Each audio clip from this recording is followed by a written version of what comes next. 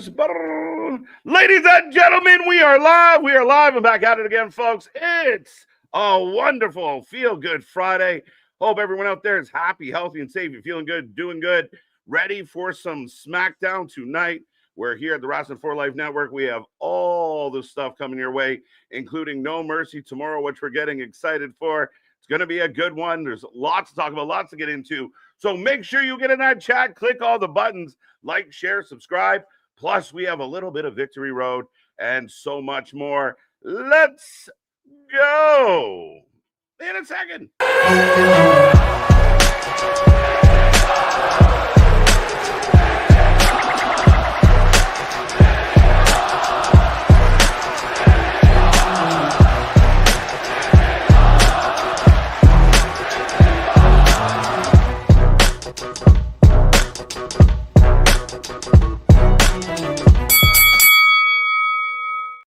Ding, ding, ding. We are live and back at it again, folks. Like I said, we are the Wrestling for Life Network.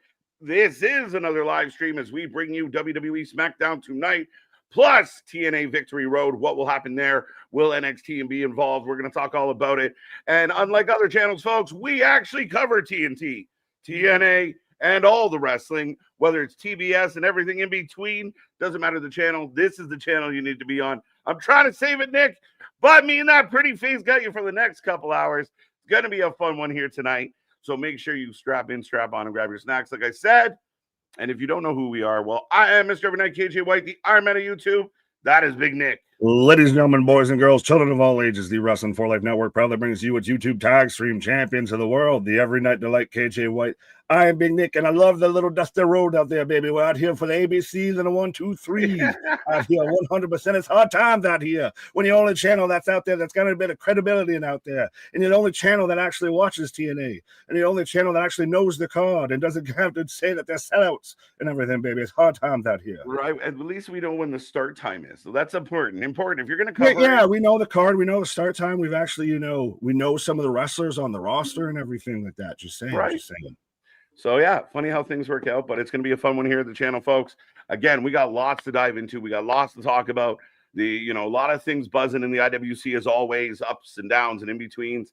It's never a dull moment, but we're going to break it all down. We're about 23 minutes away from the start of the show. So fill up that chat, click all the buttons, be a part of the family, be a part of all the shows. And again, the channel that covers more live wrestling than anybody else out there, and we are growing by the minute. Be a friend. Tell a friend. Let's grow the WFU. Let's swallow up the IWC and kick it to the curb. Let's get this going. But lots to unpack here tonight, Nick. Yeah, well, pause on swallowing things, but I digress. One thing that we haven't talked about, it kind of happened yesterday, but we were doing the previews and prediction show for Victory Road and No Mercy. A lot of the channels that are watching Victory Road didn't do that, but I digress. But AJ Styles pretty much all but announces that in 2026, that's it, folks. I'm done. I'm retiring. Didn't say exactly when, but by the end of 2026, AJ Styles will be no longer an active wrestler, because he even said, I want them to remember me as AJ Styles, not, when my body's broken down and everything.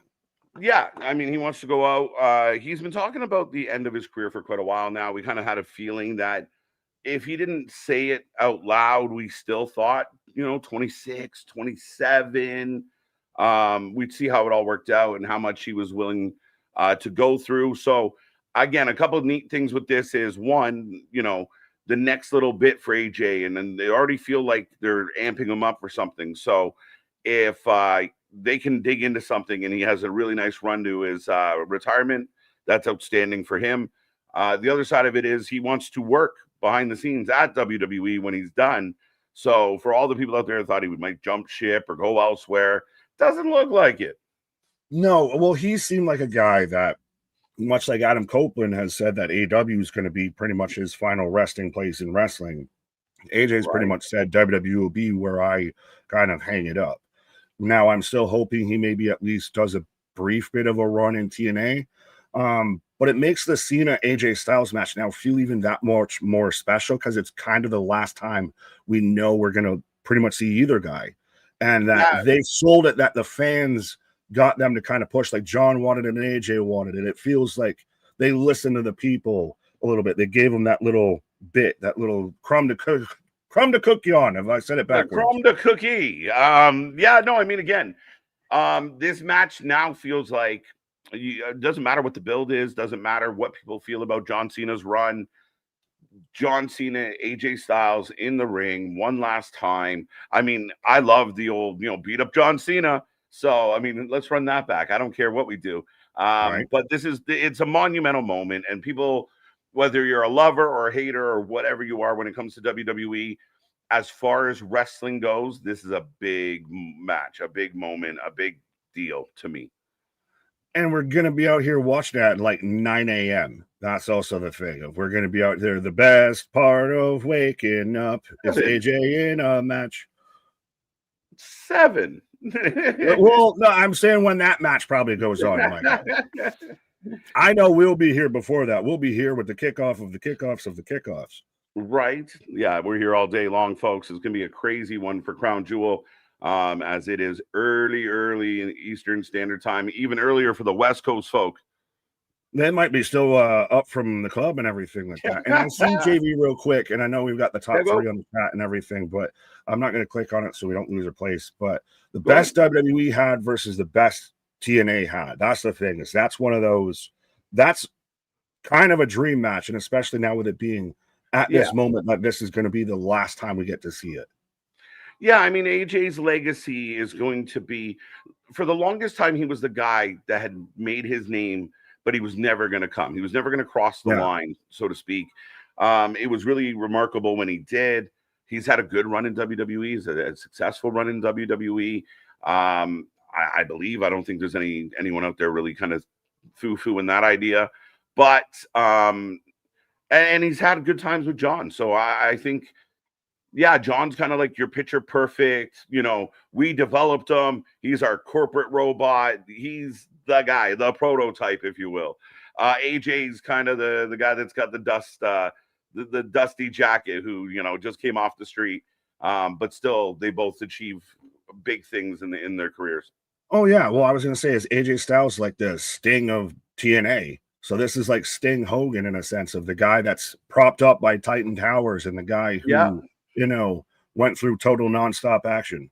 Right. And yeah, in a lot of ways, for sure. So, I mean, it's indicative of a time where we're seeing guys like John Cena move on, AJ Styles move on. Punk doesn't have much left, I can't imagine. So, I mean, we're getting to the end of some of our favorite wrestlers that we grew up with ending and retiring and becoming podcasters. well, Christ almighty. Well, depends on if they do the podcast with their wife or not, and we can talk about that. But also, it's interesting to see that they kind of know that they're going to go and like still want to try and work backstage and still want to be an agent and see a producer and everything. We've seen that kind of nice transition from guys like Bobby Roode, from we expected with Shayna Baszler, of now to see that that's an option. They're just going to take all of their talent from on screen and put it off screen, and now they're just going to be able to work magic. I think so. I mean, when you got guys like Bobby Roode back there, Shane Helms, who I have a lot of fandom and respect for, even a guy like Abyss, guys that get it. And so hopefully, you're seeing other wrestlers this generation transition into working and helping the next generation. And then you'd hope the guys like, the Seths and the Codys one day step into those roles and they are able to hand it off. So it's protecting the future, the legacy of the actual brand unto itself. When we'll see how the next everything works out. But yeah, I'm looking forward to it. AJ Styles, an absolute legend, slam dunk Hall of Famer in multiple companies. So he's going to have a fun 2026, if nothing else. Do you do a full year retirement tour like you did for John?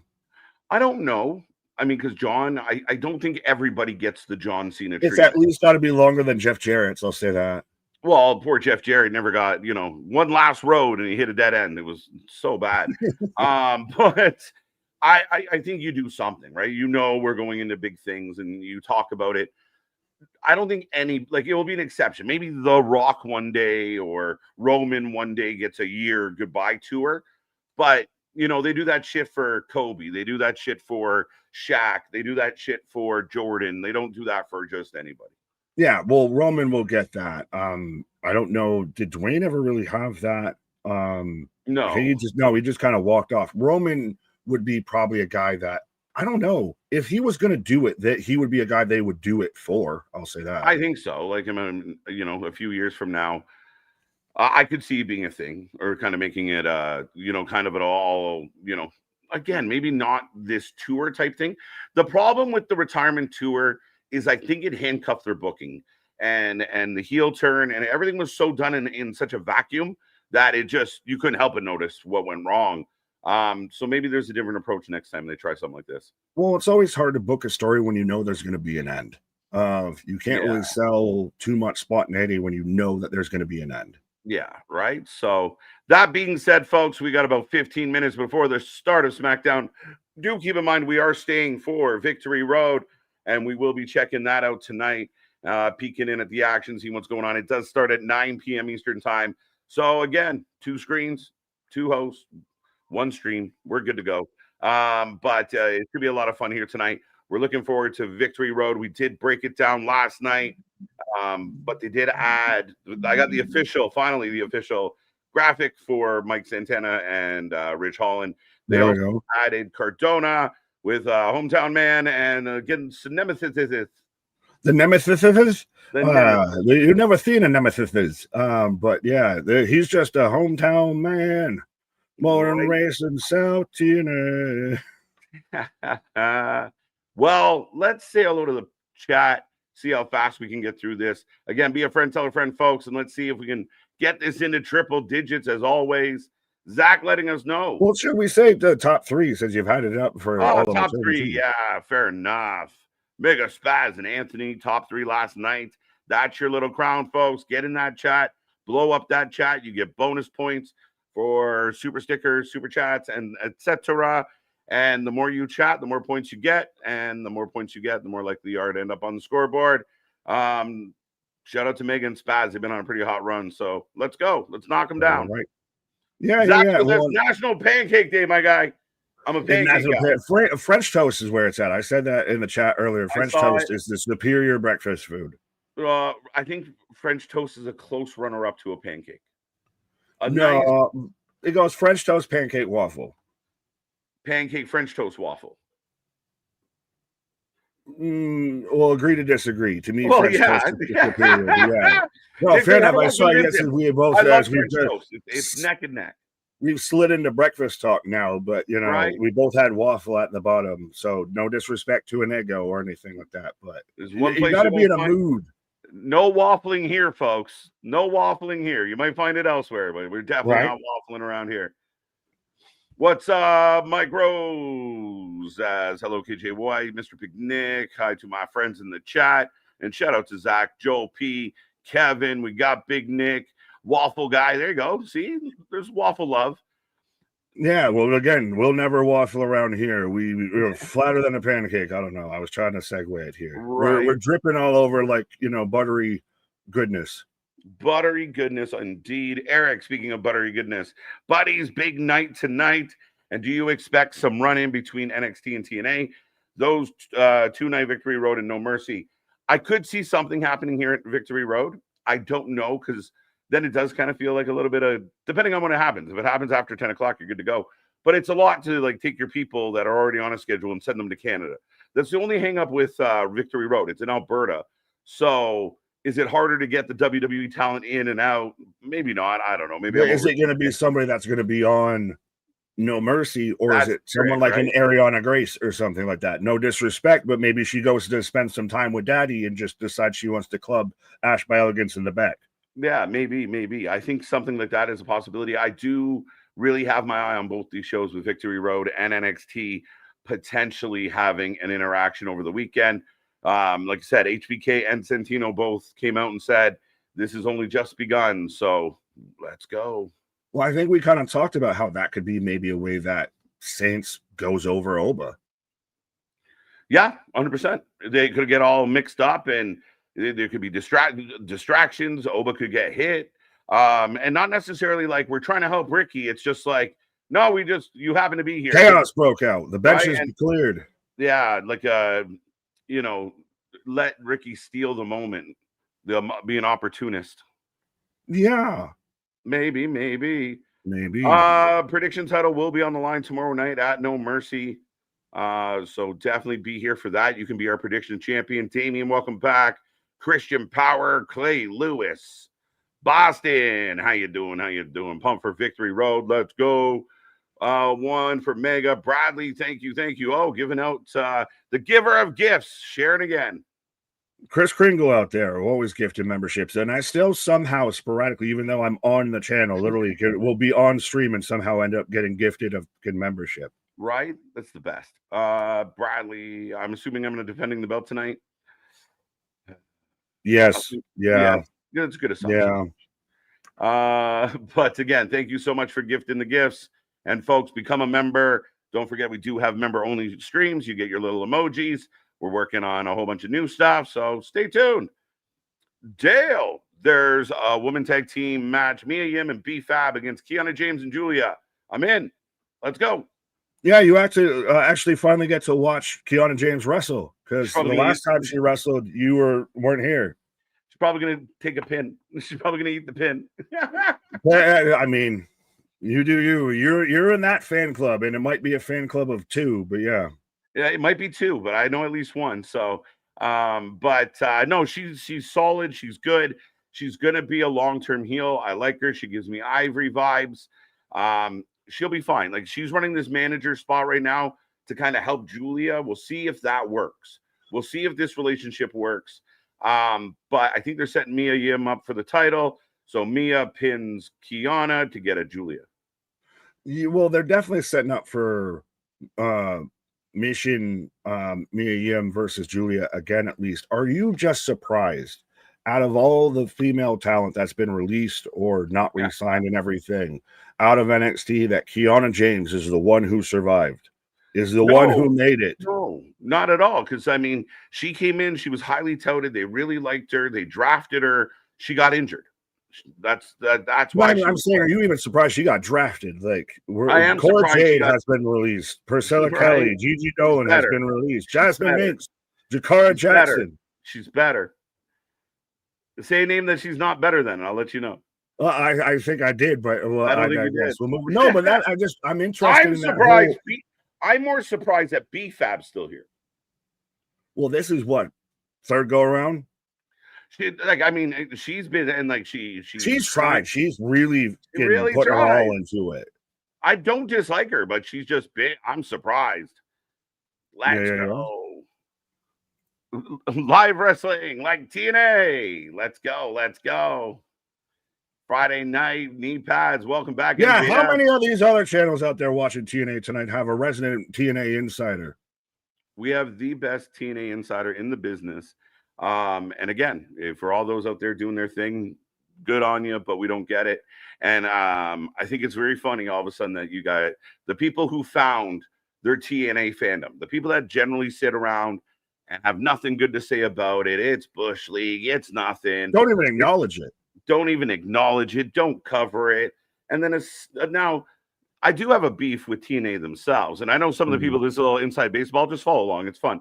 But as you know, if you work for a brand, you'd want people that are covering your stuff and you're giving favors to be people that know the product, people that actually watch the product, people that are aware of the product, that, you know, you're so snooty and insecure, you got to go on and create a video telling people why you did what you did. We know why you did what you did. But again, you want to throw it out there to make yourself feel better and act like you're mocking the people that are obviously very aware that you're not a TNA fan. And good on you for having tonight. Enjoy it. No hate in that regard. Don't knock anyone's hustle. But we see you. 100% of, like we said, of don't know the card. This is when I get to do the Suge Knight of all up in the video, all up in the strong. Come to Wrestling for Life. Yeah, I think, you know, it's funny. Certain people really feel like they should touch grass. Well, we just smoke it around here. We smoke. Yeah, we just smoke it. Well, we definitely touch it when we're rolling it. But icky, my guy. What can we do? Jersey, how you going, JV? Joel, we got you. I did my homework Jamie last requested night. Too Sweet. We can Too Sweet the man. Let's go. I won't lie. I don't have the TNA roster. But that's good. You're allowed. You learn. And that's what the fun part, part of me. That's See, the well, fun again, part. like we were saying, I don't recall too many of the channels that are watching TNA Victory Road tonight and making sure they do a special exclusive stream for it and everything. We're doing prediction shows and preview shows and everything before that because, just so happened to be. The fun part of what we do here, and it's always been our mission statement from the beginning, is we watch all the wrestling. So we love meeting guys like Joel who like, I don't know much about it. Like we've watched GCW shows where we didn't know much. We've watched shows and we're like, who's this guy? We've learned about promotions literally from watching them so much. Online. We at one point thought Wrestling Revolver was booked by Swerve Strickland because he was on the show so much.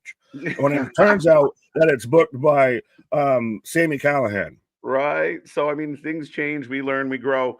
We're happy. I promise you that TNA will give you entertaining wrestling.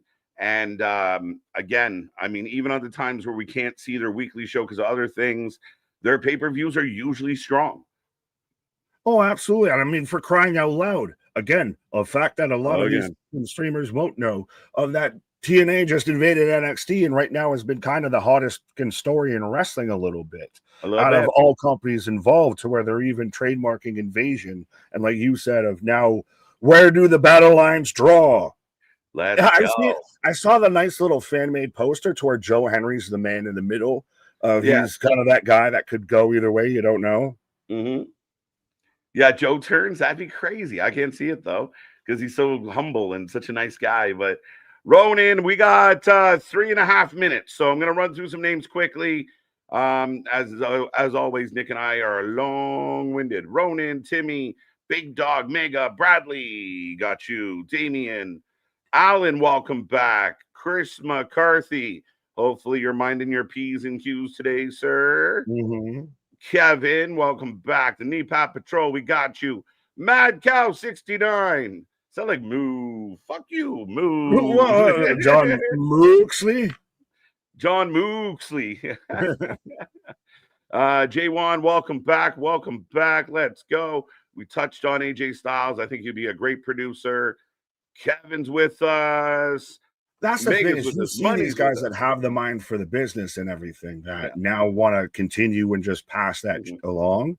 It's just the rich get richer a little bit. And it's always surprising with the outliers, like no disrespect, but like a Jason Jordan, a guy who didn't have a tremendous in-ring career, but a lot of the good matches we see on WWE, whenever they release, the age reports, Jason Jordan was an agent on it. Jamie Noble was an agent on it. Tyson Kidd was an agent on it. Was he? Jake, the original Tribal Chief, is in the chat. But you got a very good point there, Nick. Dennis Hodge, time is not our friend right now. Drew, we got you. Howling Wolf, welcome. Jacob Fatu may return. I saw reports saying it's imminent, but the reports came from the Observer, and I'm boycotting the Observer. So fuck the Observer. Fuck Tony Schiavone. Fuck them all. First off, in the click you claim, where does Jacob slot in? Jacob's going to be a very interesting question because the MFTs kind of got cold. That's cooled off because he had to step away. Now he's back. Does he challenge Sami? The problem is he does Sami. Like Sami can only, and would the fans turn on Jacob if Jacob goes after Sami becomes the question. So Jacob answers the open challenge. He's the heel in that match. Yeah. Okay. Well, I'm saying that's how the fans would view it. If they're going to boo him. Yeah. I was just wondering, like, if Sami's enough to get us to boo Jacob. People might cheer the idea of Jacob beating up Sami, though. Ooh. Right. Dale, we got you as we're about a minute away, folks. Get your snacks, get your feel good, get ready to go. Nia Jax, the main event tonight, I'm assuming, triple threat, and could we get a new champion? I think they announced it as the main event. Does Tiffany time run out? But to me, the weird outlier is that they've already set up Stephanie versus Champ. So do you do Stephanie versus Tiffany because that's literally of fucking Barbenheimer right there. That's what when she was paired with Rhea and everything. That's what it is. You have Punky Brewster and the goth chick. That's funny. So there's a couple things to think about here. Is A, star value. I mean, Jade will look great with that title. I think Jade's in a position now. We got to find out. Give her the belt, see how it goes. The other thing is Steph's a young talent. Does somehow like Nia steal this because Nia's the safest bet to put in there with Stephanie? And she's the heel that can take the L versus you'd have babyface versus babyface. I wonder, do we get I'm on my own? We get a Bianca Belair that gets involved, and maybe she helps Jade, maybe she costs Jade. I think she might cost Jade. Fair enough. She might. But we will see. We will see as the event is about to start. But ladies and gentlemen, get in that chat. Let us know how you're feeling tonight. And again, be a friend, tell a friend. Right. Blow this one up. Ooh, I got the Netflix logo. How close are we? I got the Netflix logo. So like a second. Yeah. I got Mississippi. I got then. Again, they got the new weird video. Then. Okay. Folks, as we're singing up for SmackDown, as you can do so at home. And I know we've talked about it, but this is, yes. So we're spot on. But how the new video package kind of, how are we feeling? I know we're like 3 shows deep finally with it. We're spot on, my guy. I like it. I mean, again, is it like, I like it. I'm just going to keep it simple. I like the thing. It's fine. It's good. I don't dislike it, but I almost prefer the Galaxy thing. Oh, yeah? Go back to like the Thanos? That's why I kind of, it's been that for a hot minute. So it just change. Yeah, I think it's one of those things where, slowly but surely, like that still had a little bit of like Vince era residue on it. So now we're completely. It finally got a Vincectomy. It got snapped out of Vince exists. Right. Tip right off. And then Jade right now. I've never seen more lace. And you have Tiffany Stratton, pomp and circumstance, fuzzy hat, Pam Anderson. Jade Cargill, lace and grace, and then Nia Jackson's out there in a fucking Pittsburgh Pirates jersey. Looks like she just got off eating a hot dog. Pause. Yeah. Sami Zayn in the building. Let's go. The jam-packed arena. Jam-packed. Are they in Pittsburgh? No, I think they're at the Kia Center, aren't they? I was just wondering why she's got a goddamn Pirates jersey on, because now I was halfway wondering, could you imagine if we saw Britt Baker show up here? Yeah, that'd be insane. Right, that's a huge outlier, but yeah. It's hard to believe this is like the WrestlePalooza Fallout show. Yeah, well. Does it feel like Palooza? Does WrestlePalooza feel like it had a fallout? It didn't really have much shelter to fall out from. Right. As here we get the video package. And again, I know there's been a lot of debate. I know you and I have had a lot of debate with people. I hope people understand and can see that you can have a debate and not want to kill each other. You're allowed to debate things. Still a lot of people talking about All Out versus WrestlePalooza. Some people feel like because Palooza did bad, that automatically means AEW did good. Not the case. But the star ratings have caused a stir again. I would beg, if I was Tony Khan, I would beg Dave Meltzer to stay the fuck away from AEW. Because it's like he's the leader of the people that nobody wants to deal with. Because it's just completely irrational and stupid. Well, this would be where I point out where obviously, I share the fucking Meltzer star ratings on my Instagram page. And dude, no words. Holy shit. Go ahead. Sorry, no words were required. That was my favorite part about that post. There's no real words other than just Roman makes a face. Like it wasn't like, this is how I feel. Nothing was offensive. Nothing was clearly insinuating anything. And I even just said, Dave Meltzer's star ratings for AEW All Out. And oh boy, howdy, did a lot of people tell me I was mad, tell me to shut up, tell me to this, that, and the third, and everything. Again, you managed to take 6 letters and make it 5 letters. You got it hooking too, bro. Look at you go. But yeah, said no words, said no nothing. And it was a fun little litmus test of to where instantly AW fans felt like they were attacked. It was the weirdest thing. And I mean, like, we put out things of like, WrestlePalooza was not great. Know how many people threatened my life? Know how many people told me, questioned my sexuality on the internet? Zero. Know how many people called me names or disparaged me for saying that about WrestlePalooza? Zero. You didn't even use words. It went off. Like, how dare you? Like, whoa. Why do you think I'm mad? You're yelling. What the fuck is happening? Wait, whoa, sir. You walked in here yelling. I said nothing of this. Nick doesn't know what SYBAU. No, I did, of just what makes a Subaru a Subaru. Right. Where's my button? Yeah, sometimes you just let the fish jump into the fucking, barrel. But again, I will give some people credit. I mean, willing to have the back and forth, that's allowed.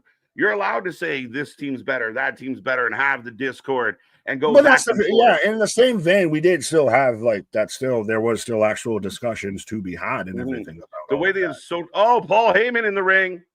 Interesting. Oh, as Roy McKenna saying, KJ, oh my brother, testify. What's up, Roy? My name is Paul Heyman. This idea that the WWE is just out there laying eggs is killing me.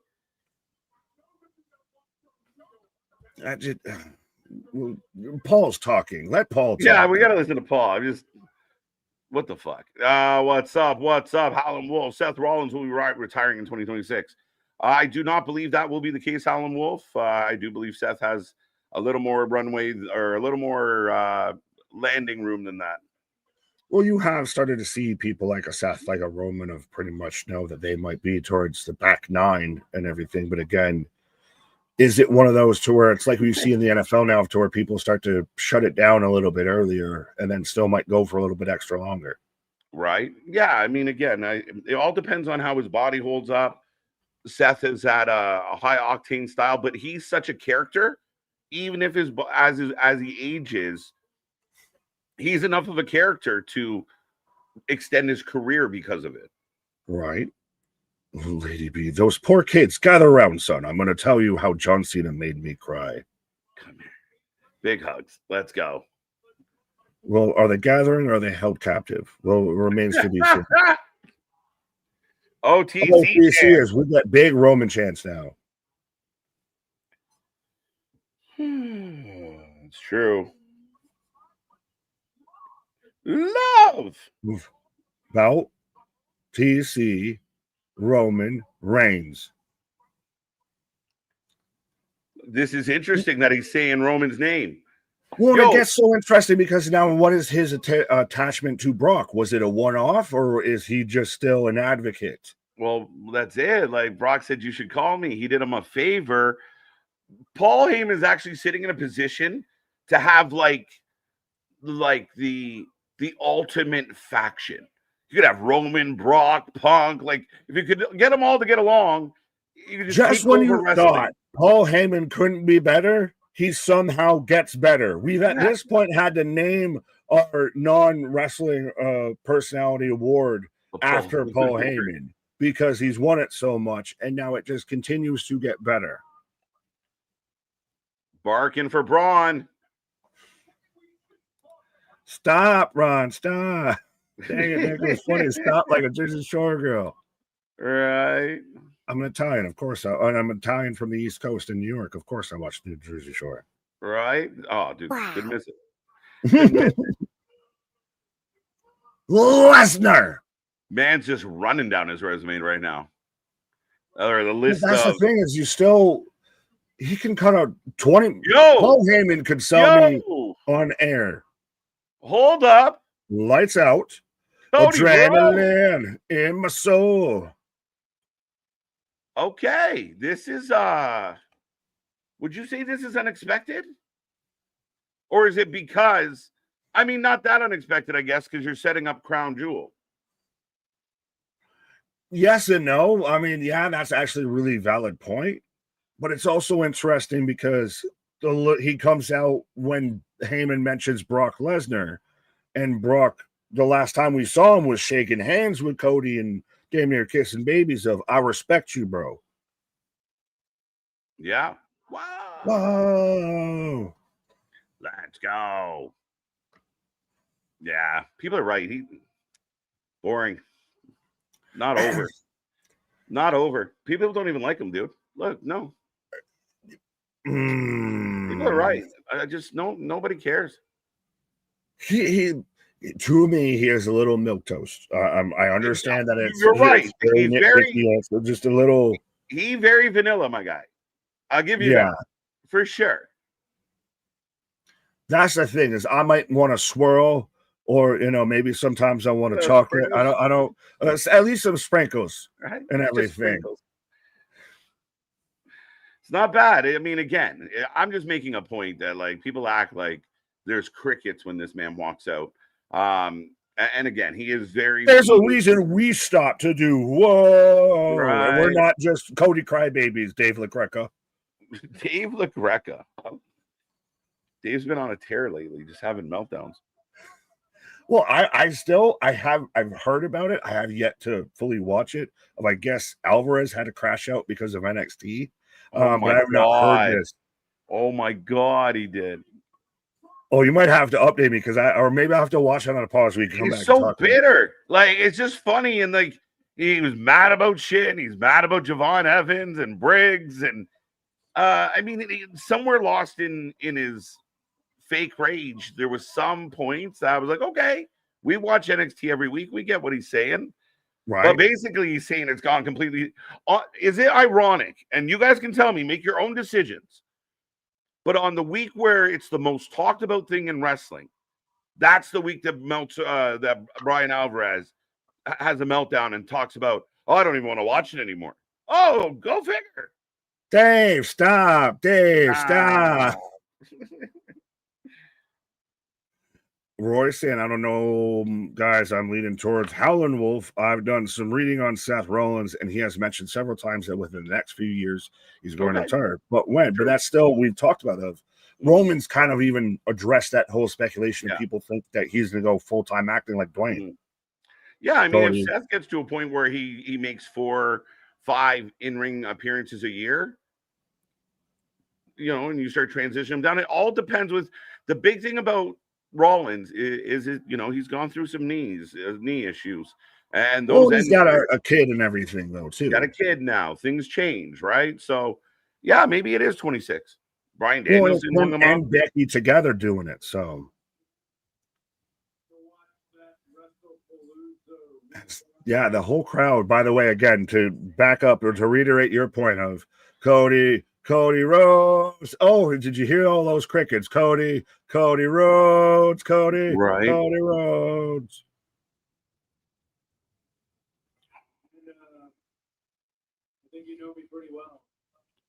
I think you know me pretty well.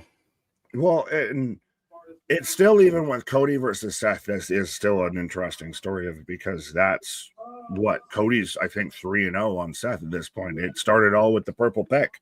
Yeah. We've been down this road a time or two. Yeah, the history of Paul, and then the Rhodes family, what we already, peeled back during the Roman stuff. And then again, the obvious history with Cody and Seth. Even Seth, Seth is a big reason why Cody finished the story. He might not have finished the story without Seth. Absolutely. That man put his knee on the line. Yeah. They were bringing up the Brock thing. They're really hammering home Heyman and Brock for whatever reason, but they're mentioning that a lot. Right.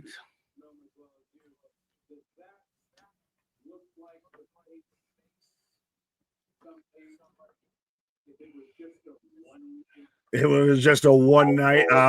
So see, even Cody said, you were selling your ass off, my guy. That ain't a one time do the job.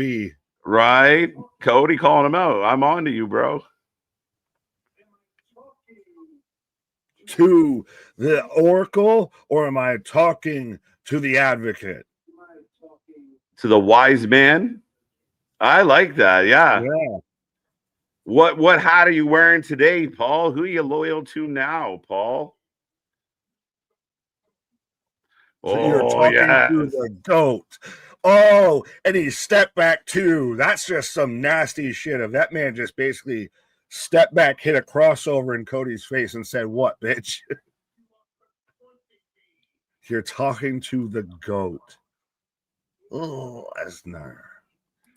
Oh, okay. That's interesting by Paul here. As far as I commend you for confronting me about Brock.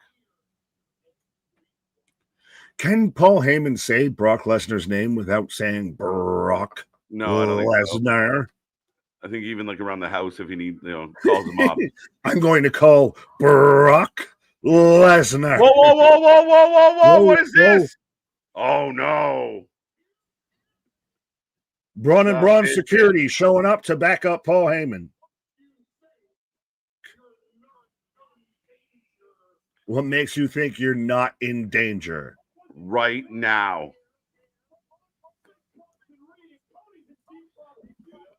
Down Get since out of there, day Cody. I've been down since day one. That's what needs to be playing right now.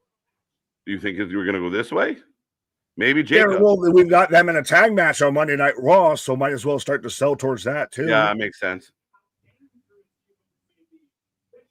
Why are they not just jumping the shit out of Cody Rhodes right now? Respectfully, you had the hired goon show up, and now we're just going to let him cut a 10-minute soliloquy in our face. What? He's but he's so dashing and so daring in his suit. He's delaying the beatdown with his eloquent words.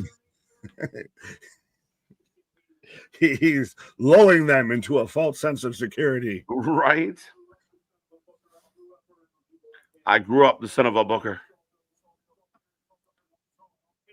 Heenan is still my GOAT, but I won't argue with people who think Heyman is better. I think it's different generations, and Heenan's. It's funny, Heenan and Heyman, very close names and very close in the whole GOAT discussion. Yeah, and I mean they all kind of in this, like him, Jim, Jimmy, and Heenan all kind of came out of the same circles, same kind of all kind of came up and got big in the same places. But Heenan was the GOAT. Heyman is now the GOAT. Jordan and LeBron. As Braun. Well, again, why all the posturing and the peacocking and everything right in front of each other? It's 2-on-1. Throw some fucking hands. You've seen a fucking Waffle House fight. It starts with some pushing first, some shit talking. This is a West Side Story right now at this point. But what the hell? I like that from Cody. A little less bland. Conversation, a little more action. Yeah, let's go. As he gets out of the way, Braun squishes Braun. But that's the thing is now when Cody gets the upper hand on everything like this, it's going to short shell. Ooh, Breaker saving Bronson. You almost can't tell if it's him hitting a clothesline or a spear. He gets the same elevation. That one he kind of threw more of a punch just because he had to get up over Bronson, I think. Yeah. But Seth Rollins watching on apparently. Who's coming? Is it going to be those? Well, we've got the spear setting up. I hear voices in my hey. Well, did you see Miss Resort out there saying that they're using and abusing and mistreating Randy? Right? Yeah, that's funny. Now even fucking wrestlers' kids have an opinion. Fucking hell. Well, that's AJ, but now it's wrestlers' wives, kids, their second cousins, sister's uncle. Like, who cares what you think about the booking? I do kind of want that shirt of RKO everybody. Braun shoves so good. So if Randy we're gonna get into an RKO on Bronson. If the main event tonight ends up being, or a match tonight, it's Cody Randy versus the Brawns, I don't like it. I want it. Listen, I got to be fair. I don't love the idea. The Brawns are teaming up to fight fucking on Monday. We just saw them team up to fight on WrestlePalooza. Having them team up tonight. Now, this is preempted because I don't know if they're doing that. but I don't love the idea of booking this tag match in the middle of all that. 9 o'clock hour. I assume the main event's the women's tag, the women's triple threat, because it was going to be on WrestlePalooza. As we got the Street Profits here. Yeah, maybe. I mean, I can see why they would book it.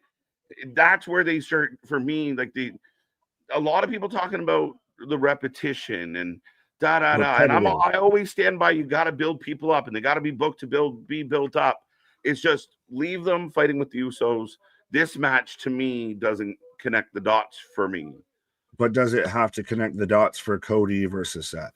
Is that what we're doing here? Yeah, maybe, depending on how we draw this out. But if they lose to Randy Cody tonight, then the Uso match is all but dead.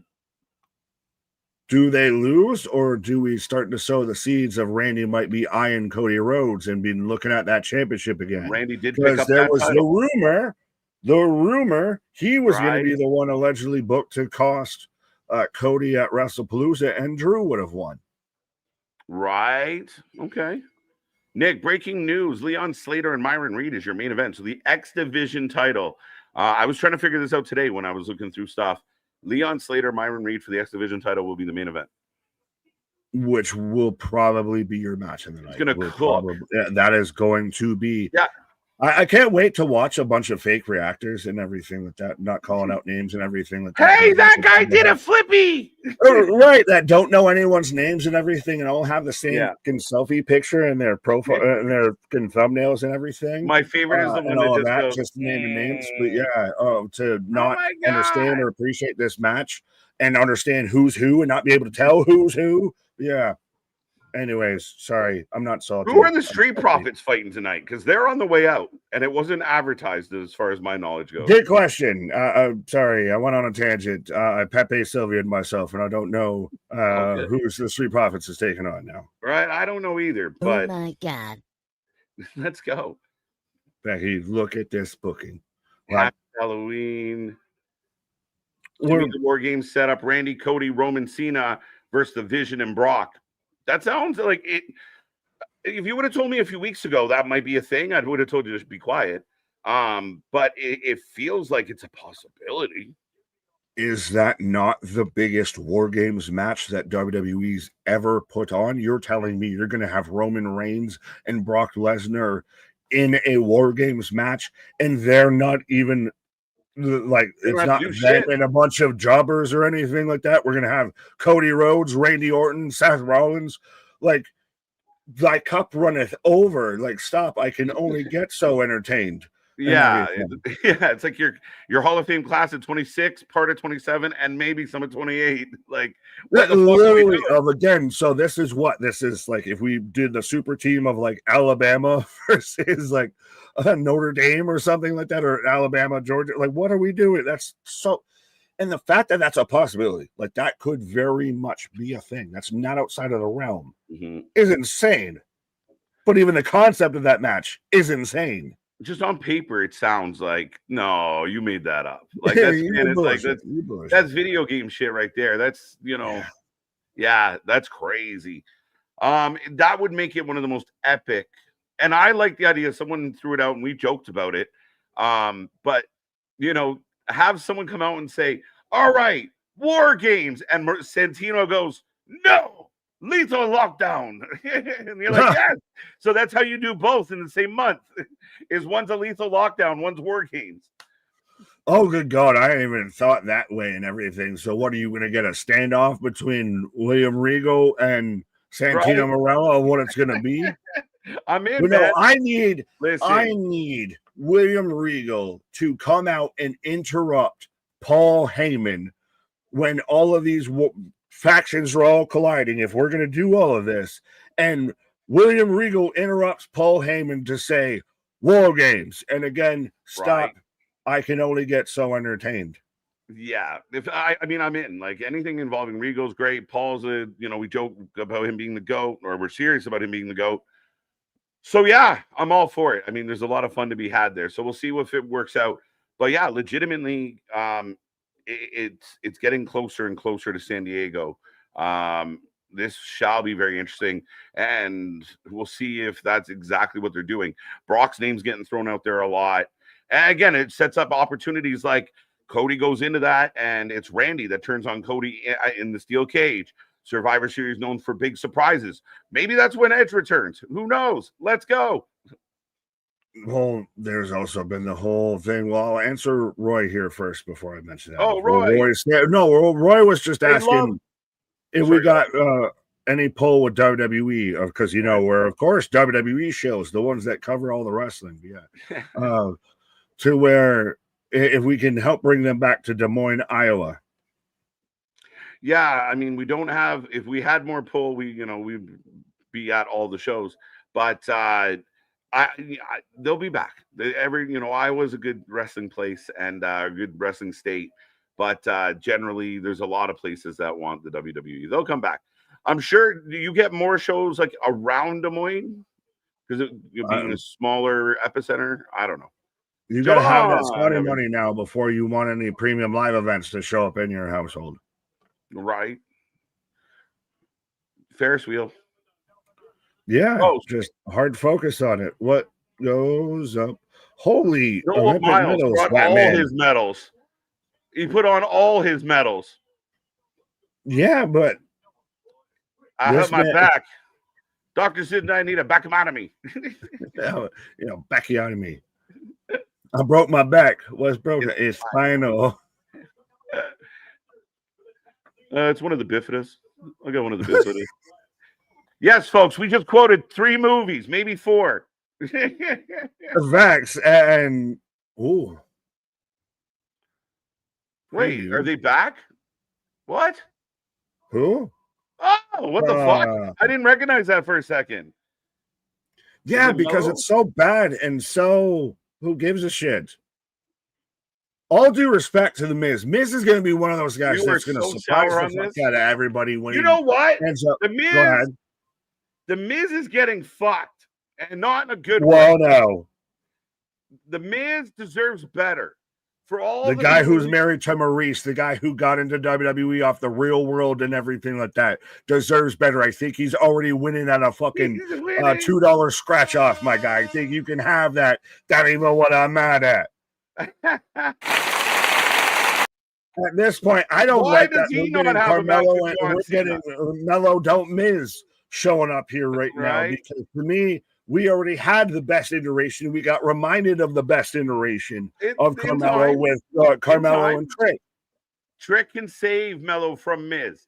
Miz is a Hall of Famer. Miz is a Grand Slam champion, and I like it. And Miz is going to be a guy, like I was saying, of that. He's going to be a guy that you're going to be surprised is like one of the best producers that WWE has ever had, because the motherfucker knows reality television and everything. Not only that, and also knows wrestling. He lasted long in this business because he knows how to work. He knows how to put guys over. He knows how to do what he needs to do and make guys like John Cena look like superheroes and super good guys. He is the most 80s mid-card jobber guy that has ever existed. So he's a Grand Slam champion. No, it's that same philosophy of a guy that just like, I'm here to kind of just be the annoying heel that gets people over, and I'm the good hand. He worked the good hand gimmick for like 15 years now at this point. Jericho did it for a minute. X-Pac, the 1, 2, 3 kid did it for a minute. Miz has done it his whole career and got a world title out of it. Give Miz some love, man. He main evented WrestleMania 27. You give Lee Moriarty some love, I'll give the Miz some love. No way. What the fuck? He's a 2-time Grand Slammer. Lee Moriarty's a Ring of Honor champion, we think. He is. And he's also an artist. I am an artist. Street Profit 65% from the chat. So, I mean, some people got faith in Eminem. Well, this is where you beg the question, and I'll leave you with this before I take a pause for the call, sir. Do you start to sow the seeds still again of discontent between Dawkins and Montez? Of you've had the Bo Dallas interactions, you've had that little tinge of will they, won't they? But I will be right back. All right, Nick taking a pause from the call is going to stretch out his legs, and the show rolls on, folks. Mello Miz in control as we head into the break. Let me know how you're feeling out there. What's good? What's bad? Have you liked the start of the show? And again, take our link, share it everywhere they're talking about wrestling, and let's pack this show here tonight. But lots going on still. We did have a confrontation between Paul Heyman and Cody Rhodes, which led to Randy saving Cody from the bronze. So that's interesting. We'll see what transpires with that. We do have the triple threat women's match coming up. And I got a $5 super chat from Spaz.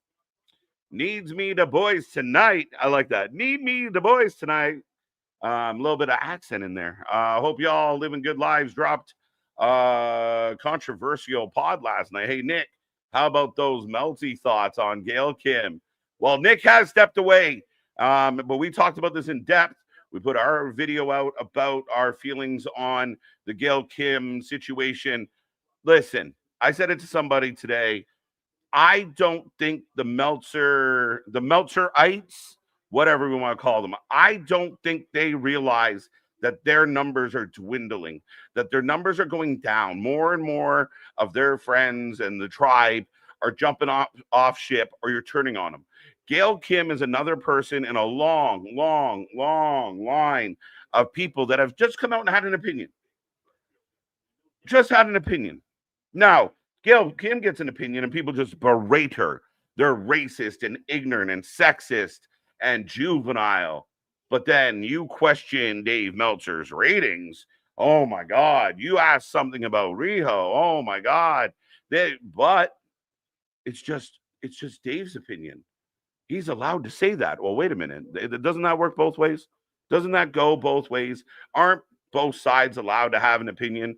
Both sides can live and be healthy and feel good, and both sides can be conversational about it all. Dave Meltzer is a complete idiot. I've said it a million times. I will say it again. We have a shirt dedicated to Dave Meltzer for a reason, and every penny of that shirt goes to a good cause. We don't even get it. We don't want the Meltzer money. We're going to send it to people who need to learn how to read, because that's a good cause, and clearly more people need to do it.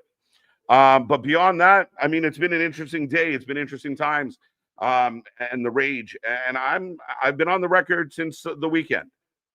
I'm going to be clear. Sorry, Dave. Sorry, any AEW fans out there. We started this channel because of AEW, because we loved it so much. But it All Out was not better than WrestlePalooza. That's our take. The ratings, they're a waste of time. I put up the first ever Wrestling for Life Flame ratings. We got the fire ratings. Did the match cook? Go check those out on Twitter. Maybe we'll do that. Every pay-per-view, the Wrestling for Life Network will put out our ratings, and we can say, fuck the stars. At least we're going to give a fair opinion. Right or wrong, it's going to be a genuine opinion. Back to the action real quick, but I love you, Spaz. Thank you for the $5, and keep stirring the pot. But Ford gets the hot tag down on Miz. We think Miz is the only two crying. Yeah, right. You got to give Miz some love. But I guess the thought was, and I'm stealing this from LaGreca a little bit, but we talk about all these names on the farewell tour. How come Miz isn't getting a Cena moment? Or did we miss it? Did we sleep through it? As I'm getting, we're back out of the commercial. Grand Slam jobber. What do you guys think of Styles saying he wants, 100%. We did talk about this off the top, Bernard, and it makes sense. Daryl, let's go. What's up? The Profits lose. Then Ford turns on Dawkins. They definitely play in this Street Profits breaking up thing now. We've only ever seen the Street Profits together. So I'd like to think former world champions breaking up. A pretty solid brotherhood with this tag team. Are they finally going to do it? It might be the time. Oh, this is a number one contenders match as well, folks. I prefer Moons over Miami. Let's go. No. Nah. Give me the old lumberjack. Let's go. Miz versus Lee Moriarty. Feud needed. Let's go. Hashtag anonymous. I like it, buddy. Let's go. Nick won't know what to do. TNA kickoff with the Rascals. Oh, shit. I'm behind. I forgot. All right, folks. Do remind everybody out there, we're also watching TNA Victory Road. We're watching both at the same time. And again, we are giving you the alternative commentary.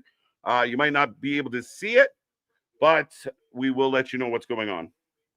For sure. Ba-ba. Too many screens, too many buttons. Cedric Alexander for the win. Let's go. So they are starting off with, what are they starting off with? That's a good question. Oh, I got it up now. Okay. Oh, the triple threat. There's a really cool. Cedric, Wentz, Trey Miguel. For those channels out there struggling, let us help you. We'll let you know.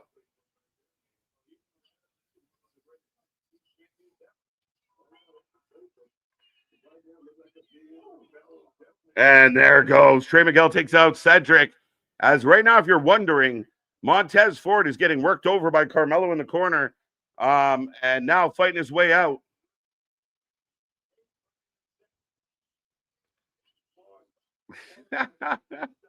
What happened? Did I do that? Ford is Peacock. Ford is at that point where it feels like something's got to change, right? Something's got to give.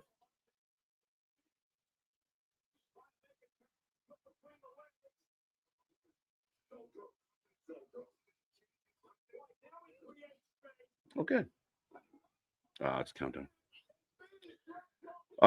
What's on my wrestling mind? I quit match between Allen and Moxley at Wrestle Dream will not cook because Moxley is lazy.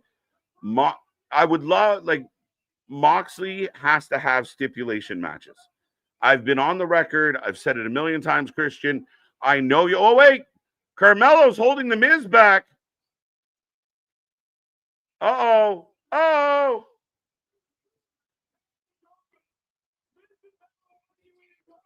Oh, Dawkins in. Carmelo falls off. So Miz gets caught trying to be a glory hog and gets burned, folks. What do you think? You got Cedric Alexander for the win. It's crazy to see all three. I'll go with you. Cedric for the win.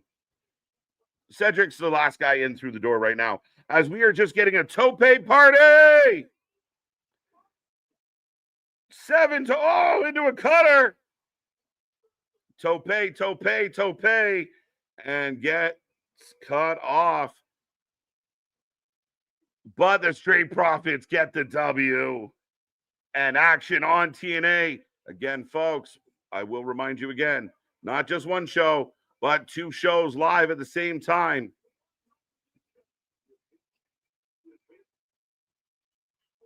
Excellent. Oh, first class penos tonight with Matt Hardy, Lola Vice. Okay. I can't imagine being that sad with my life to spam some stupid shit like that. Like what? I need come back with me. Come back with the context. I have no idea where we are here. The new guy running their mouse, AK. Oh.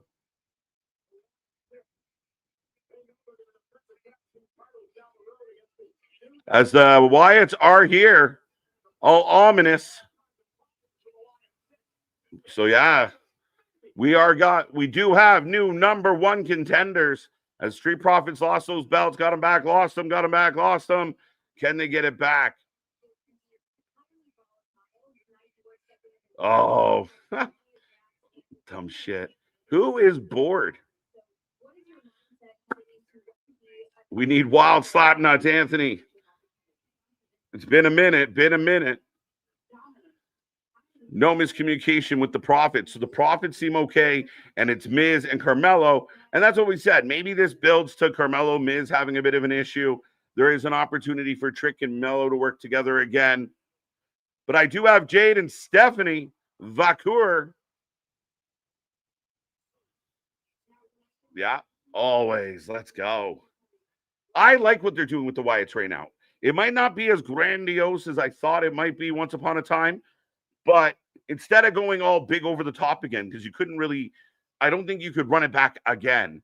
So they just kind of like work them in. They get the titles. Bo's kind of being creepy in the back. It works for me. Wow, here comes Julia.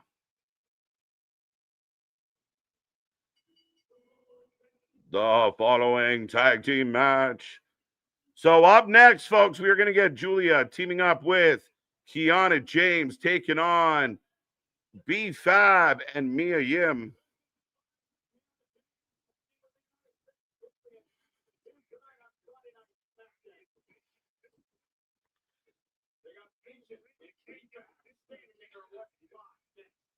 Admission. All right, get your votes in. Let me know. Who you taking? Well, are you taking me out for a nice seafood dinner? But at least I managed to make it back in time for the Kiana James match here, my guy. Yeah, hilarious. As we do have the pre-show to Victory Road on right now. Welcome back, Denisha. I saw you mention the actual show starts at 9. We actually knew that, which is an amazing thing to do. Yeah, we're not out here wheezing, we're not coughing, we're out here, good lungs and good breathing out here and everything like that. We know when the show starts and everything like that. And we're not trying to sell you anything. We're not a con man or anything. We actually know what's on the card or anything. So we got you covered on everything. Mm-hmm. I mean, countdown. Okay.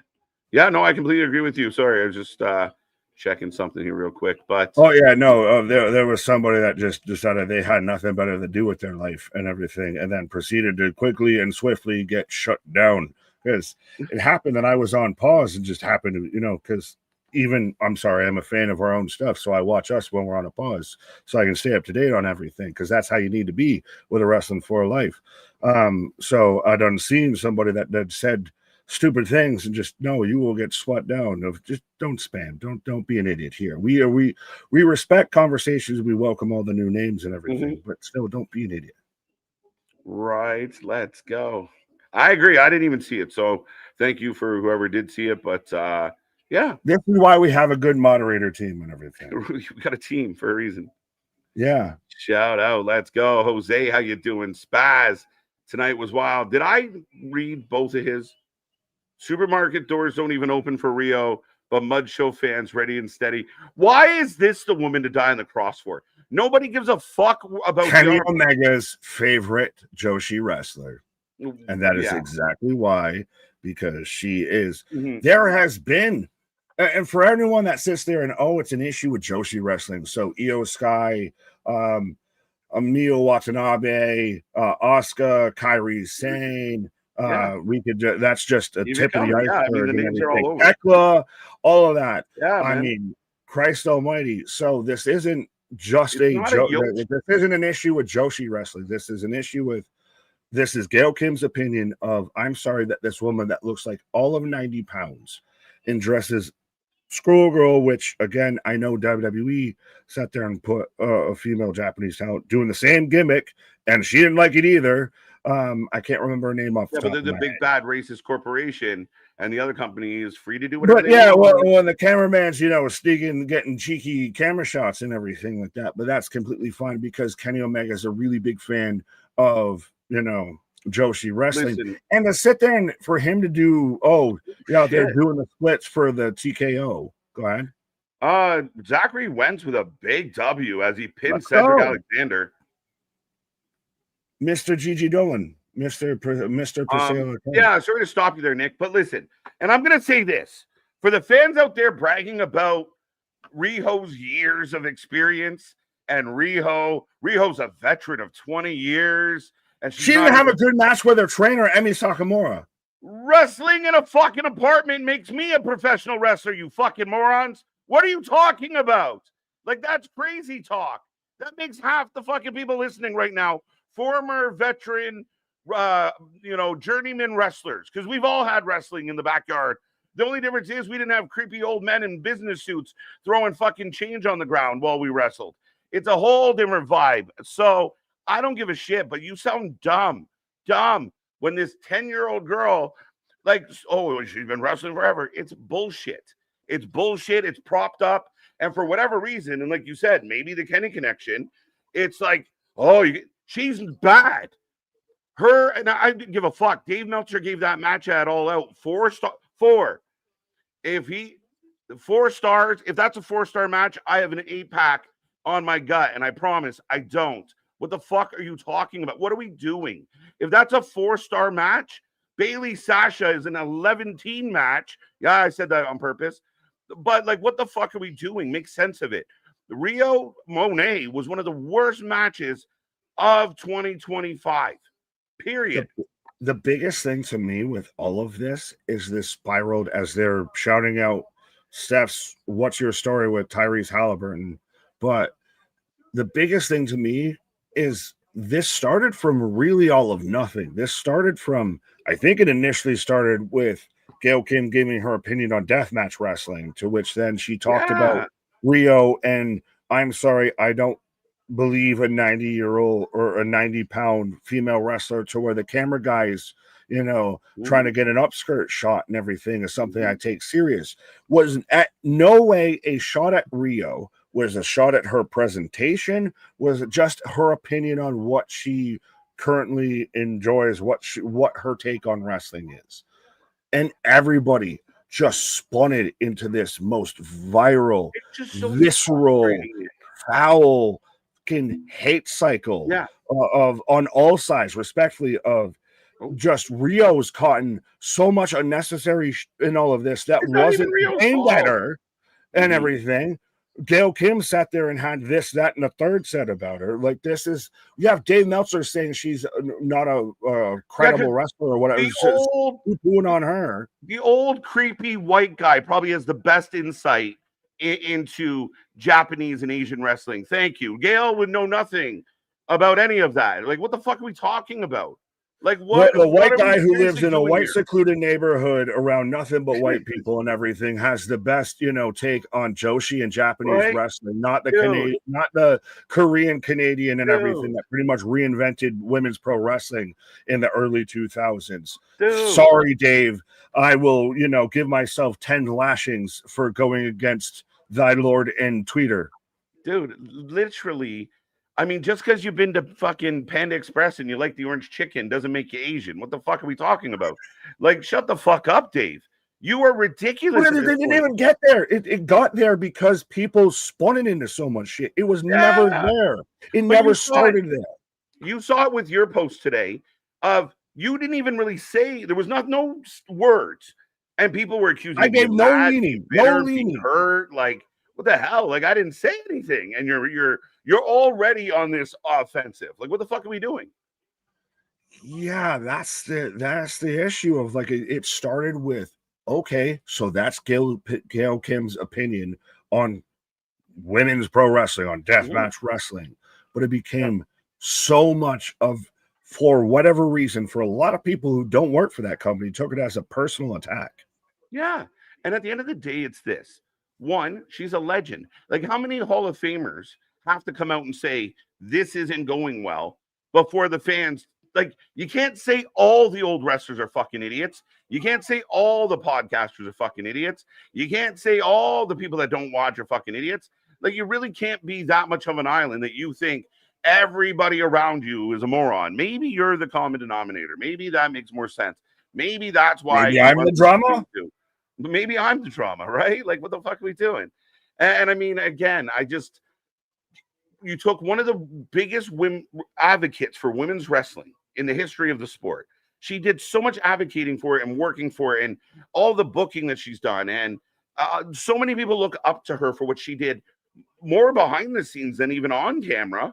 But she is an icon for a reason. She's a legend for a reason. And she has, like, instead of people going, she doesn't know what, she exactly knows what to talk about. Trust me. It's like me coming on here and giving you an opinion about pizza. I guarantee you I fucking know the answer. But that's how you go. No, because you're not a New Yorker and you're not Italian. Oh, get the fuck out of here. You guys, put some shit on your pizzas. We do. It's called seasoning and good ingredients, guys. We've got Mission getting thrown over the table with Julia, and I've got AJ Francis out here cutting a hell of a promo.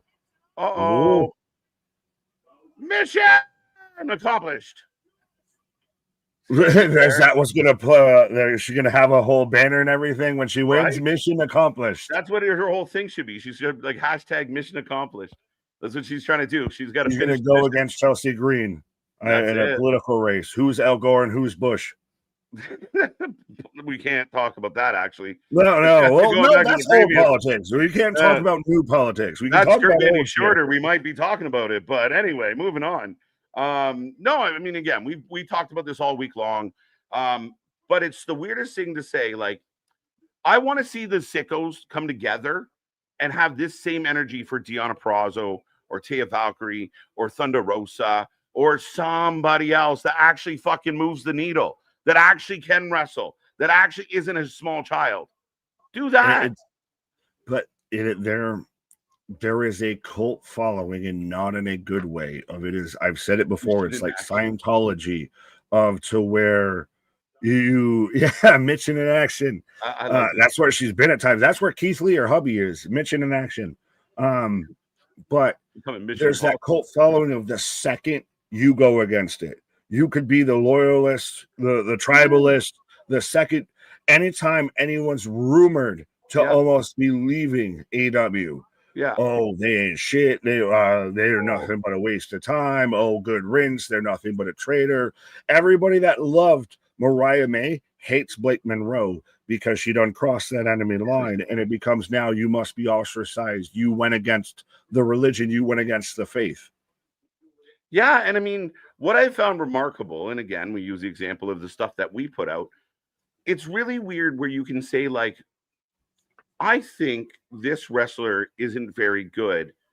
And then somehow the argument back is like, yeah, you Fed fans all think this. Like, it's almost like you have a notepad full of like generic, like you're a default answer. Oh yeah, you fucking copy paste. It's the AI bot. You Fed fans, like it's just so like knee jerk and no thought. Like everybody gets the same generic answer, and it's like, what are you talking about? Just come back with, tell me why she is a good wrestler, other than telling me I'm stupid. Well, no, it was funny. I literally would watch it in real time as I got Matt Hardy coming out right now. As I got your favorite wrestler, Kiana James, taking on B-Fab. Yeah, Kiana looking solid too. Well, AJ that's just Francis, the chest, but we'll talk about the rest. Right? AJ Francis, real quick, is on Victory Road right now. They're in Orlando, and he's rocking a Panthers jersey. So people were not happy with AJ Francis, but Matt Hardy is coming out. They are still in the pre-show. We are watching a tag match and so much to talk about, clearly, folks. Would Orlando not be the home team for them or the Panthers? Well, it can't be Tampa. Well, they booed him for wearing a Florida t-shirt. I think they just booed him because it's AJ Francis. You know your geography. I mean, I live here. I mean, but you were the one claiming it. You're going hockey geography versus continental geography here. Right? Yes. Mission not cake. She's more like flatbread. She didn't rise. You didn't put enough yeast in someone. All right, for the honorable Judge KJ. Right. Geography time with Nick. I don't even know if that's proper. Geography time. What time zone are you in?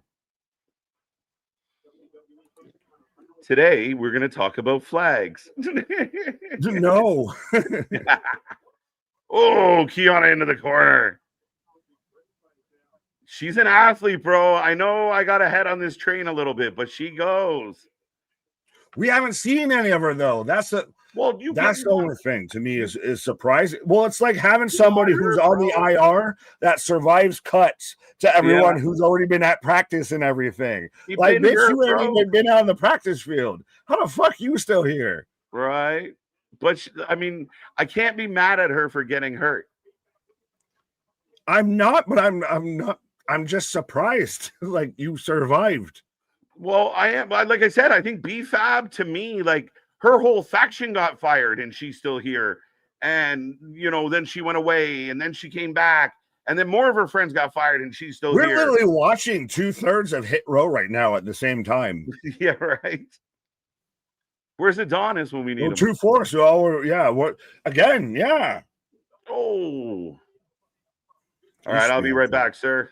You're good. KJ's taking a pause for the cause. As again, I've got still the women's tag. Again, KJ has not watched a full KJ Kiana James match. Very funny. Phase denial.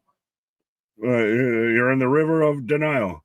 Thoughts on Io Sky returning to Marigold to face probably her longtime rival at Stardom, Mayo Iwatani. There we go. Yeah. That should be. And again, this is tying it back, and it's kind of funny that I'm the one answering it versus KJ, and I'm not speaking for him, but I don't know if he's exactly a big, Stardom, New Japan women's division fan. But that to me is a fantastic match. They have a history, they have a connection. And I do like the idea of now that you've got Marigold, that the Joshi, again, that I think that's part of the whole caveat with even the Riho situation is the Joshi wrestling in Japan has this weird attachment to it. I mean, Christ, Maki my favorite deathmatch wrestler, was part of that whole Joshi sphere. So it does have that weird, like, IWC trigger warning. But at the end of the day, I think this is going to be a really good match. And I think Iwatani is going to be one of those, again, like a Watanabe that, I hate to tell you, are going to be ones like as AJ Francis puts Matt Hardy through the table, but it's going to be one of those of they're going to show up on AEW and get signed by WWE. But yeah. And not KJ. What? One Kenobi. Only one Kenobi.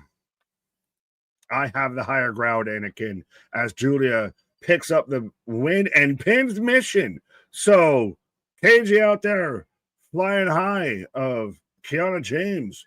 Didn't take the pin as I got the system going against Christ almighty. Anthony's going to kill me because I can't remember the name of Mustafa Ali's old faction with right hand, left hand, and all that, and Tasha Steelz. Anthony, you've heard my call before. Show up again in the chat and help me out. Snowplow 2-0, 2-0. Oh, Soul and Zarya with Charlotte and Alexa. And goddamn, Alexa is very short. And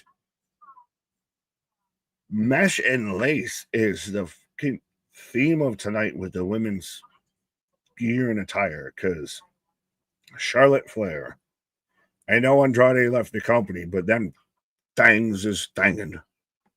The good hands. Charlotte looking good. Yeah. I want to know the gravitational force on them things. But yeah, she is looking like everybody's single divorced soccer mom right now. Alexa Bliss out here looking like she's about to, have a guest appearance with My Chemical Romance. But Zarya and Soul to me look like the solidified tag team here. I know KJ for No Mercy thought this could be where they split and Zarya cost Soul, but this is a fucking match to make right now. You have nice little odd couple versus nice little odd couple, and the other odd couple's been established for a bit longer. So yeah, I really want that as I got the system coming out right now. But I got Drew McIntyre, which did anyone else see the news? I think I might have shared it in the Discord. I might have not. I don't know. So many stories. But Drew McIntyre has been cast. And he's out here in a cast. And I didn't intend for that to be a pun. But as Henry Cavill's brother in the new Highlander movie, of how fitting they cast a Scottish man in a Scottish movie. But yeah, so Drew McIntyre's gone Hollywood, and that might explain. So is it interesting? And this might be a bridge maybe too far as we're coming up next as Drew's still walking out to the ring as I got the system in the ring. But AEW has Will Ospreay, Kenny Omega, Swerve Strickland out because of injury. WWE right now, theoretically, well, they just got him back, but you had Cody Rhodes, Roman Reigns, and Drew McIntyre out for filming. Not going to even bring in the difference of why they're out.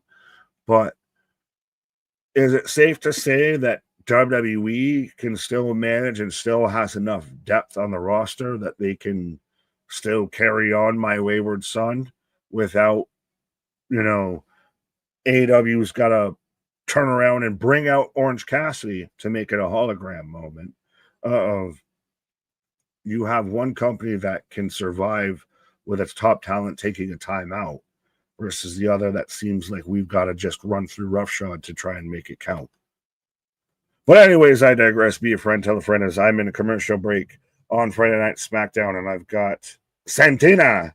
I got to put on the audio for Victory Road right now. But yes, I have Santina Marella coming out right now to address the system on Victory Road. But again, often imitated, never replicated, never duplicated, never will sell out, never do a show, never do a job, never be a grifter. But the Wrestling for Life out here, we're covering more wrestling, more live wrestling than anybody else out there.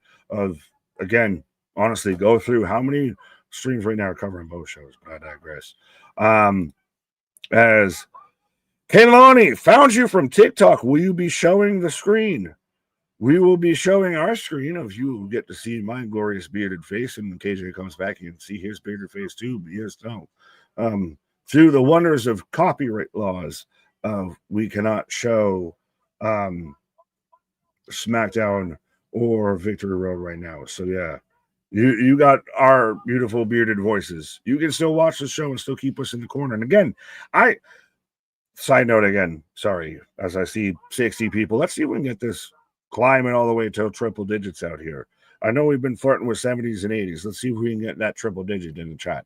But I've seen people send through of like how you're watching us, and it was Adam that managed to have us like in the teeny bitty corner while he was still watching the stream and all that. I want to see how you're watching us, and almost like how scuffed of a way are you watching us? Are you watching us on some like old, Wii and everything like that? Are you, playing Wii tennis as you're watching me and KJ? But yeah, no, I want to see how y'all are taking us in. Pause. I usually watch from live streams. Don't have the USA Network. Well, we got you covered on all the action of. KJ's in Canada, so he gets already the international broadcast, and I got the lovely Vipin. So I got, again, you ain't missing anything with me, and we've got Order 4. It sounds like Big Smoke was ordering this at GT at the takeout menu. I have an Order 4 with no cheese. But so we're getting the system versus Order 4 right now. I don't know if this match was announced. Was this match just added? So this is the match that is kicking off the show, by the way, the actual live show for Victory Road. Should be, at least, because they said they were going to start at 9. It's 9:02, and I got it on YouTube. So, okay, so that's interesting. So I don't know right now. So everybody might just have this, instead of certain select people and everything.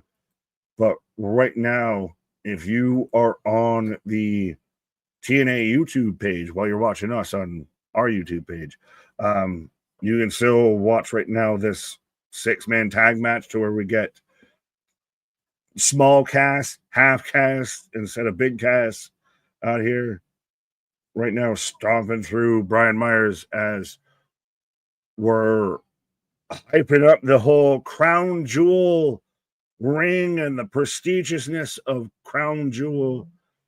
And I will admit, I was surprised to be reminded that Crown Jewel this year is happening in Perth, Australia, instead of Saudi Arabia. I'm just waiting for Tiffy J to Naya. Well, there you go. Well, you can wait along with us. We got you. Free and legal stream with plenty of other channels. Enjoy. As C-Money's out there dropping the things, and I don't know if you said the things, but maybe I could have done the things.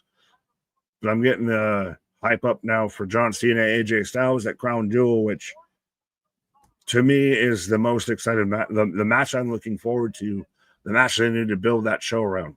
I respectfully don't care too much about Stephanie versus whoever wins the women's title match tonight. I respectfully don't care too much about Cody versus Seth. Yes, there will be good matches, but it's a glorified house show. AJ Styles versus John Cena is the match I want to see. Is the match I will wake up at 5 a.m. to be here for a 7 a.m. stream to watch, John Cena versus AJ Styles, folks. As Drew McIntyre's cutting a promo in the ring. Why the Crown Jewel belt got Paul Bears. Oh, it's crazy. Well, what do you care about? I done told you what I cared about. AJ Styles versus Jono one last time in Perth. And it's gonna shake the earth with how good it is out there in Perth. Nick, again, if your Yankees miss the World Series, is it gonna be worse than eating a moth? Christian, respectfully, I know I'm on the vitamins. That is an ultra vitamin ass question of, I don't even know how to compare that to it, but I mean, hey, the Yankees have guaranteed a playoff berth, so I'll go with that. I don't want to know about eating them off, but I digress. Bradley, shout out MDB, as I again, Drew McIntyre. I'm going to put your heads on the table. 2-0. If the Yankees win the World Series, will you give the trophy CPR? Oh, God, I might have to. I mean, I'm definitely at least French kiss it. If I got a chance to be with the World Series trophy, I mean, all them spokes, all them flagpoles and everything, I'll be definitely raised and entertained. What? Solruka Rosario. Both? Can I take both, please? Because I don't see them splitting up soon. I know KJ, other people have thought the idea of them splitting up soon. I don't see it. I forgave you. I blame Cody Rhodes. He's got all the power.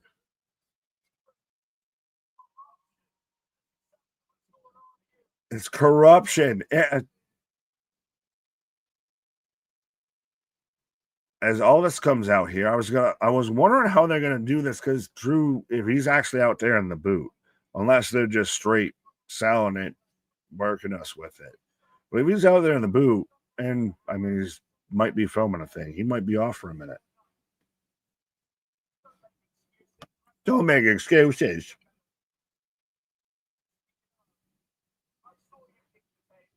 Oh, as I got right now, the System in Control on Victory Road, which again, yeah, they're still just showing everything that would be on everything on TNA Plus is right now on their YouTube page, and it is an honest to God honesty, and that was redundant to say. It is in better quality on their YouTube page right now, as all this is denying the corruption claims.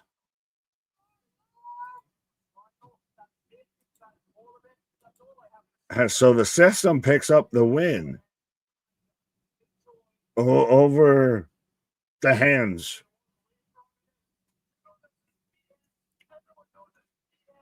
I like the whole anti-authority, though, character from Drew McIntyre of, this is all BS. You're going to walk away from me? You're going to deny? Oh, lights out. Lights kind of out. No. Jacob Fatu! All gas, no brakes with it.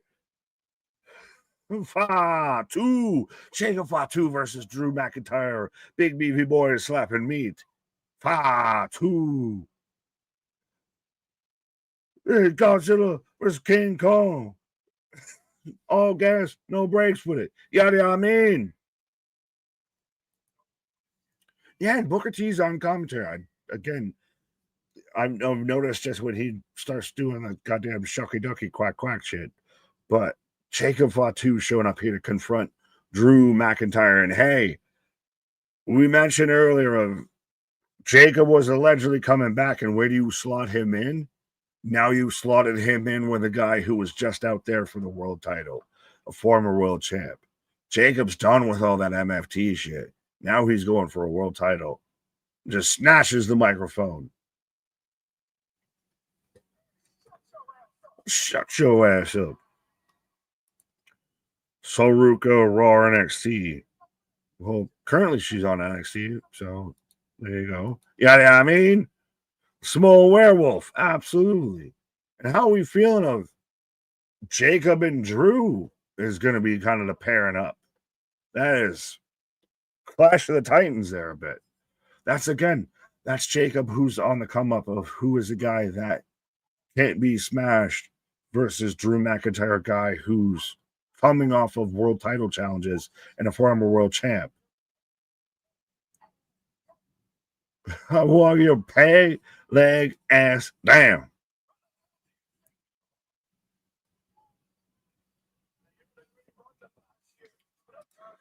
That beautiful Raiders. It's just a fucking Raiders jersey backwards, my guy. It's just black. Like, honestly, I feel like if we just didn't do Raiders silver, we could get away with it. Yeah. No breaks. Oh, gas with it. You know what I mean? You must have forgot. Yes. No breaks with it. Yada, I mean, oh, Glasgow kiss.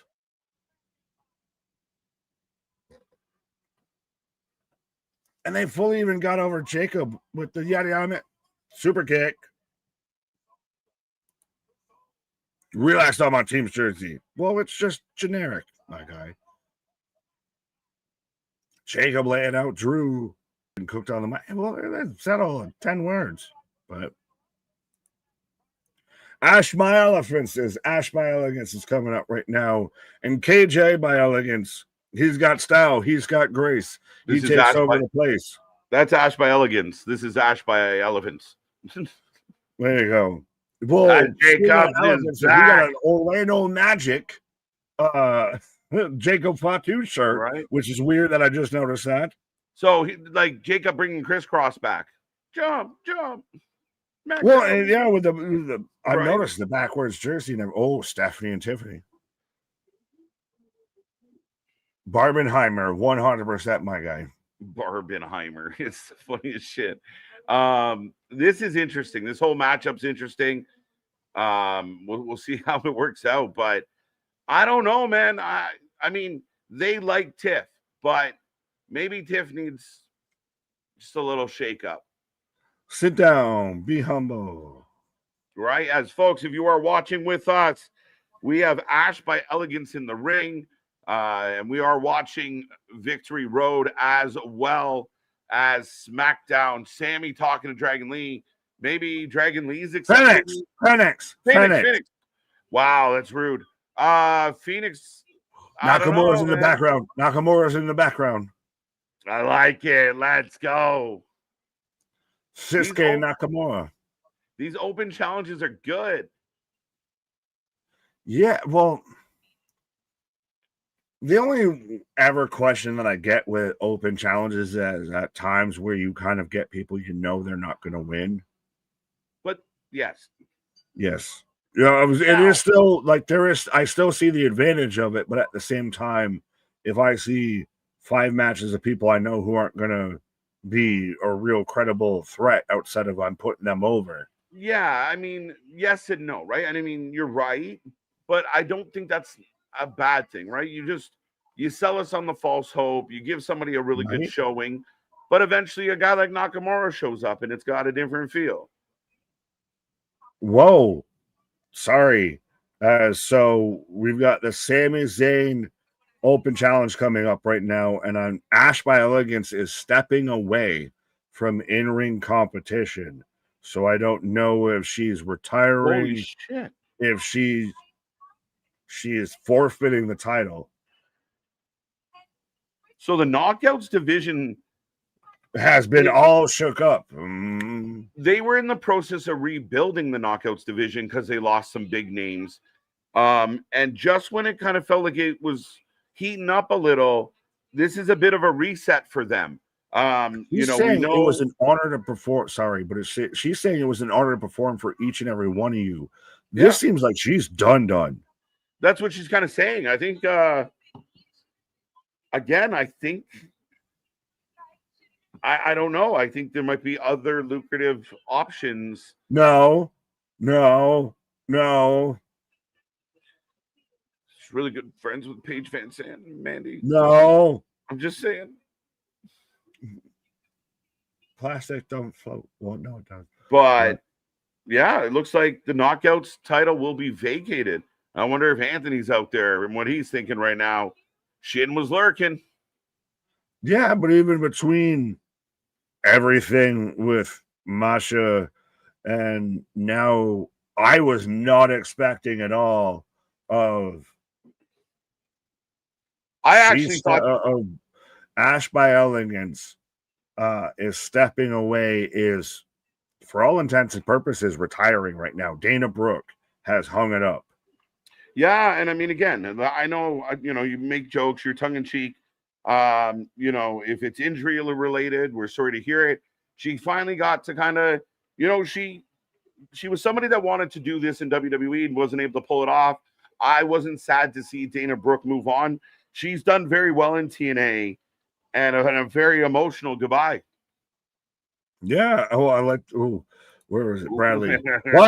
What are we doing here? Shakes head. Ring center Anthony, get in here. Yeah. I feel bad for Anthony right now. That man might be beside himself. Of like, that was so out the blue. I saw somebody say it and I thought it was a joke, and then happened to click their audio, and literally as she's like, she's getting a standing ovation. Yeah. There you go. So Santino's got the mic. The match. So tonight we're going to have a battle royal to determine a new Knockouts Women's Champion, because such and such tag team match is getting moved to this Thursday. Holy, talk about card subject to change, Nick. I know. It helps when you know the card too. It's coming up next. So we're doing the battle royal, and then it comes down to the final two. We'll have a match. Is that what they said? Yes. Okay. So, that feels very TNA style. So checks out. I'm just still trying to halfway figure out. They're not wasting any time. We're going to have a new women's knockout champion. I guess that's a little redundant, but a new knockouts champion by the end of the night tonight. A lot of people throwing Tessa's name out. Heather Reckless can Danny Luna. Let's go, Danny. Jody Threat. Hey, we'll take it. Rosemary. Yeah, so I was right. Okay, so sorry, Nick. I thought they were coming up with the Steve Macklin Kazarian match, but they said the tag match was getting moved to. Yeah, they Thursday, still had the graphic up for the other match. That made me laugh. Fair enough. So if you were just tuning in, we got Solo Sikoa and MFT as Solo now selling us on Jeff Cobb, which some people have kind of been critical of Jeff Cobb and his presence on WWE. Fair enough. Well, sorry, as I'm in the middle of the Battle Royal, I refreshed TNA Plus, and now I'm in the middle of the Battle Royal as Kalani Jordan's out here, Jody Fret's out here, Zaya Brooks side. Have you started? I've got people in the ring already. Okay, I got Luna's out here. Okay, so we're gonna have to find a spot where we can click. But thank you for being here on a Friday night. I hope everyone out there is happy, healthy, and safe, and you're feeling good. You're enjoying your Friday. Smackdown's on, Victory Road's on. Let us know what you're watching. Right? Are you watching both? Are you watching one? Are you just watching us? Do you like the MFT thing of to where he's kind of allowed me to reintroduce every new member one by one? As I have bell ring on the battle royal, I guess. Do you feel like where you have said like they've kind of gone cold? So like they allow are me to reintroduce Arctic. myself, explain Jeff Cobb, because they went through a lot of change real fast, right? 100%. Yo, let's go. The young OG, triple OG. Javon Evans accepting the challenge.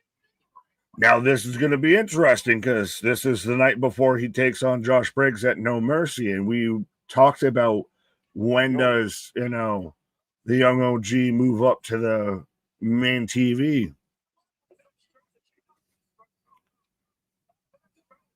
But, so yes, I do have. So we have a dance-off happening.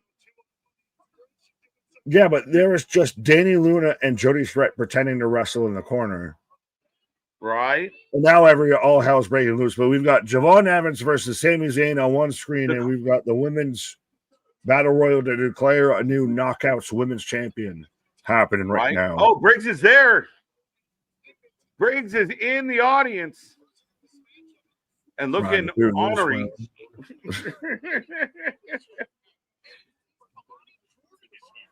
NXT Kalani Jordan is here. Yes.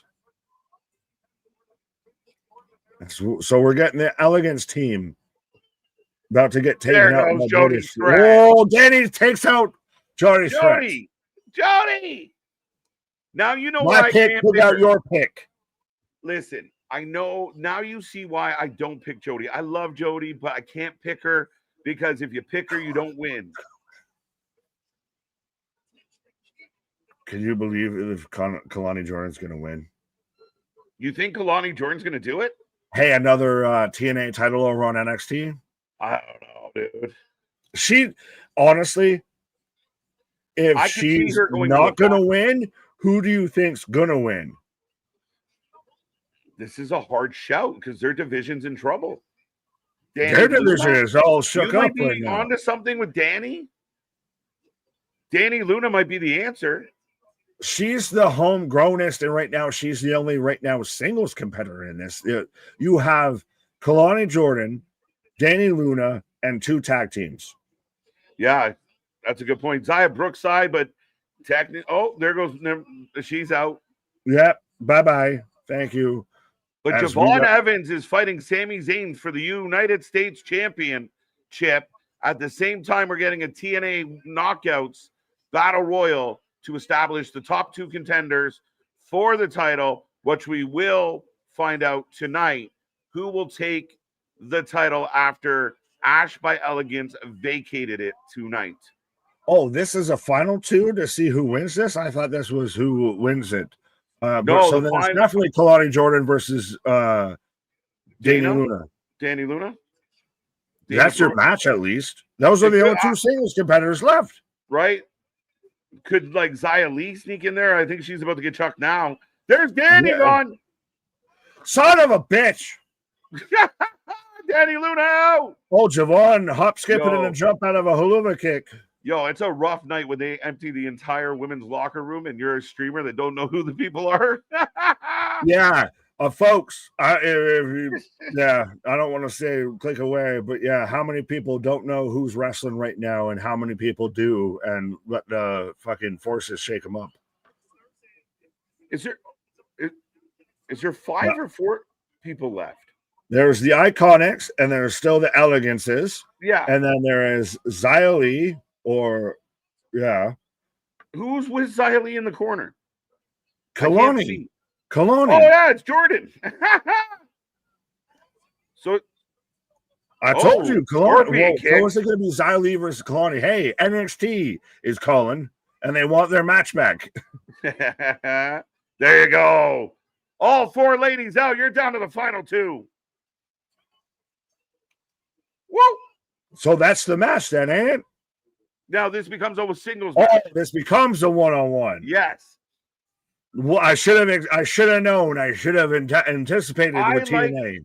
I like battle royals ending with pinfall. Fair. I don't hate it. I'm not used to it, so I had to remind myself of the TNA rules. This should be interesting. Kalani Jordan is going to fight Xia Li. I apologize. I know it's not Xia Li. Oh, they're having it later because now they're shaking hands. Yes, so that's later on tonight. Well, no, I thought you were going to say that it was going to be like continuing on after this. No, so that's who it would be the battle royal ends in a pinfall, sir. Yeah, no. He said by the end of the night they will crown a new champion. Again, NXT called and they want their match back. How come Indy Hartwell wasn't in that battle royal? Yeah, what happened there? Right? The multiverse. Li Ying Li, my sweet dumpling. Yeah, I had to ruin it at the end. Yeah. Why can you say the lady's name without barking? Just answering that dog whistle as I've got Sami and Javon right now in the ring. Yeah, it's a KJ Palooza. Yeah. All the KJ Mania running wild. It's so, my fuck. That was just really funny to me because Indy Hartwell, she's going to be a special ref, I guess, in the women's knockout match, but she was cutting a promo as I heard Booker T talking. So I just saw Indy Hartwell's mouth moving and Booker T talking. So it just, in my brain, I was like, that doesn't sound right. Mm-hmm. Right now on SmackDown, we have Sami Zayn going one-on-one with Javon. It's been a good match, a good pace to start this one. Again, we know the upside of Javon. We know Sami gets a good match out of just about everybody. Nick, when we talk a lot, and we saw it today as well, when we talk about the WWE and what they're presenting with us right now, I still feel like certain fans have this old, like, Vince McMahon still booking paintbrush and WWE doesn't give a shit about matches and you never get good ones. But I feel like we get matches like this that are great matches. We talked about Tuesday having good matches. Monday had a couple good matches. 5 good in-ring matches on Monday. We see this across the board. And again, even why we're bringing up, other people who don't watch TNA, who might be talking about TNA a lot tonight and everything. They speak in generalities because that's all they know is just general information about the product and what they're watching and everything. We actually watch every show so we can speak to this and speak to that and know this and know what's going on. And that's why, again, when you ask somebody a simple question of why do you think that WWE WWE fanboys are going to be mad? Why? And they can't answer you. There's a problem. So you brought no discussion to a discussion fight. Everybody's mad. But no one said they're mad. But you're mad. Again, it's just they work in such generalities and everything that it's okay. So you really haven't read through shit. Yes, Javon flying. Sorry, Nick. No, you're good. I got that in the nemesis. I will put a poll up. The next match is happening on TNA right now, folks, as the Nemesis are going to take on Cardona, who made his way back to NXT, and the Hometown Man. Yeah. Which is a great gimmick. Is it? I think it's good. He's just Canadian. We know it's fucking Diener. Just do it as they're showing a replay. And again, Javon Evans. I'm waiting for the NXT crossover and we get Javon Evans versus like a Leon Slater for the X Division title and just gravity be damned. Yeah. I mean, it's hard to not want to fantasy book that match. And we've seen so much crazy shit this year with, right up until this Tuesday, we see an invasion angle. A lot of possibilities. We've seen Oba and Moose. We've seen amazing teams like the Dark State go over to Thursday and run amok with the system. But yeah, overall, it's been good. And I think, yes, let's get that. Whoa! John! Whoa! Again, Javon Evans has an extra ACL and a PCL or something in his fucking knee. Because I've never seen someone that can manage to sit there and hit a hurricane on it and still almost manage to take it into a fucking 360 splash. Yeah, he's doinking it. He's just bouncing. He gets up to the top rope in one leap, and we basically get a super avalanche, extra super Hurricane Rana from the top. Outstanding. Oh, Exploder. And again, Javon has a night that a lot of people are going to remember. A lot of kids are going to be going home in the car talking about Javon. A lot of people got just introduced to Javon. Yeah. Haluva kick from Javon. Go and make yourself famous, kid. Corkscrew nobody home. Uh-oh. Javon blew it. Haluva kick nobody home, though. He moved. This is where the Sami haters need to sit on their fucking whistle right now. MDB. Shut up. Springboard cutter, and holy shit, that man fell from the fucking moon. Oh. Hey, and Michael, you want to make Javon Evans over and you want to make this open challenge matter in the same match in the same night? This is how you do it. And Michael Cole is selling his fucking ass off, Nick. He is in it. Yo, they want Javon to win. They want Javon to win. Yeah. But it gives you that vibe of like John Cena's first match.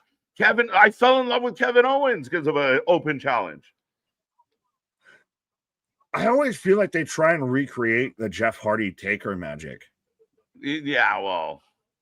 No, I mean. Haluva kick. Oh! I like that he's doing the haluva into the Thunderbomb. Folks in Section C, Row 7 can now pick up your collective commemorative Javon Evans jawbone that's been freshly sent into your section from Sami Zayn. What a match. What an absolute match. That was a great match. The crowd was loud. Crowd was into it. Javon's got so much upside. And Sami does what Sami's supposed to do. Makes the kid look like a fucking star and then makes him swallow his boot. Does Javon need an NXT title reign before he goes up, or does he just go up? I don't think he needs one but I mean, it does. Sami's hugging it out with him, so yeah, he's putting this guy over. Kid's getting a standing O. I'm gonna cry, bro. But this is, like I said, this feels like the make yourself famous kind of moment of with Taker and Jeff Hardy. Like literally making him feel important, special, letting him have his moment, giving him the ring, the crowd on their feet. Well, and Sami keeps doing the look back of like, you pushed me, kid. You almost had me. Oh, we got Nia, Chelsea. Oh, the job over. Can we bring Isla back? You had her replacement. You had her temp and you let her go. Ethan Page, though. Ethan Page, yeah. Oh, Nia says no. I want Chelsea Green for Women's World Champion. This needs to be a thing. She needs to be the champ. She needs to be U.S. champ again. No, Julia has not done any service or anything with the U.S. title. Oh, wow. Look at the size difference here. Oh, hello. Whoa. Yeah.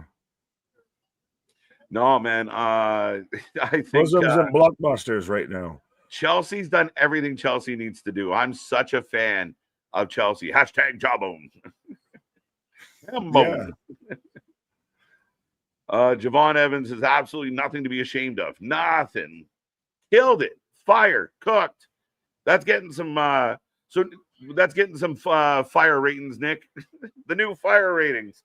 Yeah, well, that's also going from when, remember when Javon was out there with Randy and just over so close-ish a little bit of just a far straight right and everything to where it doesn't seem to fully click. And now he's out there with Sami Zayn and probably already had the best match of SmackDown tonight.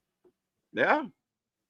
I mean, again, it's crazy to think, but for anyone out there wondering, we do have TNA on. This match on our screen is the match on the show right now, as Cardona is teamed up with the hometown man, and they take on the Nemesis. And Cardona in control, on fire right now. Yeah. I know they're taking on the Nemesis, but can you explain? I know he came out with the McDavid jersey and everything like that. I wasn't sure if it should have been that or if it should have been a Calgary jersey. I think they're in Edmonton, which again, and yeah, fair enough. I've been pretty confident because you wouldn't do that. No, I mean, it's good. I mean, they did this whole angle where what was the bee about? Why did the bee come out with them? Did you not see the fucking mascot bee that came out with him and everything? Oh, that was the sports team bee. So like, because he's the hometown guy, like he wears the home jerseys, like we saw. He's come out a couple times with like the team's mascot. So it's all part of like, again, I think it's good. It gives me like Dude Love vibes and that kind of. What's the team? Whatever building they're in at that time. Oh well, fair enough. I didn't know if there was I didn't know if there was you were the Canadian representative. I didn't know if there was an actual team he was representative. He came out with a B tonight. Yes. I missed that. A bumblebee, you say? A bumblebee, you say? He done bumbled it. It was purple and yellow, I believe. Well, that's very much the color swatch that he's got going on. Of again, he. Is that one of their sponsors, like Beeswax? I don't know. Hockey. Bees hockey. Killer Bees knees out here. Yeah, so the Killer Bees are a junior team. Fair enough, but if you want Killer Bees on your wrestling stream, folks, then we got the Wu-Tang for you out here with the Wrestling for Life Network. So y'all thought you weren't going to see me? Oh, baby, I like it raw. But yes, no, 100%. We got the Wu-Tang. I'm the Osiris of this shit. Watching TNA too. Let's go. As we are on a commercial break with SmackDown, don't forget. Oh, wait, we got to win. But he's just a hometown man. Hometown man with the W. Like, I know he's supposed to have a shit gimmick, but like, could you make his attire look any more shit? Ooh, hometown? Yes. It's supposed to be.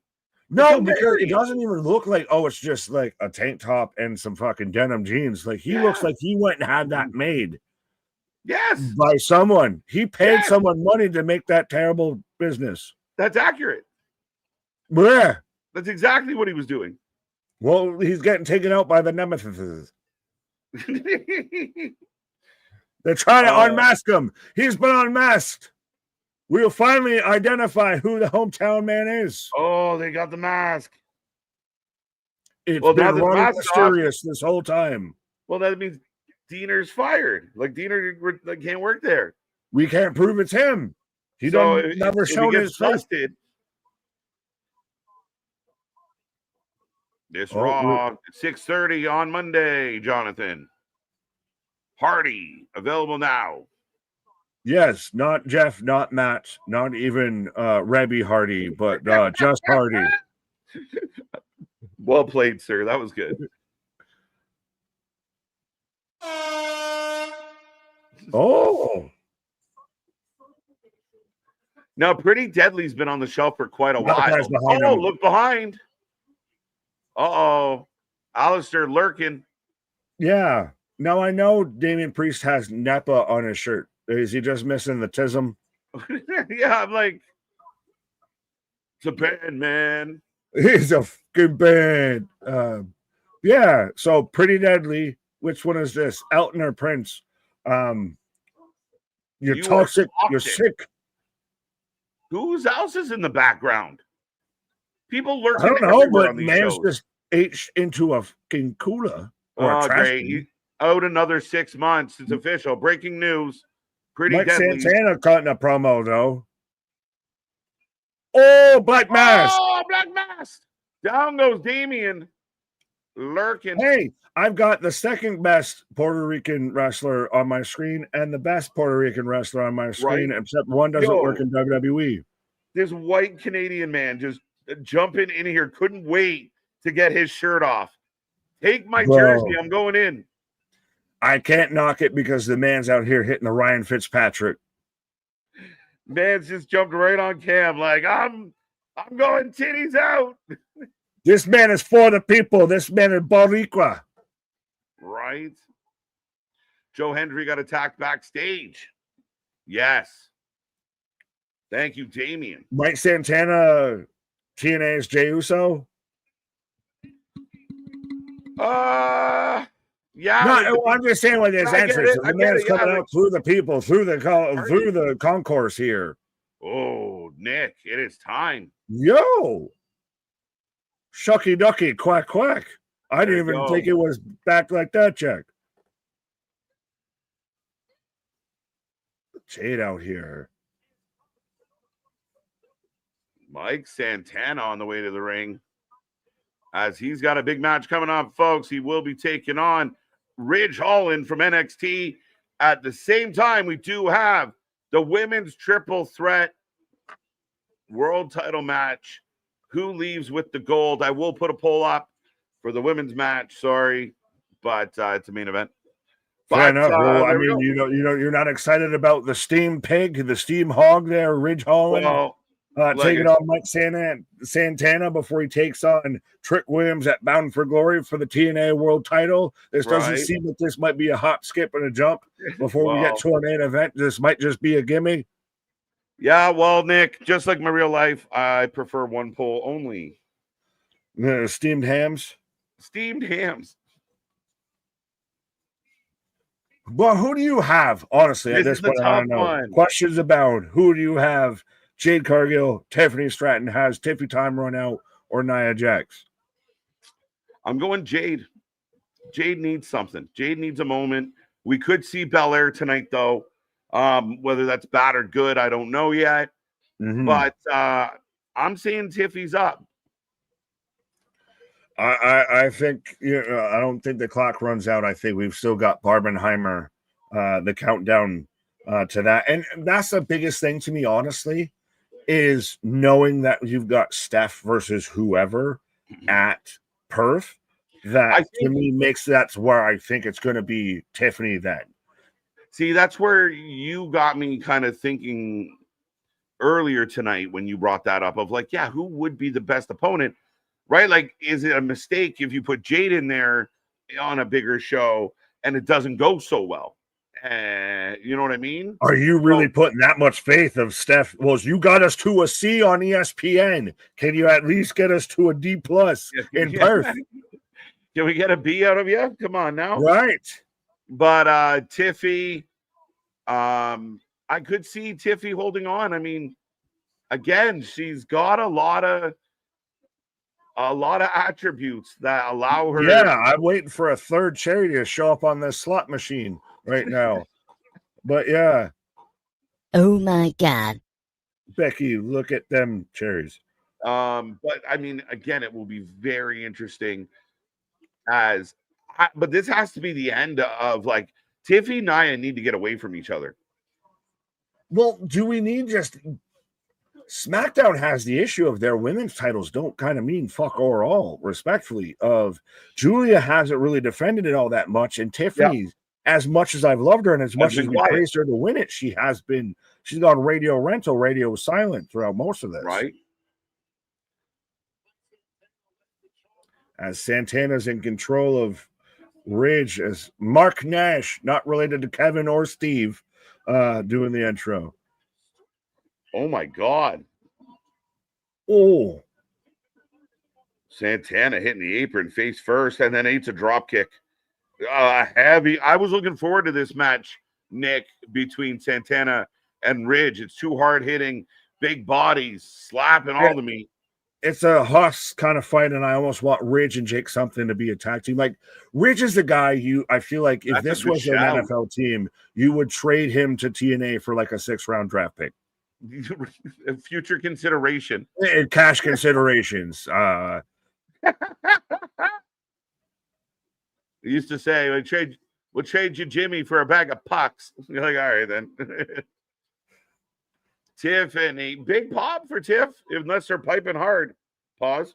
Well, that could be both one and the same, but yeah. And it's not a full knock on Tiffany. Like, she is talented. She hasn't had much to go with, to work with. That's been the thing on SmackDown, of they haven't had an opportunity. No, the bulk of her run has been tied to Nia, right? Yeah, and still is. And still is. But we are off and running, folks. Nick, 52% of the chat said Jade, 33 said Tiffy, 14 said Nia. They were just waiting for OC to show up. They were waiting for a Wednesday and everything. They were reminiscent about that, of wanting a Jade. They didn't hear it enough because it was all about hologram. Right? Or clonogram. You do even better. Jade, yeah, clonogram too. Well, that's you got title versus streak, which is terrible. Can I ask you a quick question? I know we got shit happening. Go ahead. Oh, nice drop kick from Tiffy. Little sloppy, but it got there. Is it weird that, sorry, real quick, that Jade and Tiffy are wearing almost the same attire? Right, a little bit. I told you not to wear red. Right, but sorry, question you're asking. Do you find it, like, when it comes to like the type of conversations where we're trying to have an open dialogue about the wrestling and people are getting very defensive and aggressive about it, when we see something like Orange Cassidy and we're like, oh shit, Orange Cassidy's back, but then it kind of goes sideways where you do the clonogram thing and it's glitching out, and then you have a guy come out and challenge the guy standing next to OC. To me, we all see that, but how, like, is it just a blind, like, well, that's okay, that's perfectly normal, they're selling others, like, is that the justification, like, for the diehards? How do they not just go, oh, that could have been better? I don't know, because I feel like, honestly, that hasn't been called out enough. I think we both very much on Wednesday were like, this is an issue, like, what are you doing here? But I feel like because we're more concerned about defending Riho as spinning back elbow or somersaulting back elbow from Tiffany, clothesline from Nia, I think distraction from other things that aren't the actual product on television has taken away from that. That I don't see that discussed, because to me, and I know you and I and everybody that was watching with us, that was an issue. Like, I sat there and went off on one of how it should be OC versus Kyle Fletcher. Kyle Fletcher should be the one trying to get back in that saddle again. And instead, he's taking on fucking hologram. Who's about to be feuding with his goddamn clone. So you're telling me, optimal Tony Khan situation, hologram beats Kyle Fletcher to feud and put the TNT title versus his clone. No, yeah, that's everywhere. Yeah, okay, that could be the case. What I thought was hologram gets the match, and because Tony Khan loves chicken shit booking and he doesn't want any guy to go under, it's clonogram costs hologram, and they feud, and Kyle gets to still be champion. Oh, why the fuck did we get Doesn't that hurt? That's brain freeze, and I didn't even have a cold beverage. Oh, why that we get there? But anyways, right? Bad. I'm just it's gonna be fucking better. But we're watching good wrestling now, and we should be talking about nice suplex. Yes, as Santana with a cannonball into Ridge as yo Adrian. Okay, back to wrestling. Anywho, KJ, Big Nick, what time did all this start? I just got out of work, and I haven't visited this channel in a long time. I'm terrible. Well, we appreciate you are terrible. What the hell? I'm just kidding. He said it. I didn't. But so SmackDown started at normal Eastern 8 o'clock standard time. And for those who are even streaming it that didn't know when it started, Victory Road started at 9 and will go until it decides it's done. Yes. As Nia Jax pulling her John Moxley and flipping everybody off. Right. And as always, we are live at 7:30 every Friday. You had to look like we don't do this every day. Right? Look, where did I look? I don't know. You were looking into the ethos over there. You're looking into my brain. Something really entertaining was in that direction. Ridge down. Again, the replay. A great match right now between Santana and Ridge. What Ridge a power looks like slam. he should be competing in like some 1980s Olympic game representing like Berlin. Like I would I'm pump you rating. up, He should have the most 80s. Like he right? should be out there with the outrunners of we're here to pump Oh. you up. Jade into the pole on the outside. Yeah, like I will pump you up. Yeah, you're going to do it. I'm Rich Holland. Yeah, it's amazing. It's so fantastic. Right? He changed his first name to Dutch. I'm Dutch Holland. I'm Dutch Holland. Well, at least he Come didn't on. change his last name to Rudder. Oh, big boot by Santana. Oh, that was trash. Now I was looking over, waiting for Jade. I'm like, all right, when you gonna go? When you gonna go? Oh no! Oh no! It's over. The Jade and a half. Nia breaks it up. Oh Jesus! Nia like a cannonball. I came in like a wrecking ball. We're here all night, folks. Yeah. Three amigos out of us. Throw your shillings in the collection plate, folks. Right. OC is in that Sammy's category for me. Change your gimmick. More OC than Sammy, though. I'd rather Captain Save-A-Ho over Pockets. I like a very actually kind of similar comparable, right? Like the very neutral uber baby face. That's a dream match. If we could get the ever forbidden door, give me Sami Zayn versus Orange Yo, Cassidy. we got company. Oh, behind you. Chance for the leg drop and a moonsault. Trick Williams out here. Trick Williams.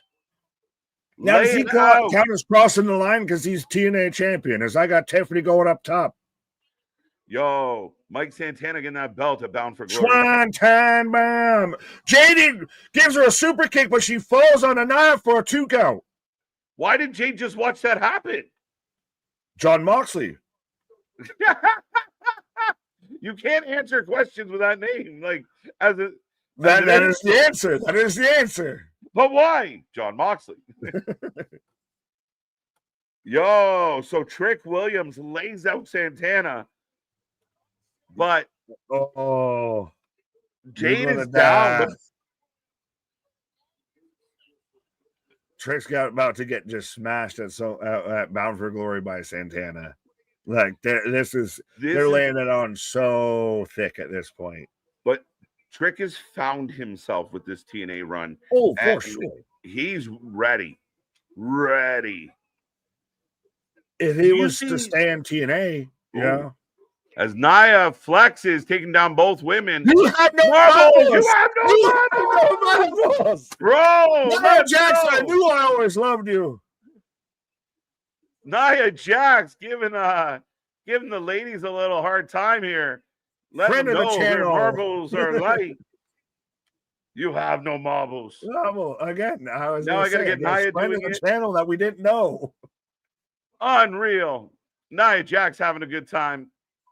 Oh no, my hole. Well, and that was even, how do you have a bonsai nothing? It's like she was sitting there looking back the whole time of like, oh, this is the part where I fall down now. Oh, Jade. Oh. The Sam Cassell celebration. I feel like the crowd's gone a little bit quiet on this. Yeah. Spaz with a $5 super chat. 3 things I can't stand: people intolerant of other people's cultures, Dave Meltzer, and the Dutch. Yeah, I love that you added in Davey. I'm telling you, anybody and everybody, unfollow him. Don't retweet his shit. If you see an article that one of the other regurgitation sites are just spewing out and the source is WOR, unfollow, don't subscribe. I'm sorry. It's the only real person I've ever done this about. But again, he is a toxin to the wrestling community. And he is so full of his own shit that it almost feels like is he working a gimmick? But it's not, which is so sad. He's the greatest worker in pro wrestling. He's worked a 30, 40-year gimmick and never had to take a bump of Oh, we're getting a double superplex. Tiffy. They got Nia Jax on the this top. is cooperation as shit. Just do it already. It's hard. She's a big lady. No, she had to get herself up there. Well, come on, bro. Let's make it look like it's a bit of a struggle to get her over. They sat there and were tight in on the camera. It was almost a damn near equivalent when Moxley dropped his blade and then Shafir had to pick it up. Yeah, now let's go. I agree with Vance. Moxley is a mouth breather. Facts. But yes, no, 100% of shout out friend of the channel, Stevie Richard, and his co-host there, James Romero, that did a whole, kind of expose even on how Meltzer's a fucking twat. Moonsault. Two go. There. Some cheers, okay. It's got its moments. You said a couple clunky spots, but it's, again, I'd take this match 50 times in a row over Mercedes and Riho, or Riho and anybody. Every single one, none of them look like a small child. Yeah. Prettiest moonsault ever. As now Jade and Tiffany are just throwing shots back and forth. And it gets me really intrigued with how Jade's breaking up every kind of big pin from Tiffany. That might lead to where Jade gets the win. Oh, backhand spring, double backhand spring elbow. Caught! Oh, whoa. Jaded! Stupid sexy pin! Now it pulls the ref out. This is a great fucking match. Because you really believe at any minute somebody could win it. So the company that never does good wrestling has had at least 2 really good matches tonight so far. And the company that doesn't like women's wrestling and everything, right, too, as main eventing with a women's match after they main evented Raw with a women's match where we're both really great women's matches, but they don't like women's wrestling, right? What? As I got really Moose coming out on TNA. So. Yeah, I want Moose to get his old music back. Used to be one of my favorite entrances in wrestling. A little happy when he goes to WWE. Moxley is a mouth. I love that. Meltzer breather. Nia's standing on the bottom steps. Peaches and cream. Where did that come from? What is the? I don't know, what is the? I feel like I'm on Jeopardy. What is the question? What is a 1990s R&B song? 112 song. Jesus, the notorious. Oh! Samoan drop from Jade onto. She's bleeding. She lost her. Is that glitter? And I don't know. Screaming at the camera. No, that ain't glitter. Is that glitter? I don't know. It's the sexiest glitter I've ever seen. Oh my God. Busted open there. Did she Jey Uso herself with a steel chair? How did that happen? Over the table spot. I think she got clipped. We have color, folks. Damn, she leaking legit blood. And that's just so weird. It's out of nowhere. Oh, black hole slam. Oh, she's gonna win. Oh, drop kick Timmy out of nowhere. Pins now. Oh, duh. Two. A two. Everybody caught that. You fucked up. What a botch. What a botch. No way. And then she's going to hit the prettiest moonsault. Now, if this is how they're sending it, it's even settling it more. That was a fuck. That was such a fuck up. And sorry, I believe her name is Janisha. I'm sorry. I love the ref that's in the ring, but holy shit, did you fuck up? And so obvious. Just let it ride. God damn, that was bad. You took a good match and ruined it. The match isn't ruined. Epic botch, though. A bad ending because the ref Was it the ref or was Nia supposed to kick out? No. Why wouldn't she kick out there? She was only supposed to kick, like, she only hit the drop kick. So it looked No, like the because ref, she just ate the move from Jade. so I expected Nia to kick out and then eat the moonsault. I wonder if the ref was expecting Nia to kick and Nia didn't kick. Fair enough. Well, no. Well, Daphne. Sorry, Daphne. I love you. I appreciate you. Yeah, that doesn't work for me, dog. And especially to where it goes right into, all right, I hit the prettiest moonsault ever, which has to be my finish, and we just basically recreate kind of close to the spot, and it's a clean 3, and Jay's not involved. That was you fucked up the finish, and so now we've got to call this on the fly and get out of here. Yeah. I'm really. Oh, here comes Steph. So you were right. Steph versus Tiffany is going to be a thing. Now, this to me will be very much a measuring stick for Tiffy. We know Steph can go. If is that weird as shit to say though? Because Tiffany's been on the main roster for a minute. Yeah, but that's so like the guy who's got 3 years in the league. It's a measuring stick that you face the rookie. Yeah, but Steph got her reps in elsewhere. She came in seasoned and ready. But it's still the question remains. But if this is a good match, it will look good for Stephanie. I think Tiffany. I think part of Tiff's downfall has been Nia, Jade. Like, you're maybe not getting the best matchups. She doesn't have the best dance partner, and as much as I love Tiffany, she does also kind of need somebody who might lead the dance. Right? Yeah, I think so. She's still young. But Stephanie, Tiffy, I mean, this is to your bright future. Like, this is the future of your women's division in a lot of ways. Terrible kind of ending to what was a pretty damn good show. Really good match soiled by a terrible referee. It's your main event. It's the last kind of big thing. Like, it is literally the go home moments. Yeah, Steph comes out and they have a face-to-face, but we're all like, what the fuck just happened? Everybody's got egg on their face watching that happen at that point, and now it just feels like, the fucking starts playing. Yeah, it's so funny and unfortunate. I mean, mistakes happen. We try and be, obviously what they do is very hard. Somebody's wires got crossed.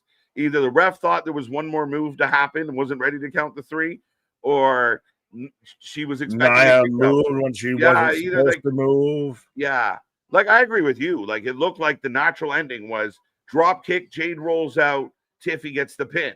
But it was she snuck it on Jade, yeah. Yeah. So in that sneak moment, it doesn't make sense to get up and do the moonsault again. So that's the recovery. At least they ended on, like, all right, she hit her with a move.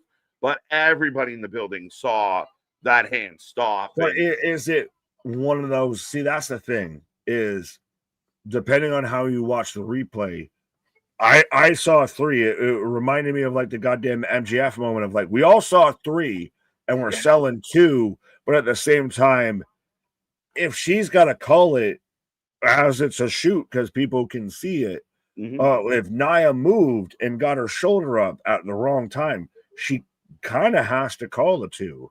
It's a bad situation all the way around. The way I understand it, and I'm no pro, never claimed to be, but from being around, if I was the ref, your hand hits the mat. If she was supposed to kick out and she didn't, sorry, that was on you. But I got to count this 3. I can't look stupid. So you hit the mat the 3rd time, no matter what you think. If she kicked out and she wasn't supposed to, though. Well, then again, if the kick out happens, well, then you got to play what happened in front of you. You got to call it. Yeah, then that's on Nia. But that looked very much like that was the 3 came down and then we got awkward and shit, that wasn't supposed to be a 2. Yeah, like she stopped and was like, was something supposed to happen? And they were like, no. And she was like, fuck. Like, yeah. But ladies and gentlemen, SmackDown has gone off the air. We are still watching Victory Road, which has the match on the screen right in front of you between Moose and Ali. Let us know who you're taking. The poll was up. It might still be up. But what is your rating out of 10 on SmackDown? What did you like? What didn't you like?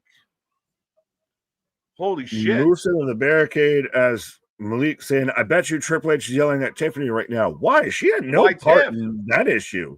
Yeah, I don't know why Tiff would get in trouble. She did her job. She hit the drop kick. She put on the pin. Jade is gushing. I want to see the pictures. You know we're going to get the pictures. But I don't know where. I want to see what caused it, because it literally, I don't know if it was her outfit or her tie or whatever. It damn near looked like glitter, like she was just Lady Gaga in it the whole time. Yeah. But Moose and Ali are cooking. But yeah, I mean, I thought SmackDown was good tonight. Didn't really grab me though. Like I wasn't really pulled into it. As far as like, oh, this is super exciting. Also wasn't bored. Sami Javon, I would put up against any match of the week as one of the better matches of the week. I thought the main event was good until the end, just right off the cliff. Oops. Yeah, some fun stuff. Not a lot of memorable stuff. B-Fab and Mission in a tag match. Okay. So it was a very average SmackDown. What's your out of 10? Give me a number. 6.5. Well, this isn't how many stars. Just give me a number out of 10. 6.5. It should have been a 7, but you botched your main event. Fair enough. I'll actually fully go with you on that, because I was hovering around there, and spot on. I will go with that. Of it. Yeah, I know everyone likes to talk about C wrestling. This might be a C minus. Of it was. It had its moments, and again, Javon Sami, fantastic. Of that main event was really great and had back and forth moments, and it was right there. And then it just stepped on its, you know what, right at the finish line, and just hit the last hurdle, bro. The last hurdle, they hit it. Boink. Down. Just ran through it. Didn't even try and jump over it. Just ran through the fucking. Spaz, in a lot of ways, yeah, a lot of ways. That's very accurate. If we don't report the news, we report what we feel. If Nia kicks out after Jade's move, why would she kick out of the second when Tiffany didn't even hit her? If Nia kicks out of Jade's move, why would she kick out the second move? She didn't kick out of Jade's move. Tiffany knocked Jade off of that, and then would have been stealing the pin. I admit, that's how I felt originally with what Jose's saying of, because so she gets hit with Jaded, goes for the pin. Tiff comes in, breaks up the pin, goes for the pin. Maybe the ref thought that Nia was going to kick out there, which would force Tiffy to hit the moonsault, right? I don't know. I think at this point we're trying to find an off ramp for a terrible situation because, I see if Jose is saying of, she was going to kick out anyway, so why just a drop kick and the match? But I don't think it was that. I think they were building to a crescendo. They had kind of hit it with Jade hits the Jaded on Nia. She's probably about to win the match. Tiffany sneaks in, hits the drop kick and backslides and steals it. And that's where I thought it was supposed to end. And then we get a 1, 2, 2 3/4. And then we've got to turn around and drag Nia into the corner, hit a prettiest moonsault ever, and end it right there. There was no back and forth. Like Jade never got back involved in the match. So that tells me that Jade was never supposed to be the end. That was supposed to be the end because Jade never got back involved.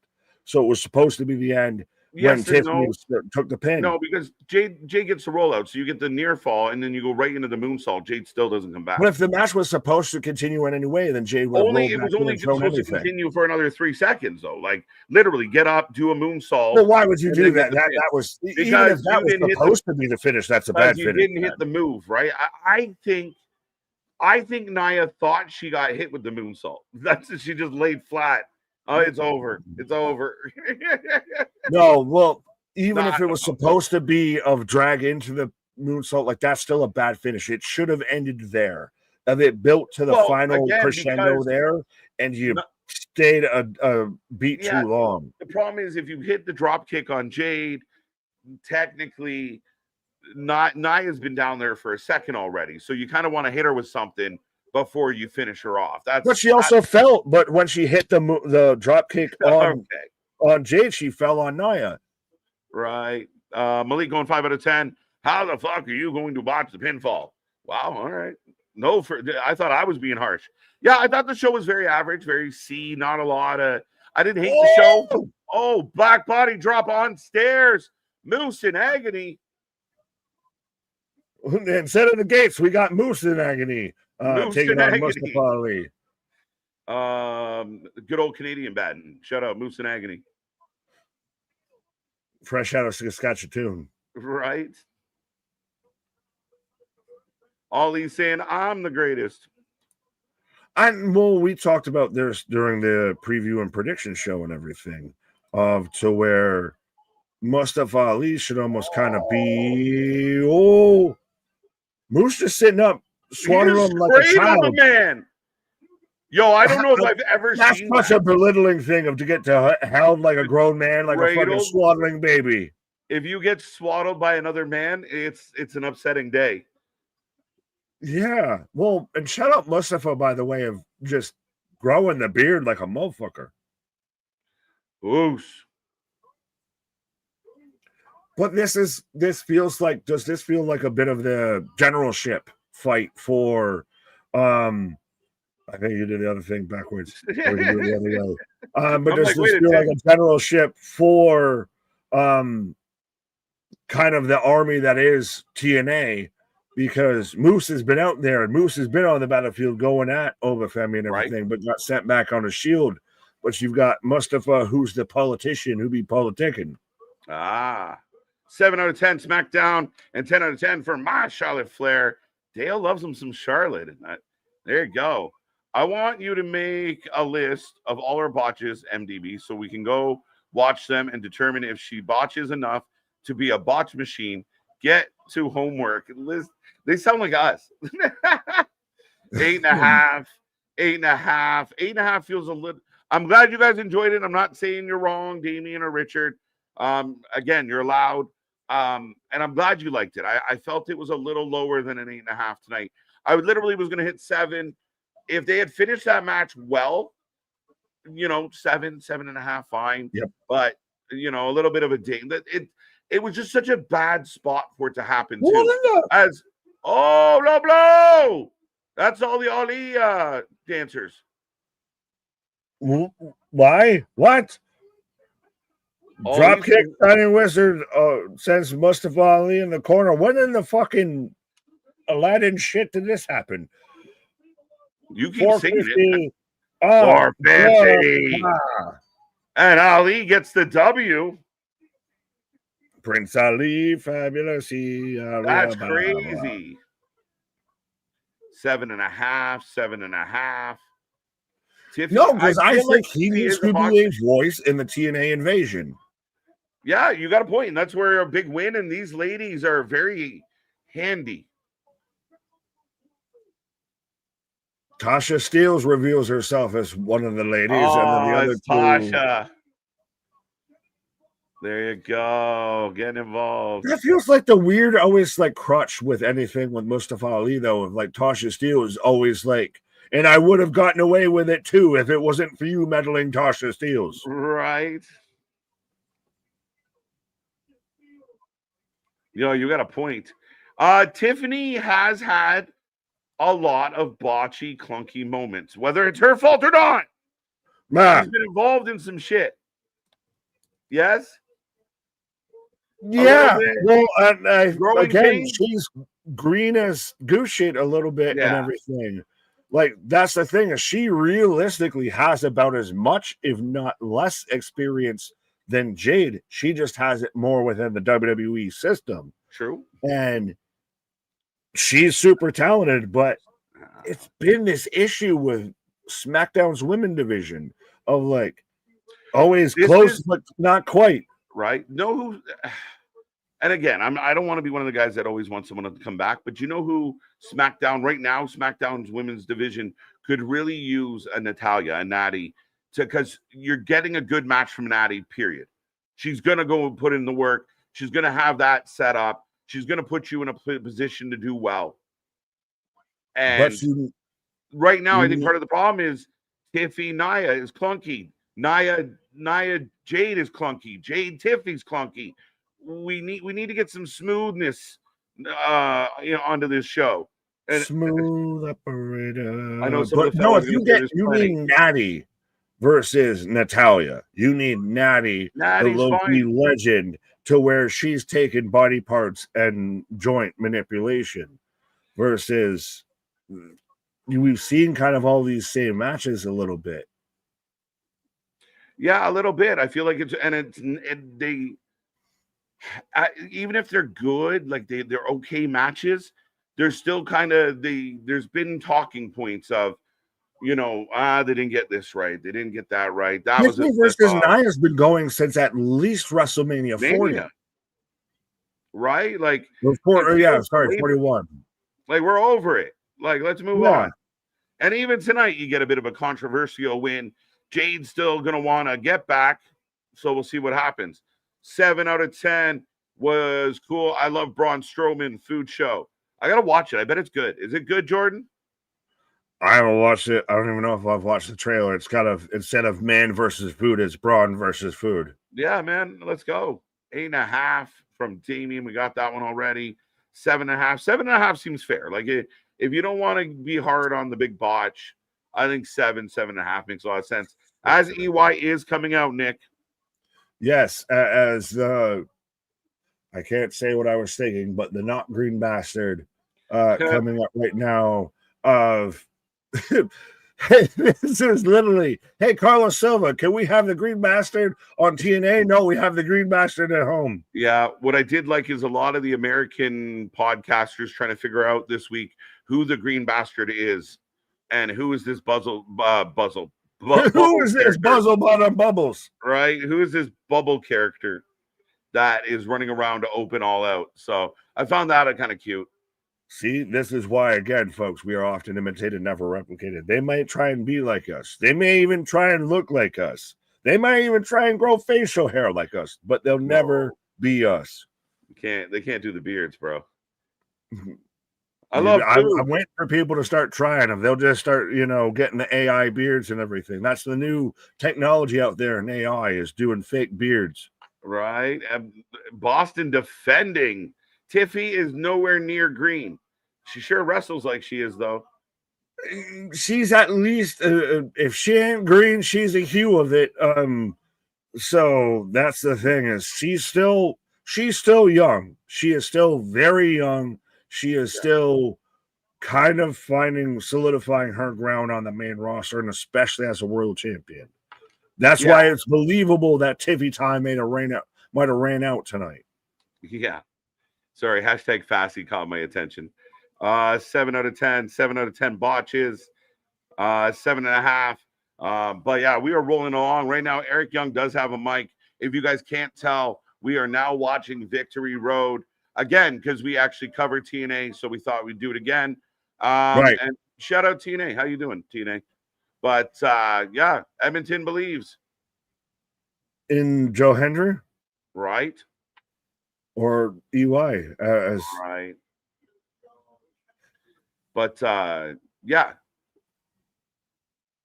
that's I think we're gonna start putting like cooking ratings on these matches. Maybe we'll use like a frying pan emoji instead of a star.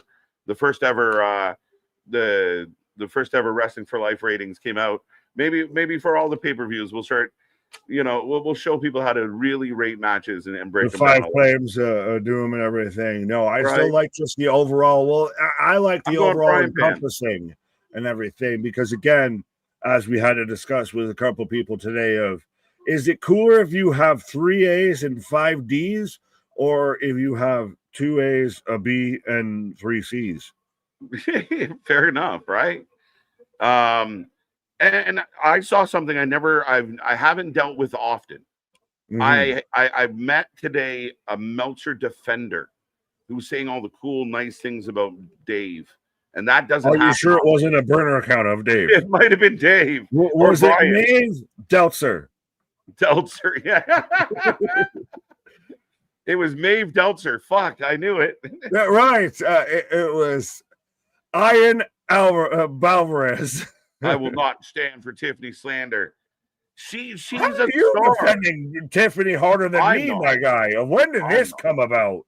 I'm not defending her. I'm No, giving her- not you, Boston. I know. The antithesis of I. He's with you. You guys are arguing the same side. He doesn't like the heat on Tiff. You like Tiff, so therefore you both think leave Tiff alone. And me and some other people have felt she's still green. Her title run hasn't been great, and maybe she needs a little more work. Well, she deserves no fault in the ending of and the outcome of this match. I'll say that for goddamn sure. This is between either the official and Nia Jax. No, for sure. It wasn't her the fault. slow motion replay is going to determine who was at fault here. Right. Whether this was a false flag or an offsides penalty and we didn't call it here. Right. Boston saying, okay, Young, it's time to do something in the backstage, talking about Eric Young. Boston, you know, I love EY. I'm such a big fan of EY. I have been for a long time. Good old Canadian boy. He is getting to that point, though, in this last return to TNA, hasn't felt – he has kind of fallen into that veteran for background a little. And I agree. Like, I mean, he brings value, and you'll get a good match out of him, but he might be better or more valuable to a company in the creative room. Fair enough, but they're hard showing the cleanse is coming sign. And this is a dude that's in the middle of the he's right in the middle. What is this? Yeah, so and he's all masked up. I don't know if it's a Callahan or not, but this is they're very much showing this for a reason. Again, when you actually watch TNA outside of when they tell you or pay you to watch it, just saying, not saying that you actually might know some things of what's going on in the show. Who was the guy that just sat down next to him? There was a guy, and he shined when he walked and sat down in the seat next to the guy with the sign. I mean, I know. You think that? I don't know. I'm out here saying you're out there trying to put EY in a retirement home just because he's got a great beard. I'd rather still watch him than Frankie Kazarian. Well, 73% of the chat think Joe's going to win. I can't believe 23% went EY on this one. Well, but we like EY. You got to EY believe. Right?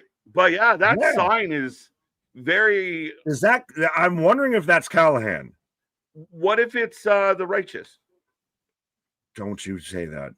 Don't do that. Don't give me hope. That's why I was out there catching fire. But now a cleanse. Is there more? What is that? What does that sign say? Is that the same sign? Could you imagine if it's Karrion Kross? Would you lose your mind? Does the bear shit in the woods?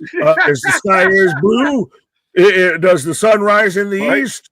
Does the Tin Man have a sheet metal pecker? Does the Tin Man have a sheet metal car? I said pecker. Careful. I said octave. He has a nice octave.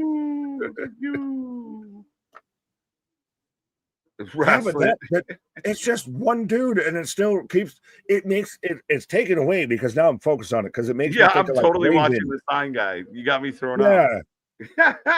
Wrestling. I like this. Wrestling for life. Observer. Well, we observe more wrestling than that does. Trust me. Can we be the observer? Like just double up on the name? Is that copyrighted? Observer. We're going to be the wrestling watcher instead of the wrestling observer. Right. We're going the Marvel route. We're Stan Lee his ass. Eric Young's got the chokehold. I'm kind of pulling for EY at this point. You got Sign Guy Dudley, and honestly, Joe Henry's kind of getting same act, same show, same time, same bat signal. You almost just fucking fuck Joe. Yeah, well, no, it's kind of one of those of, is he watered down? Is he doesn't taste the same when you open a cooler and crack open a Coca-Cola versus you get a fountain Coca-Cola. Oh, that's not the same. But it's like exactly that's my point. Like you had a fountain Coca-Cola, but you left it on the dashboard a little too long, and now it's just syrup. That's even worse. That's even worse. Right? You're not helping your argument. No, it used to be good, but now it's a little flat.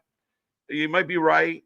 It's been a weird, like, you would assume like Joe Henry joining NXT or WWE officially would be like a big thing, but he's just kind of like popping up everywhere. So he's not in the title picture. He's not involved in, like, he's got a little thing here with EY, but like he just kind of gets thrown. Oh, you're gonna wrestle with Hank and Tank this week. Like, it feels very like we're not planning anything for you because you ain't. You just show up with Ren Sinclair.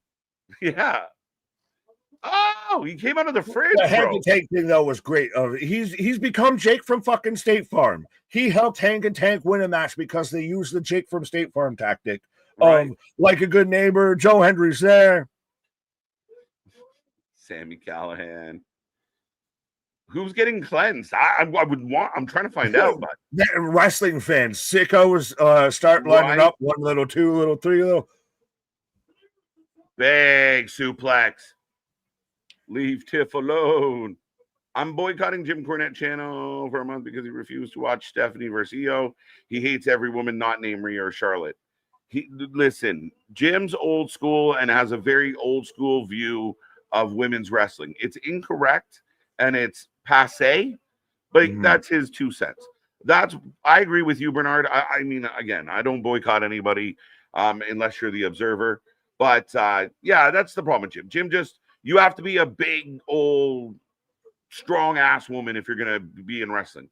Strong like bull. But here's where we can all have a learning moment. Fall away, slam. Keep up from Joe. I'll wait to get to my point to see if he wins this. He's looking at the sign. No, he's looking at us now. He's taking a long-ass time. Excuse me, hiccups. That's what I mean. Like,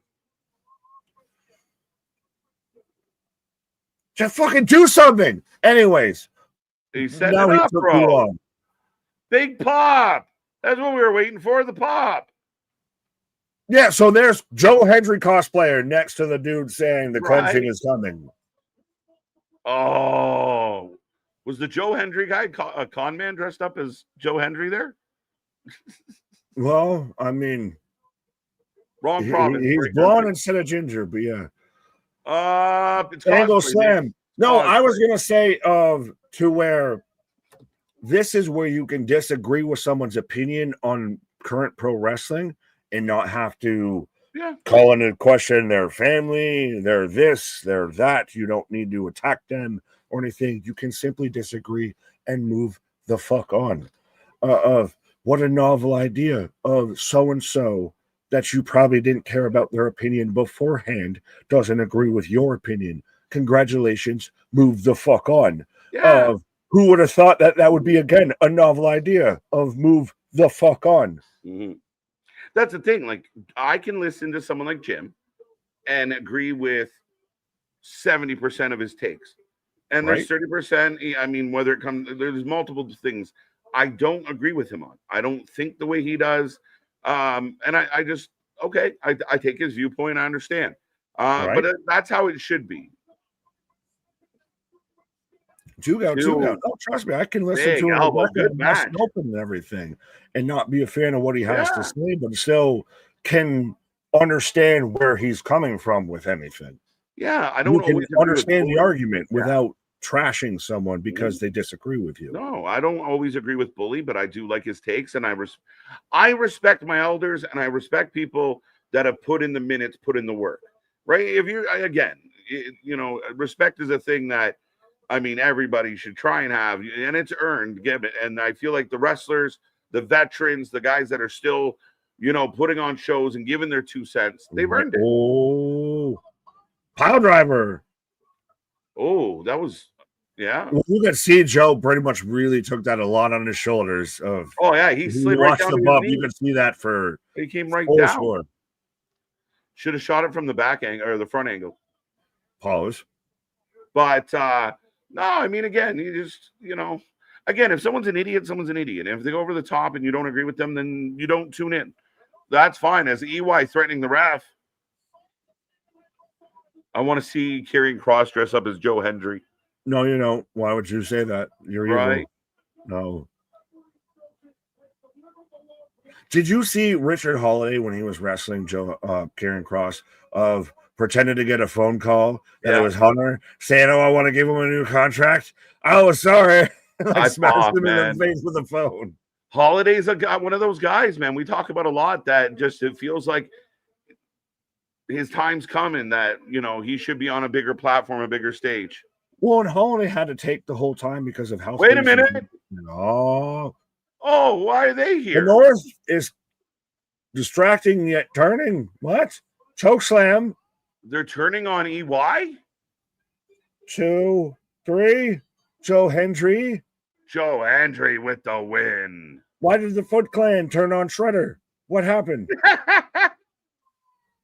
No, seriously, why the fuck did Bald number 7 and Chase U undergrad turn on EY there? I don't know. Does it have something to do with the cleansing? That would ooh. Karrion Kross. But okay, that's not good news for EY. Now we got a bit of We believe they're focusing on a lot of. Well, no, that's Joe Hendry. But I was going to say they're kind of focusing on a lot of other vibes instead of this match.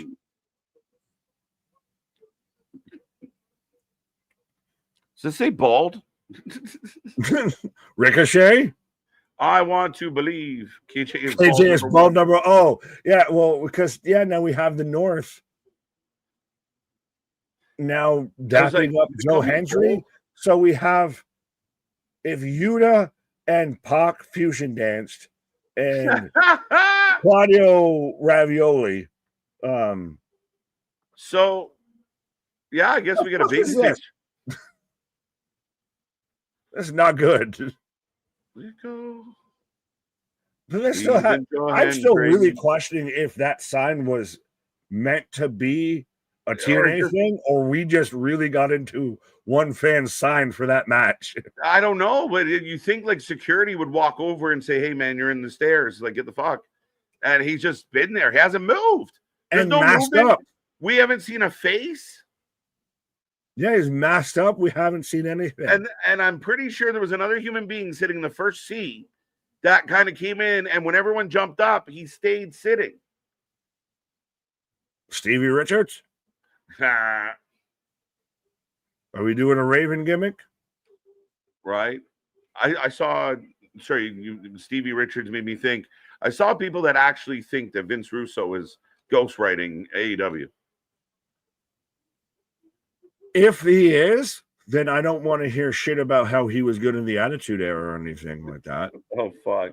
That's the thing. So you might be doing more detriment to that man's, chronological history if you think that you're going to give him credit for this. Yeah, I understand why he's trying to do it as a ghostwriter, right? Yeah. Would you like credit? No, motherfucker, you take all the credit. Well, he's the one that's, who's going to retire first? Vince Russo from watching wrestling or AJ Styles from being a wrestler? Actually wrestling? Yeah. Probably AJ, because I don't see Vince leaving, even though he keeps saying it. But we're going back to the invasion, Nick. NXT TNA from Tuesday. The brawl heard around the world. The brawl that caused all the streamers to come out and pretend they know. Yeah, it's nice that they can show the video package for all the streamers that don't know what happened on Tuesday because they don't watch NXT and everything, so they can know what happened. But I'm not saying anything. But yeah. On that note, you can take a pause if you want. So. Yeah, I'm taking a pause. Thank you for the 179 likes on the stream. Let's see if we can get it up to 200 before the end of the night. But we still got more action coming your way. I'm not sure what's next, but you're in good hands. I'm the good hand. Now, am I the left or the right one out here? Who's the Tasha Steele? Maybe there we go. Anthony must be the Tasha Steele. I don't know if you like that, but I'm getting a replay of AJ Francis choke slamming Matt Hardy through the table earlier, and reports are saying that WWE clearly wants the Hardys to be involved with the whole TNA NXT crossover angle, which clearly also as well. Masha Slamovich has no plans going forward for her being involved in that angle, and even then still her TNA contract's actually kind of close up, as I got AJ Francis coming out right now. I know I've called the man flop dollar and everything, but at the same time, he's managed to make it work in TNA. Like, he's a guy in TNA of there's some people, like, respectfully, I'll admit it, WWE mishandled Swerve, but we wouldn't get the Swerve we have now if he didn't go to AEW. I just wish that the Swerve we had now was the peak Swerve that we had at one point. But there are some people out there that do way better in what, for whatever reason, they put on a new uniform, you put a new 3 letters in front of them, and they somehow do better. But yeah.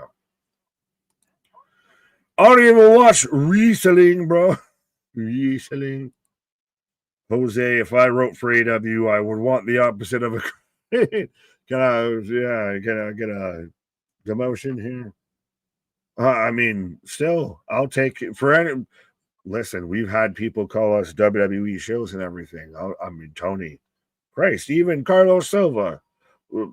We don't even got to show the stream on stream. We'll just still help you book with everything. So yeah, Matt Hardy versus AJ Francis, about to be a match right now. As Canada the Hardys is the shirt, and I think that's what KJ went to go and buy. But yeah, I didn't. Again, this was not an announced match at all. So we're adding matches on the fly. So we're up to 11. 11. A tables match. Oh, because, right before we have a tables match in October with the Hardys versus the Dudleys, the last time we have a tables match between the two teams, we need to, just apparently Matt needs a warm up here. But yeah, so we're going to have 11 matches tonight on Victory Road. The road keeps going on. This is one of those, I feel like you keep going of waiting to see the sign to get off the highway, and it keeps telling you it's 2 miles away. But yeah, so we've got the match right now of Matt Hardy versus AJ Francis in a tables match. We've still got Macklin versus Kazarian for the international championship. We've got the fallout from the Knockouts Battle Royal of Kalani Jordan versus Ye Ling Yi, formerly known as Xia Li, for the Knockouts title. And still your main event of tonight of Leon Slater versus Myron Reed. Now, granted, on one hand, TNA has to get a slight caveat-ish because it started at 9 instead of starting at 8 like we thought it was. But again, folks, let us know who you take when you got Matt Hardy, AJ Francis. But how are we feeling of a show that started off at maybe 7 matches and some now ended up at 11 matches, all well live? I'm a wrestling shill. Well, we all are. I'm a shill. You're a shill. Hey, we're all shills. Well, show yourself on over and hit that subscribe button and that, get yourself some merch and everything. As Jose can even speak to that. Again, got the finest threads out there. Again, other wrestling channels, especially them cheap ass ones that need to take the payday and out there and just only watch TNA just because, they say jump and they say how high. Oh, you get a shirt from them and it's all burlap. It's just spray paint on it and everything. You go, you put it in a washer and you get out there, you get a shred of your dignity and a shred of your shirt left out of there the first time you have to wash it and everything. But not out there with the Wrestling for Life. We got the finest threads on this God's green earth out there.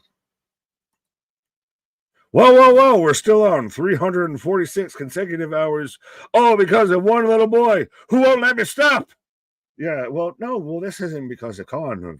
Trust me, we're saying because of KJ won't let me stop. But yeah, he's not a little boy. Pause.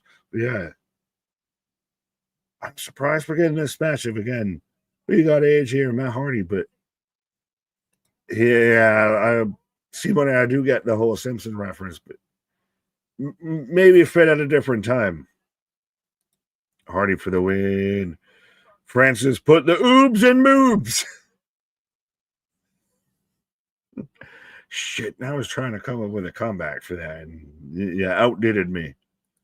I like AJ Francis, Wrestle Rants, KJ Nick with all the flames. I wouldn't want my writing talents associated with AW right now. No, because I'd want to be the one that was the man who turned the ship around. I mean, it seems like they're trying to do that, of going back to everything that was cool 2 to 3 years ago. We've got Jurassic Express. That was cool. I don't get the whole Copeland thing of, I get on one hand, allegedly, truth be told, it's because of Percy Jackson. They're doing a TV show and he's going to be filming that, and that's why he's going to be away if he's going to be on that series. Everybody and anybody, and I almost feel like AW's leaning into the fact with that, of that they want Copeland versus Cena for the last match of Cena. So I think AW is capitalizing on, how can we sell it without selling it? So we'll sell it this way, because more people are talking about that promo segment between Copeland and Christian than anything else on Dynamite, anything else on the Fallout from All Out. You can give all the stars you want to anything on All Out, but the most talked about thing after All Out was Edge saying, I need to go now. My planet needs me. I might need to wrestle John Cena here in a couple of months. Says, what is Matt Jackson in TNA? What? TNA is good tonight. Where's KJ? Is he ballroom dancing? He is the dancing queen. No, KJ's taking a pause for the cause of, again, TNA started an hour late, again, for those who might have been streaming TNA for the first time and didn't realize when it started. Hot hike is AJ misses the spear through the table, but yeah, TNA started at 9. Of SmackDown already happened. I gave it a rating of a 6.5. Again, you can still let me know your rating is Cannonball, nobody home. But we do have Victory Road happening right now, and I still feel like it's a little bit of, it's I-93, and I'm looking for an exit off the highway a little bit. We went from 7 or 8 matches to 11. AJ, TJ, oh, good God. KJ is ballroom dancing. He's not out there ricocheting. He's not the demand, but he might, I guess, be in demand. Tornado DDT. Matt Hardy on the AJ Francis. Matt Hardy for the win. Delete.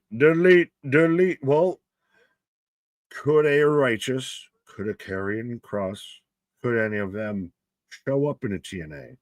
And even then, is TNA away, respectfully, of, hey, is it, I'm going to say this as nicely as I can, is it the practice squad for WWE a little bit of, hey, we don't have to pay these talent, but hey, we can turn around and use them. Matt Cardona, you want to be on WWE TV? Cool, you're going to be here, but we ain't going to pay to be here. All of that vibe. So, AJ Francis, the first person to use a Pillmanized chair to his advantage. Does KJ wear a Canadian tuxedo when he's ballroom dancing? I mean, is there any other way to Canadian ballroom dance? AJ takes out Matt Hardy. This looks like two dads fighting over the last fucking pack of steaks at a Costco or some shit. Control, Alt, delete. No, don't do that.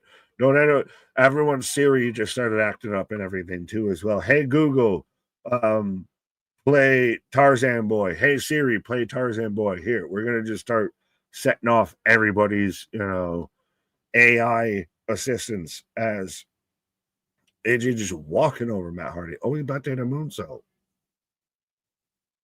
Bold strategy, Cotton. Jose, he wears a tuxedo sheet. No, that's me. I'm the one that give me credit for wearing the tuxedo t-shirt at least. I try and always wear it.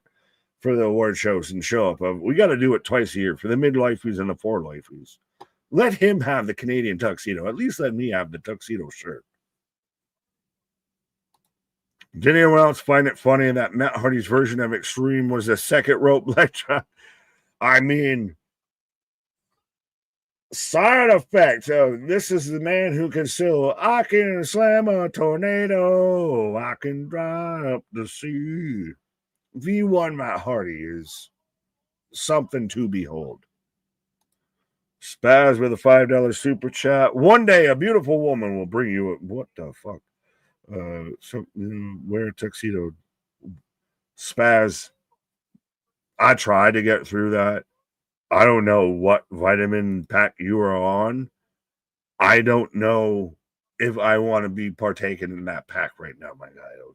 Sometimes you be there and you be helping and you be supporting.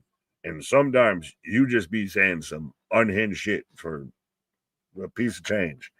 All due respect, my guy. Nick is class. Yeah, I'm a classy trailer park woman. What?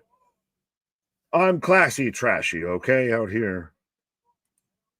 I don't have enough. Yeah, again, you had me in the first half, and I don't even know if I want to try and figure out the second half. As AJ saying how the tag title should be his title, and or does Matt have a different title outside of the tag title? I don't know. You get some random digital media titles and everything in TNA sometimes. I thought he would be the tag champ because him and Jeff, but dumps out AJ onto the outside, and AJ again still he does like the big man like 80s bump of like I go out to the outside but still land on my feet and just kind of stagger around. I got huge tracts of land. All right, Spaz. Fourth rope tag team championship. Thank you, MDB.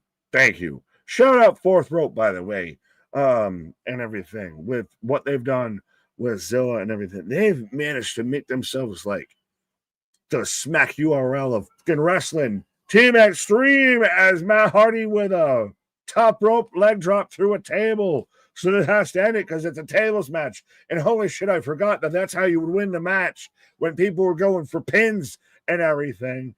That you had to beat someone by putting them through a table because we didn't have tables set up. We only had pinfalls. But anyways. No, Matt, no, I think he just might need a new hip. Or remember when his hip was fusing to his spine? I don't want to try and open up medical cases, but like Matt Hardy at one point was like in a rough shape of just always doing a leg drop for like 10 years. No, that's a TNA tag title. That's not the Fourth Rope title. Yeah, that's the TNA tag title. But still, shout out everything I said about Fourth Rope still stands. I want to see Zilla Fatu more on TV. I do too. And he might be a guy that should be more on WWE TV, not just on TNA TV, not just on Triller TV. And a guy who will always be on your TV or on your YouTubes, on your mobile device, your cellular device, anywhere you consume wrestling for life. That's it. How did they forget it was a tables match? Because I feel like there was near falls. We did.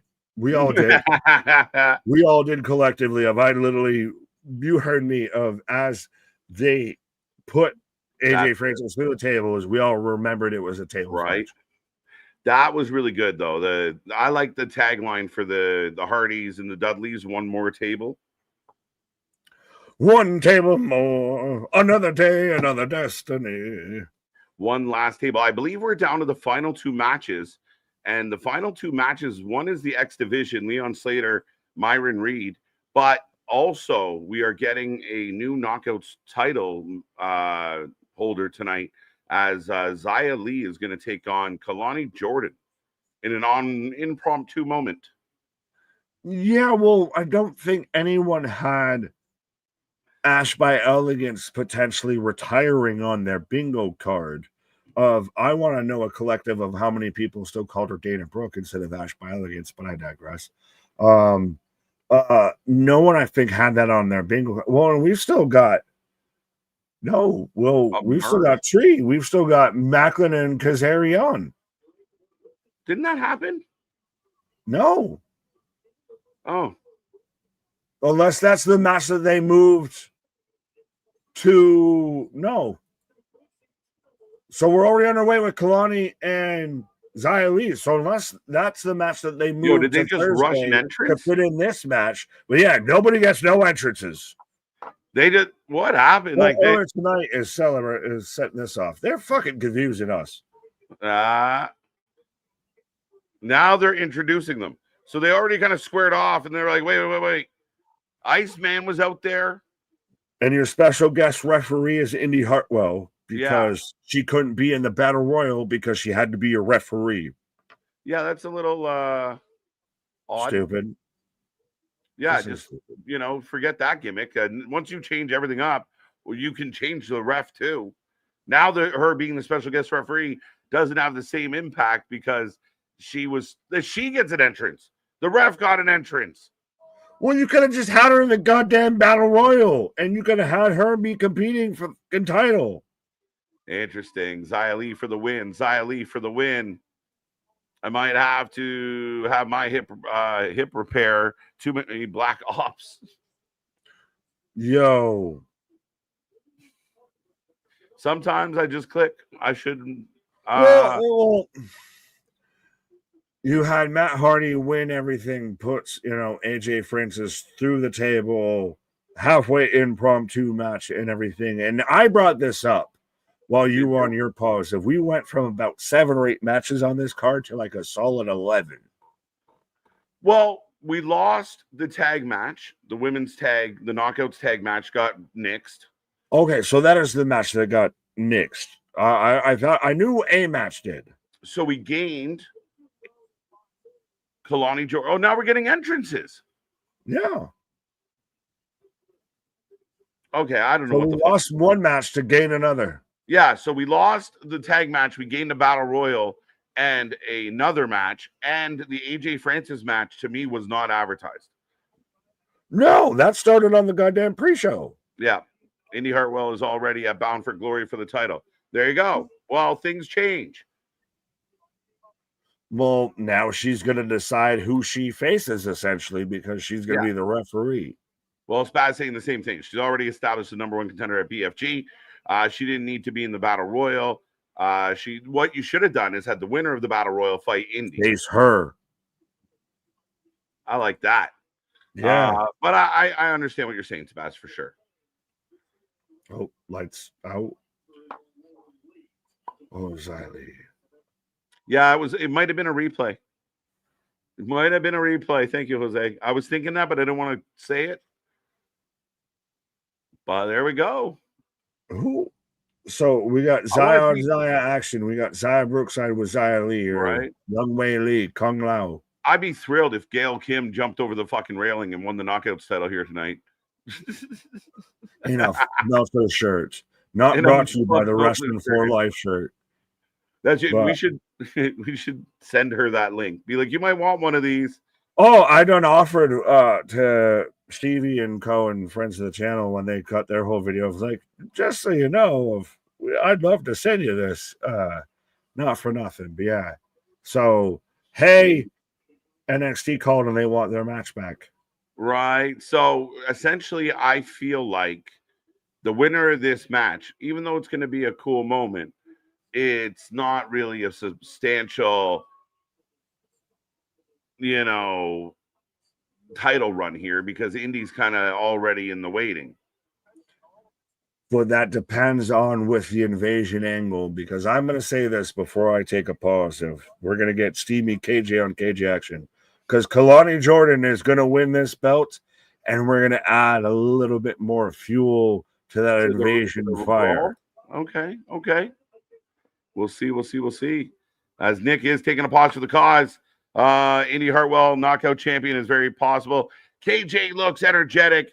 Guess it's the ballroom dancing works. It's the cha-cha, man. It gets me going. Cha-cha-cha. Can't go wrong. Virginia upset FSU in overtime. Good for Virginia. Whenever I watch soccer, I always get fooled by the replays. It's because when you put the replays in slow motion, it looks like, anyway, you get it. KJ is doing the Spider-Man meme. KJ's everywhere tonight. Cha-cha one time. Let's go. Now you got me dancing in my head.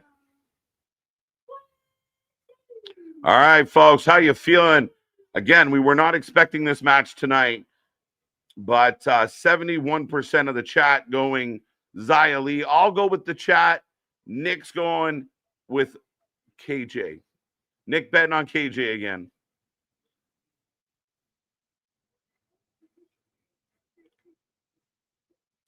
Da, da, da, da, da, da, da. Hey, heroes. What's up, Jake Davis? You can be heroes.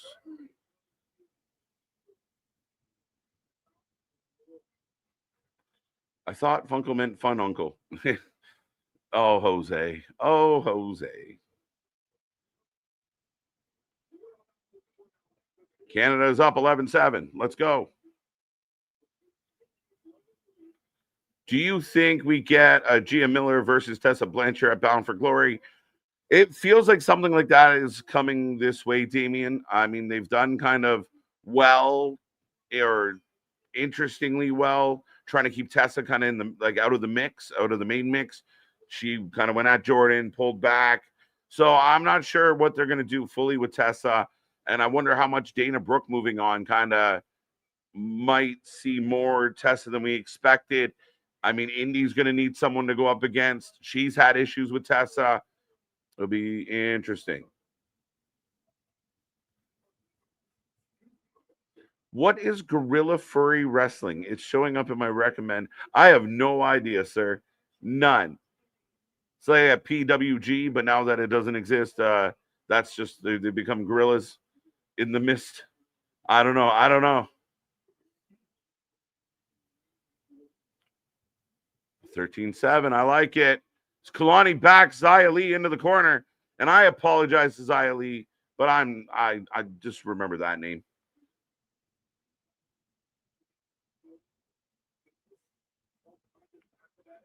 Bum, bum, bum, bum, bum, bum. Who are we looking at? Where is it? Li Ying. Sounds like a virus waiting to happen, Unbroken. Yeah, no, that doesn't sound good at all. Be careful where you click, folks. Oh, nice takedown by Xia Li. But keep that chat coming, folks. Gia Miller is not a slouch in the ring. She's a wrestler before. I mean, yeah, she's got credentials. So, yeah, very interesting.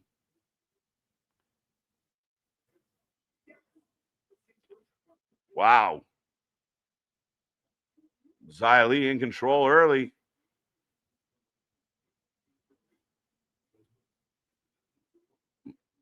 Oh, a little bit of a whoops.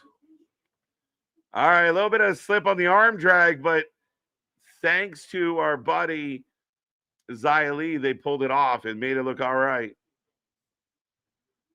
I'm thinking someone is legit trying to wrestle a gorilla, probably, which is not going to go well. But that's best case scenario, Unbroken.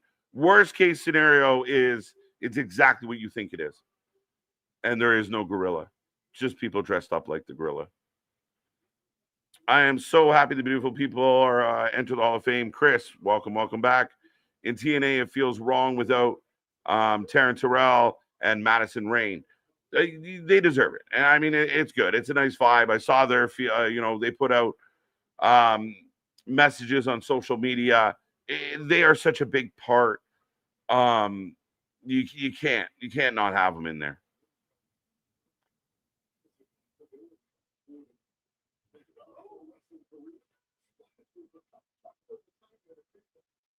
That's enough out of you, Unbroken. Bradley with a $5 super chat. Nick, KJ, and MDB, as you can tell on my Twitter that I'm posting my PlayStation trophies.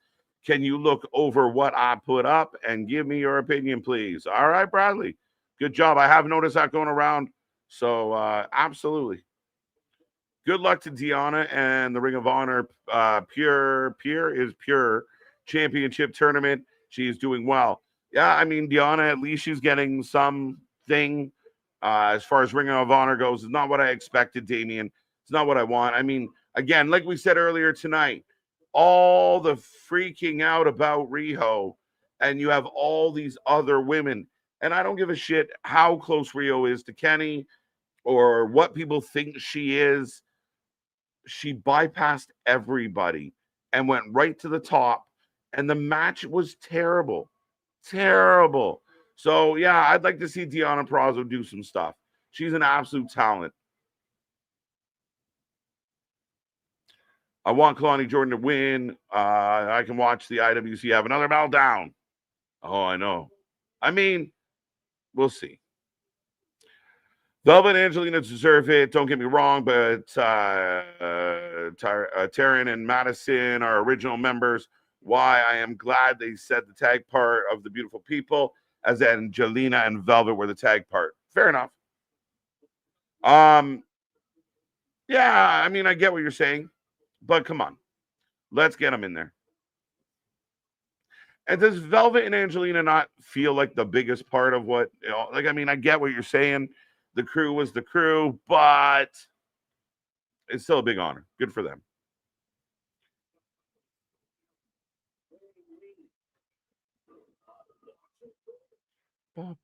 Let's go. Xia Li going for a 2.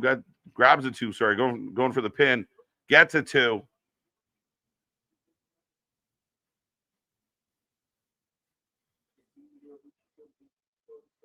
Yeah, I don't have that. There you go. There you go. Yeah. Educate. Let's go. As Xia Li gets Kalani up. Uh-oh. Down goes Kalani. Both women kind of dizzy. Indy getting in the way. Indy gigantic compared to these women. Just want to point that out. Nice. Beautiful Northern Lights by Kalani. I'm kind of excited for AJ versus Cena. I will admit, I am also excited for it. Again, it feels like a big deal. It's two guys that have long Hall of Fame level careers. Yeah, let's go. Let's run it back. Let's get them in the ring. And I am actually looking forward to it. Fans wanted it, and the fans got it. So let's do it.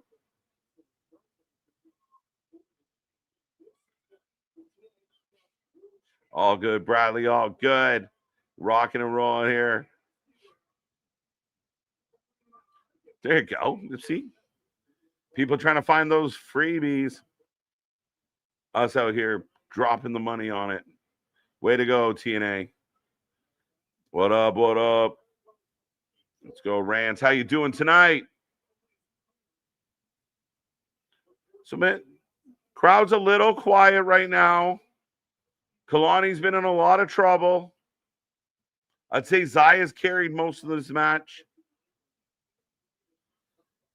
Favorite match of the show so far was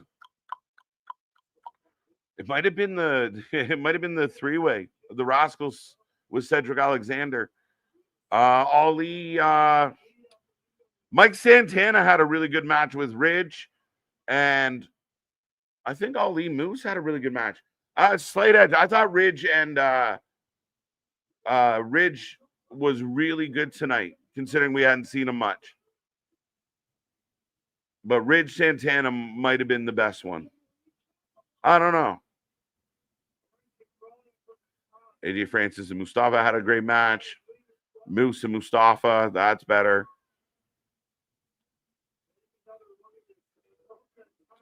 Yeah, they really are having a good match. No need for sorry, sir. Keep that chat coming. Keep it busy, folks. As we do have Indy making a count, but both women are forehead to forehead. Taking a look.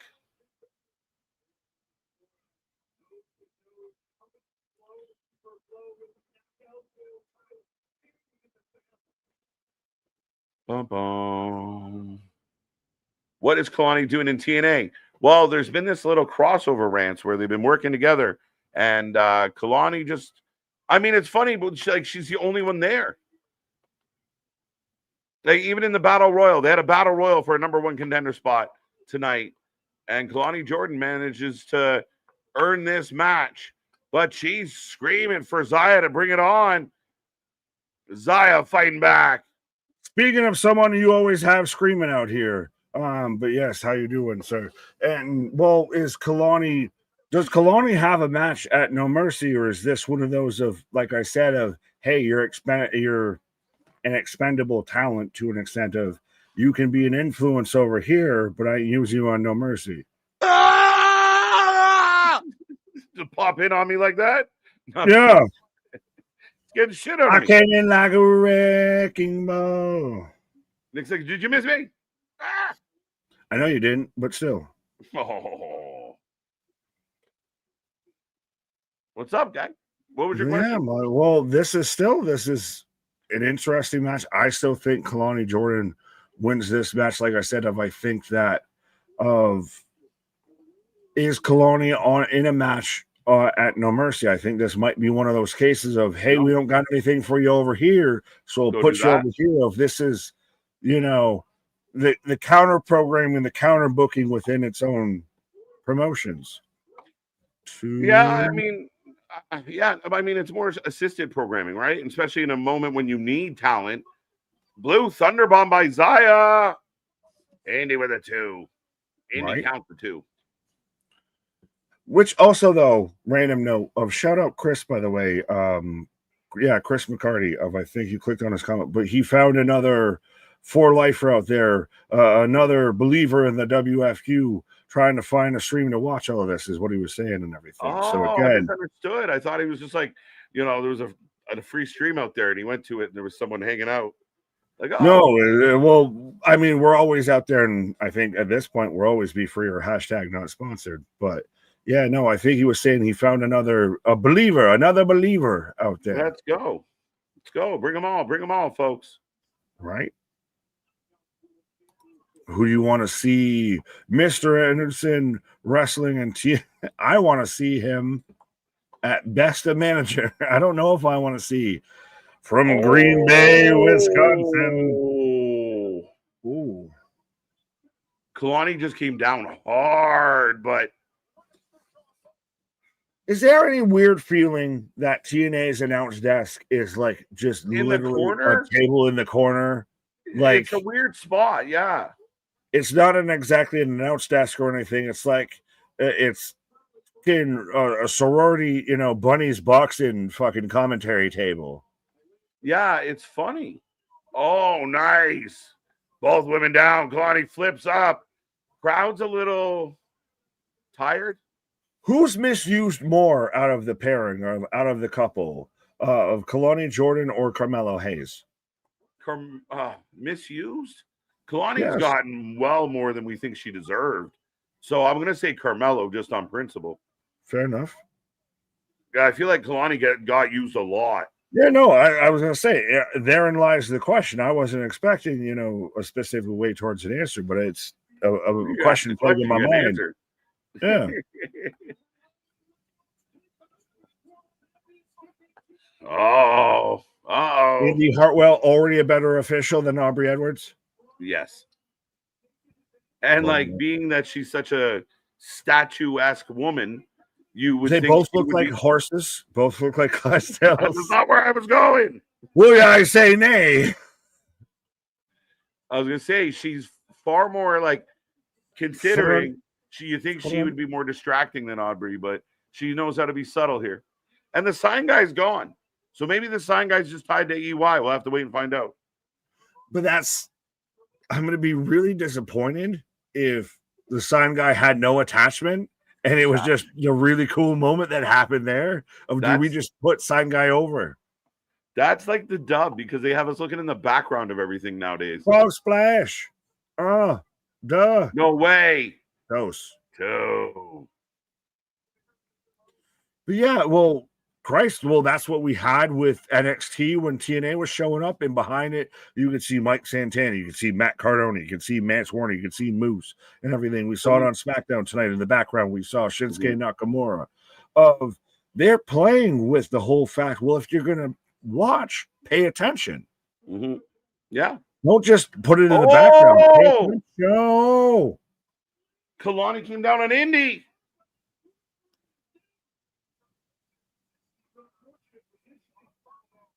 Xia Li gonna take advantage. Test your might. Dun, dun, dun. Spinning back heel kick. Finish. Black mass. Deux, trois. No rap. Think. Set. No rap. No. Where's the rap? Indy. What are you doing? Get up. Come on, Indy. 1, 2, 2 3/4. Oh. Harry Potter couldn't make it on that platform. Oh! That is a leaked sound clip that other streams won't have of Xia Li after that whole kick out and everything. Carlos at the ringside again, by the way, if we haven't noticed. In the cuck chair. Well, if you believe what some people will have you believe, that TNA is just getting, worked over by WWE, then, I mean, he likes to watch. Right? Oh, my God. I didn't say I believed it. I just explained it. I just explained it. Stunner, a split stunner. Kalani's going to win. I've heard of a Stone Cold stunner, but I've never seen a split stunner. Split-legged moonsault. She's going to win. She's going to win. And new Knockouts champion. And Kalani Jordan. That's another, and NXT gets another TNA belt. They're going to get him back. But again, what is the moment in the invasion that's, the Archduke Ferdinand got shot and everything? What kicks off the battle? That's a history quote and a history little tidbit. I think it has. There. I think Tuesday was that moment. Was it that? Was that March on Poland? It feels like the start of it, yeah. No? I still wonder. Well, and Carlos Silva out there, and again, and the Indies not happy. And bending the knee to NXT, right? Because Carlos Silva end up in a neck brace like Tony Khan. At least he'll fucking tie it to a story. I bet he might not. He won't show up on an NFL draft with it. I can tell you that. Well, he might, but at least he'll follow through. Like, why go to the draft with the neck brace and not do anything on your actual show with it, moron? But anyways, how do you feel, Kalani Jordan, your new knockout champion? In the same moment, we thought we were going to get Ash by Elegance versus Masha Slamovich, and instead we get neither, and we get Xia Li versus Kalani Jordan. Bro, I didn't like 23% of the chat took Kalani to win this. Like, not many thought Kalani was going to pull it off, though we didn't expect it. And I'm surprised because your world title got vacated. And I don't know if this was the time to let it out. Like, maybe you should have kept it in-house under the circumstances. But which is a bigger name? Respectfully, Kalani Jordan on NXT has it, or Xia Li, Ye Wing Lee, has it on TNA. Look, remember? Oh, I get it. The full circle. That's a story. They worked out. Oh, yeah, shit. Yeah. Oh, hey, Tony Khan, long-term storyteller. So long we forgot about it. Of the fucking, when she was calling in the menu clip and everything, when she was calling her shot and everything. Yeah, when Dana went down and they did the workout videos together. Physical. TNA Knockouts World Tag Team Championship this Thursday of the Inspiration taking on the Elegance. Spaz just said it too. There you go. It didn't dawn on me until I saw them hug. When they hugged, I was like, oh shit. Anthony's just at home shaking his monitor of like, those idiots don't get it. I got This it. has been building for years. Yeah, I might not be as crisp on my Dana Brooke trivia as I should be. Well, I guess it's a good thing it's not a Wing in the Ring then. Well, speaking of Wing of the Ring, folks, Oh. October 2nd, October 2nd, Wing of the Ring. Sales pitch. Right, like I don't want to say the wrong date, but Thursday, October 2nd is the return of Wing of the Ring, but it's Halloween. With Halloween, we talk candy. We're going to mix it up. We're going to make it a little more difficult. We might actually have another face on the screen that you don't see right now, and a face that you don't see as much as we should. But we do have a friend from over the pond that will be coming to join the trivia. It's Spooky Ookie Wrestling Trivia and really gross candy. Let's go. Yeah, we might be been boozled as I can do all of that. But yeah, we might have been boozled on this whole situation. We got spooky dookies, but no Wendy Chews. That's the first question. It's the first question. Get ready. I'm fucking jump through this monitor. Yes, well, folks, I think we've all cat's out of the bag at this point. We've decided instead of the spicy wings, we're going to do the bean boozled. So it might be one of those. He let it out. Yeah, fine. Let it free. Let it flow. Let it fly. And I got a Kazarian Macklin package. But yes, one of those, instead of the spicy wings, we might be either eating, blue raspberry or toothpaste. We don't know. That it might be the sound we'd be making during all of this streaming and everything. Yeah, this one's going to be fun, folks. Tune in for it. We might try and mix up some of the stuff as far as other episodes moving forward, but we just want to entertain y'all and have a laugh.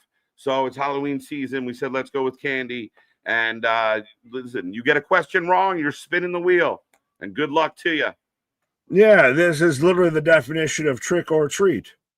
Trick or treat. Yeah, might not be a treat at all. We're talking about Trick Williams. Oh, yeah, you were right. Son of a bitch. Sorry? How dare you? How dare I talk about things? I don't know. Where is it? Oh, there Wendy it is. Charleston Chew. Yes. And that makes me mad because I actually like Charleston Chew, which, by the way, strawberry Charleston Chew is the best Charleston Chew if you're going to go that route. Do you have them in Canada? I feel like that's like a staple up there. We do have it. I'm not very, I think maybe a couple times I've dabbled with a Charleston, but yeah, no, not often. Fair enough. You're not one of them stick it in the freezer and, break it up or anything. No. We do that. I do that more with would be like a toffee. Oh. Yeah. We have Macintosh toffee. It's called Whack Your Mac. Pause. That's your tagline. Well, you would think with like a toffee or caramel or something like that, you'd want that almost a little bit softer. Pause. But yeah. Some people will put it in the freezer and then you break it and it breaks into parts and then it's like hard candy. Oh, it's like a brittle. Yeah. Well, it's brittle, so it's a brittle. It's just you got to suck on it before you chew it, Nick. Oh yeah. doing it well. Welcome to Late Night on Fridays when the wrestling has lost a little bit of the wrestling may suck, and apparently we might too. It does not. Oh, it's not that way. The other way. I made a joke and it didn't work. Yes, thank you so much for the $10 super chat, Spaz. Great minds think alike on this one. I didn't dawn on me that this comes full circle until they hugged on the stage. And yeah, I mean, again, it is interesting because Dana went down to mentor Kalani. Dana gets released because it wasn't working or other reasons. Now Dana says goodbye, and it's Kalani Jordan that is the one that gets the belt. So, they had to get a member, somebody into, Alberta in time to win this belt. So it feels like maybe they handpicked Kalani for obvious reasons now. Yeah, but it feels like they backslid into like a perfect story with all of that. that was clearly not the play. I feel like you were kind of saying, they very much called an audible and somehow managed to score a touchdown Right. on that. Yeah, it kind of works. I mean, I can already hear the internet fans out there that love the poke and another NXT talent and blah, blah, blah, blah. We'll see what it means. Again, like you said, it's another reason for TNA to be pissed right off about the situation. Oh, absolutely. As right now we're getting Macklin out here. So we're getting Macklin versus Kazarian in your co-main event before we get the main event. And are you surprised for a Victory Road? All due respect, that it's like 3 hours long. No. Is it? What time did it start at? It started at 9. Well, hey, yeah, remember, like this. It starts at 9. No, not surprised. I mean, this is why I think these should be Thursday shows. Like you do the pre-tape shows. You have no competition. Like I don't know if after watching 2 hours of SmackDown, I want to exactly stick around for what might be a potentially dragged out 3 hours of TNA. All due respect. No, and I mean the one advantage they had tonight is the fact that it is out west. Therefore, the time change allows them to go a little bit later, so they get 2 hours of uncovered or unblocked or uncountered programming, but that's tough sell when you're already an hour deep. I keep saying it. You do these shows on Thursdays in lieu of a weekly, and you call it, Victory Road, but it's a special episode. It feels different. You don't have to go 3 hours, go 2. Just fill it with matches more than story, and you're good. If we were coming out of 2 hours of SmackDown at 10 o'clock, right into Myron Reed versus Leon Slater for the X Division title, I think that's an amazing Friday night of wrestling television. At this point, I don't know if we're going to be watching that match before it reaches Saturday. We should be, right? Like, I mean, Macklin Kazarian could be an hour or two different things. Like Macklin Kazarian can't go 15 strong, can they? I mean, they could, but they shouldn't. They could, and they might. And then we also going to have a video package, and we're going to have this, and we're going to have that. Like, I get the whole, and to me, it's overall, respectfully, Victory Road doesn't feel like a pay-per-view. It feels like a special. It feels like a Clash of Champions. It feels 2 hours on a Thursday. Yeah. Like we've talked about. There's fat that could be trimmed here. Yeah, I would say so. And like I said, I mean, it doesn't feel like a Bound for Glory. It doesn't feel like a Genesis, and it's not supposed to. We get that. I get it. I get it. And I understand why they won Fridays, because they want to sell tickets in the local markets. They look like they have a good showing of people here tonight in Edmonton. I mean, especially when Anthem's involved, you could technically do once in a while a 3 hour Impact and you'd be fine. Yeah, well,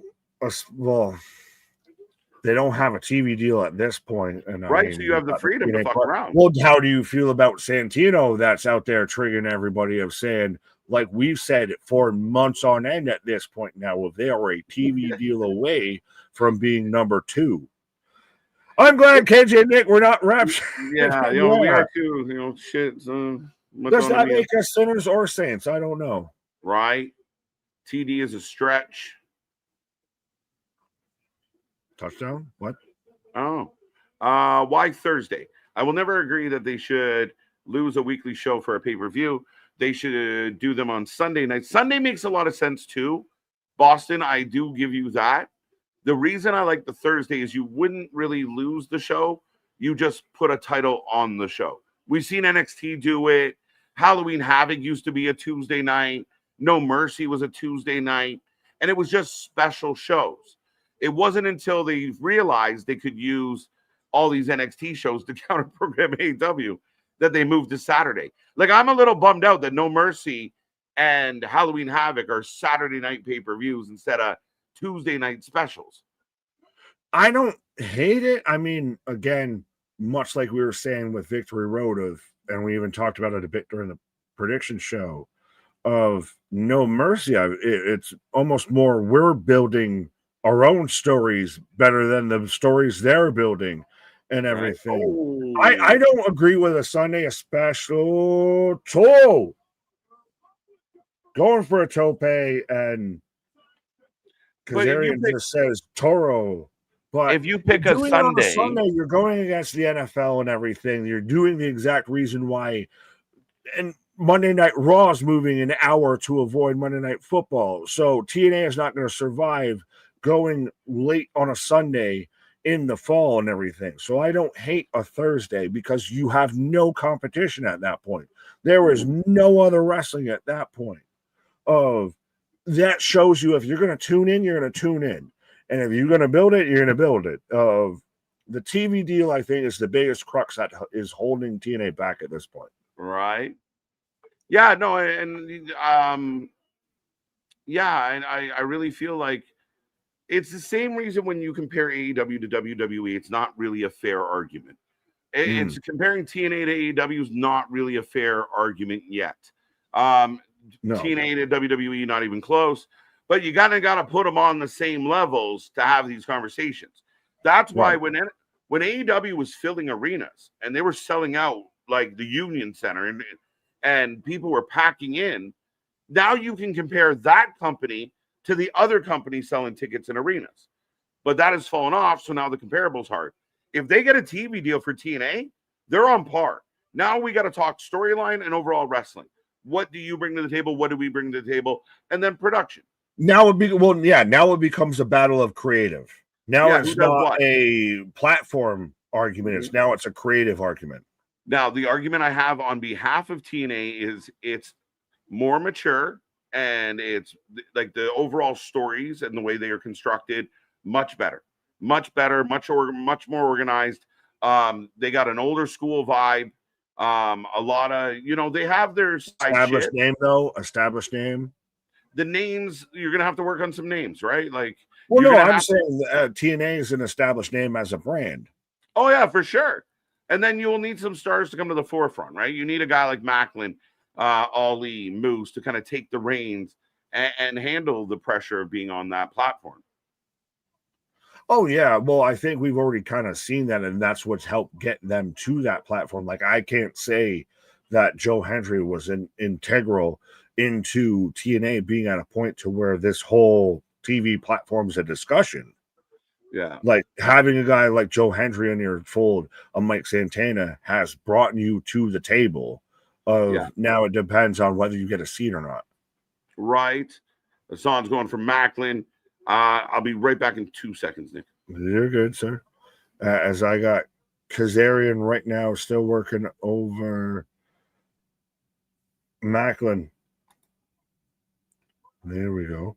As KJ's taking a pause for the cause. Rolling neck breaker.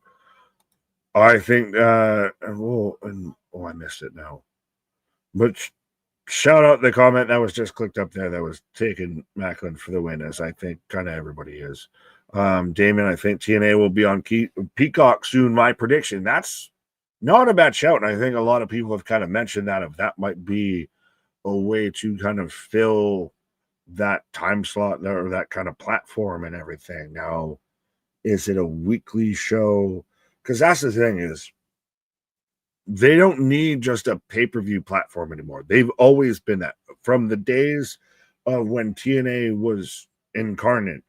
They've been on a pay-per-view kind of schedule and everything like that, or a buy rate way of doing business. Them being on an actual weekly television show is going to be a thing. So do they go on the same network as the CW? Whoa, that was supposed to be a thing and wasn't a thing. That was momentum, got the fucking best out of everybody involved in that. What weekly TV deal do you think TNA gets? I don't know if they do a weekly show on a Thursday on a Peacock, maybe. I think it'd be really interesting, especially going with getting, hey, I'm CW and I want to make this seem interesting. of I've got both TNA and NXT on my platform, on my network, and they're both having it out. Let's go. Chris McCarty, they were on Spike, lost the deal. We're on the Man channel, lost it, went to TNT, lost the deal, went back to Spike. Vince Russo screwed them. When he, instead of sending it to Mike Tenay, he sent it to Mike Johnson. Yeah, no, they were on the Destination America at one point was TNA. They were also on Pop TV. I still say TNA, and that's why I champion them. Like, why I really appreciate Anthony championing them. And they have like this extra little Brucey bonus point with them because they're like the goddamn Harry Potter of pro wrestling. Angle slam from Macklin, 1, 2 count.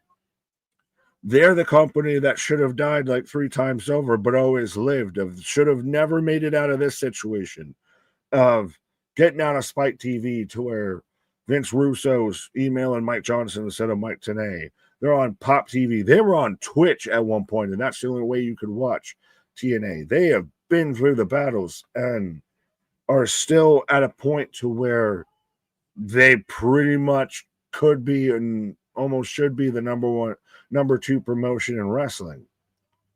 Diving headbutt, 1, 2 count. Hell of a match after the getting Psycho knee and then a diving headbutt.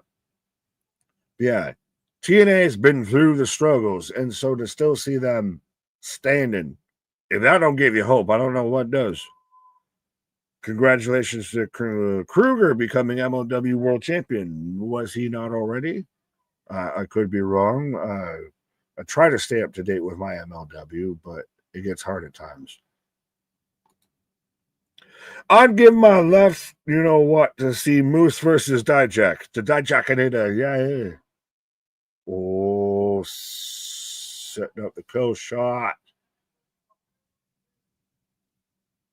Oh, Kazarian counters into a kind of a slingshot cutter. 1, 2 go.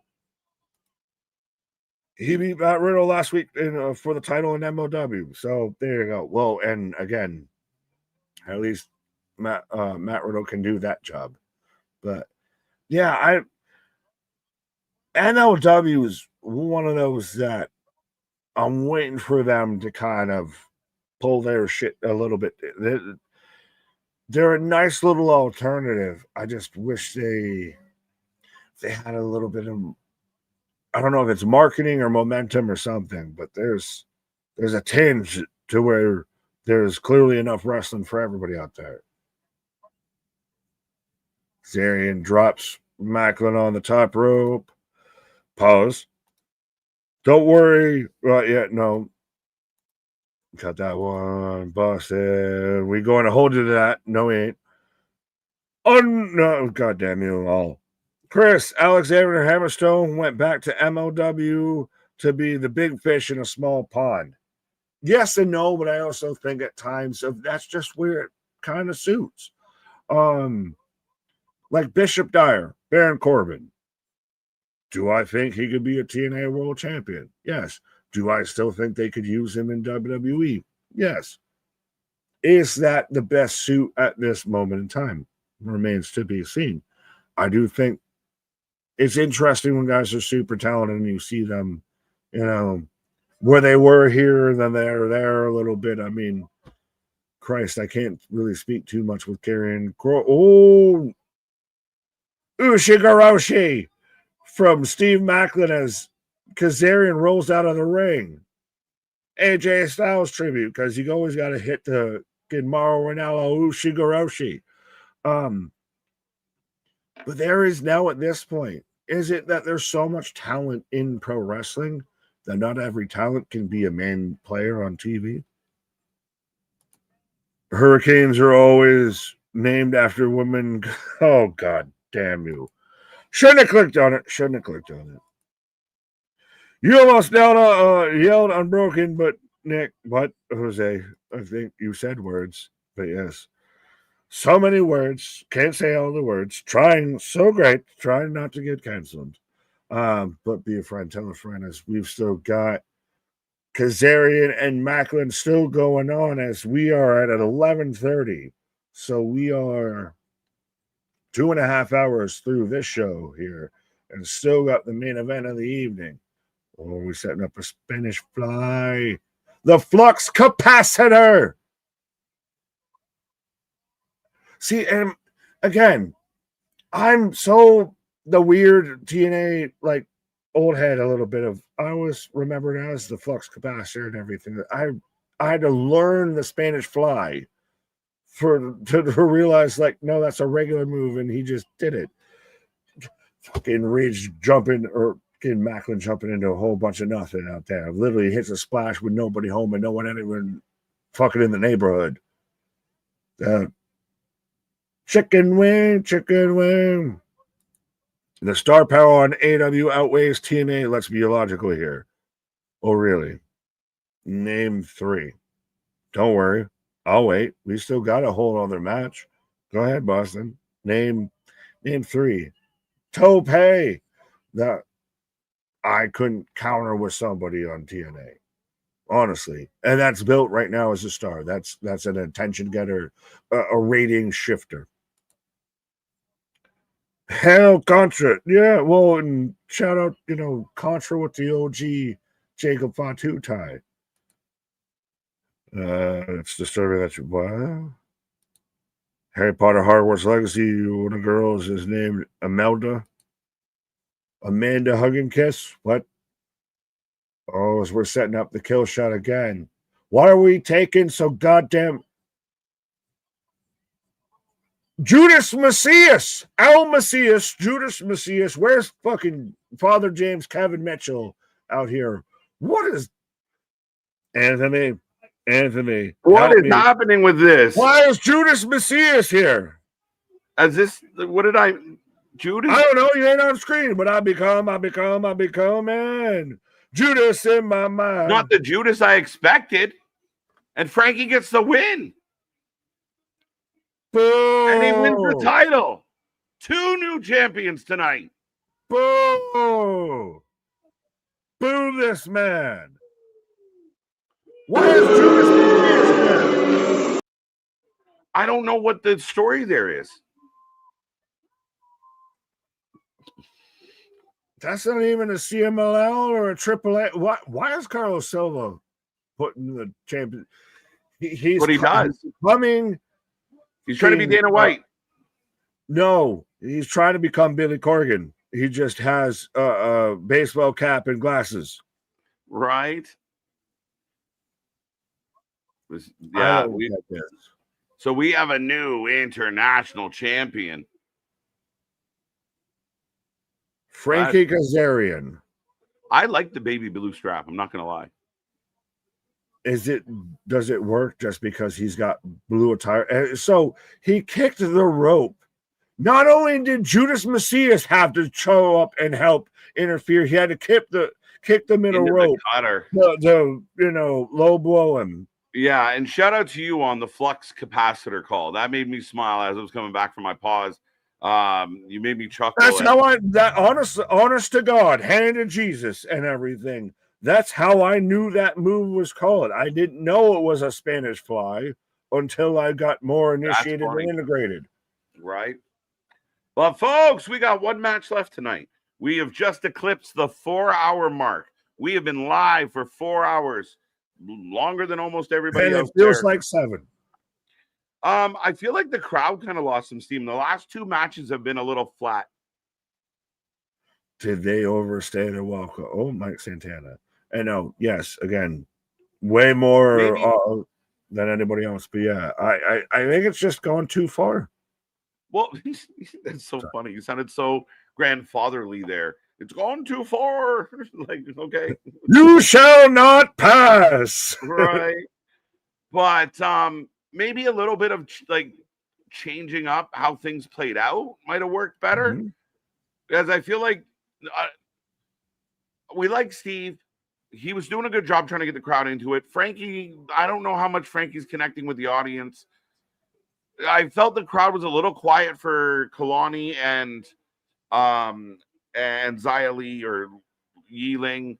But we'll see if they come up. This should be a fun match, main event, as we are getting the class of 2025 TNA Hall of Fame. So we've got the beautiful people and Mickey James. So we've just got a collection of beautiful people. That's it. Well, and I mentioned it of how would you feel if literally it was like 10 o'clock or so, we're coming out of SmackDown and we're rolling right into the main event of to where it's Leon Slater and Myron Reed for the X Division title of like we literally just carry on momentum, carry on my wayward son into the top match for Victory Road. Yeah, I mean, I like that the X Division instead of at midnight. Well, I mean, again, it's a 2.5. I mean, 3-hour show for a special show doesn't shock me. 2 hours would feel like a weekly television show, no? Which is kind of what we said it should be, no? You might be right. Yeah. Yeah. Right? Well, and so Boston answered my question because I asked. He was saying about TNA versus AEW and the talent roster is laughable to say that they're number 2 versus number 3 and all of this. Name 3 wrestlers that are bigger stars than anyone in TNA. Easy. Ospreay, Swerve, MJF. So you just named the bench. Name me an active fucking starter right now because you just named the bench at this point. I understand what Boston's saying as far as name value goes. You got guys like MJF. Even Moxley has name value. I hate him. PWI put him number 2. As I love this entrance, by the way. It's one of the best. Let's go. The Rascals in the house. Victorious earlier, Zachary was. But anyone else see Trey Miguel and just be like, Ricochet, what could have been? Maybe a little bit, but yeah. Trey does Bold, trade better. Fatu, short, yeah. High flyer, yeah. But I get what you're saying, Boston. And I think because it's the AEW has that head start. Like, if we turn back the clock, we didn't really know MJF was the star that he was. Swerve was floundering a little bit in WWE eventually to find his way to AEW. So I agree with you for sure. Like, if TNA getting a TV deal doesn't go poof, you're number 2. But it now puts them in the battle to be number 2. They will need some name value, but they do have some really good talent, like a guy like Macklin. And we talk about the Rascals, right now in the ring. They have an X division that's super exciting. So when you compare product that gets presented, they're going to be a lot closer. But you're right. As far as AEW holds that head start, TNA's got to make some stars. But that's the thing. Is it one of those that this shouldn't be as close as it is because you had a head start. You had a fucking 3-year head start to be here.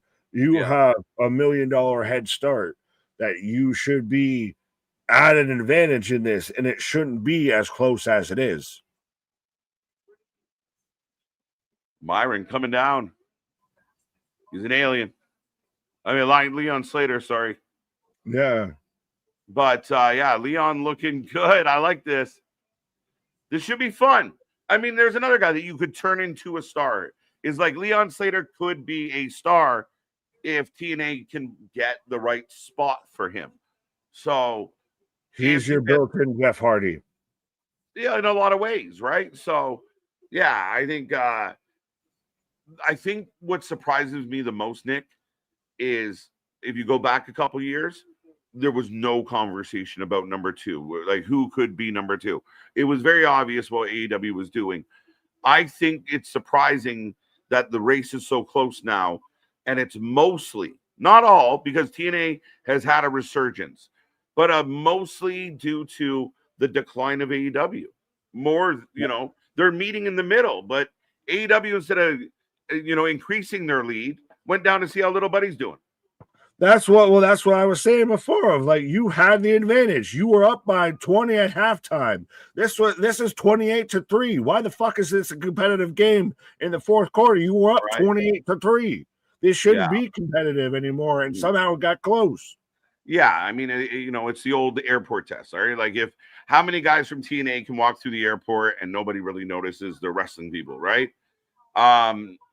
You know, there's definitely more people that get recognized from AEW and more so from WWE as well, but it's all platform size, right? Like let's even the playing field and let's see what happens. And there is a chance But that that's the thing, is the playing field was here and it's gotten closer to here. Yeah.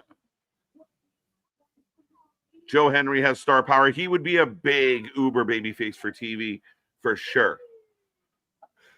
If he's still here. Well, it's going to be one of those. Once they get a TV, and where do they get TV? How does that go? Does it end up on a Peacock because they're filling in that back void? But is that then just special shows versus weekly TV? Do they go full Dawson and you get NXT and TNA on the CW, and then you can compete within the same network? Yeah, I don't mind that idea at all. Like if I don't know where the CW stands, I don't know. I mean, the interesting thing was the old rumor of, you know, TNA might be able to go to WB, but they might have to switch, or sorry, CW, but they might have to switch to Wednesdays. What a quinky dink, right? Oh, just so happen to be. We got one free spot between 8 and 10 on Wednesdays. But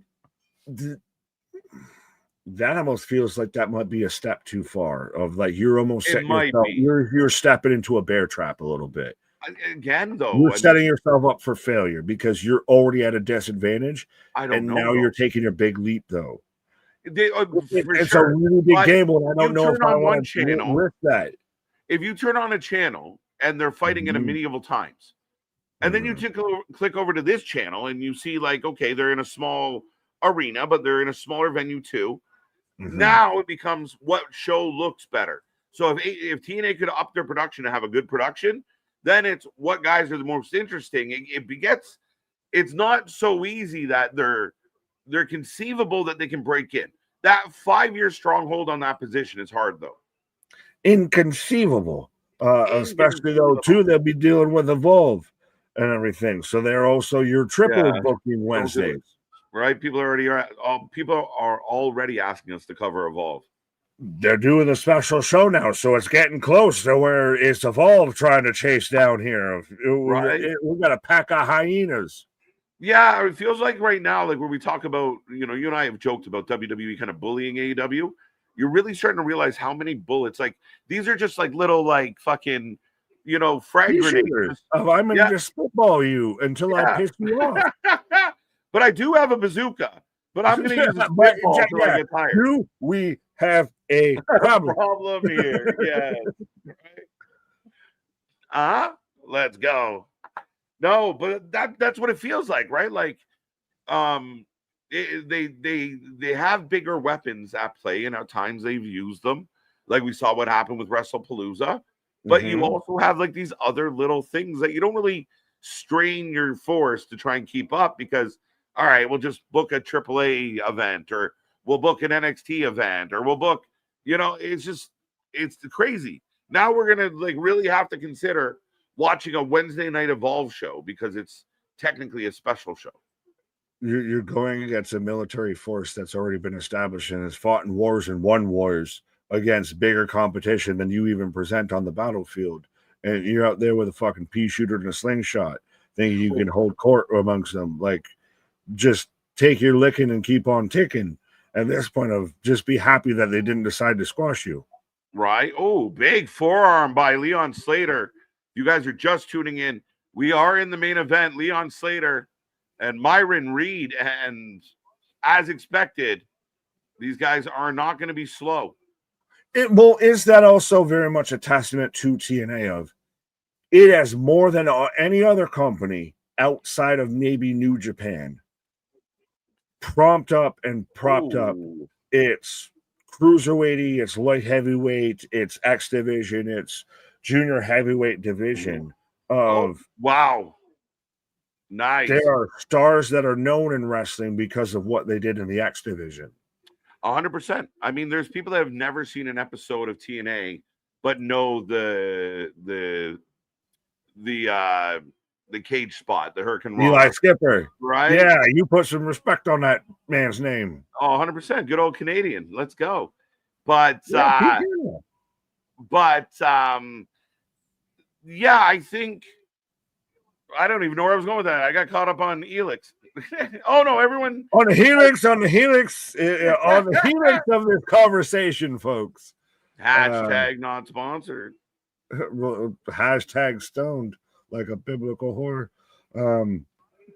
As Leon Slater with a big ass crossbody on the outside. And now we're back in the ring. No, this is, I mean, you're trying to end the night with a good amount of energy. And back to your question. Yes, they definitely, I'm glad they never gave up on it, Nick. I'm glad they always stuck it out. And it was always a big part of the shows. We've seen other companies, you know, the WWE tried it twice, failed twice. You know, WCW was really the only company in North America that really highlighted cruiserweights and did it well until they got frustrated with being, you know. Well, that's how we know about Chris Jericho, is because he was king of the cruiserweights and everything. And then when Nitro was on, I couldn't wait for the cruiserweights. Like, I'd be like, what cruiserweights are fighting tonight? For sure. I got introduced, as many did, to Lucha Libre Wrestling because of WCW Nitro, of La Parca, Juventud Guerrero, Psychosis, Damien 666, all of that. Ronald Mysterious, exactly. Right. Well, that's when he was still the junior. Christ, Eddie Guerrero. Eddie.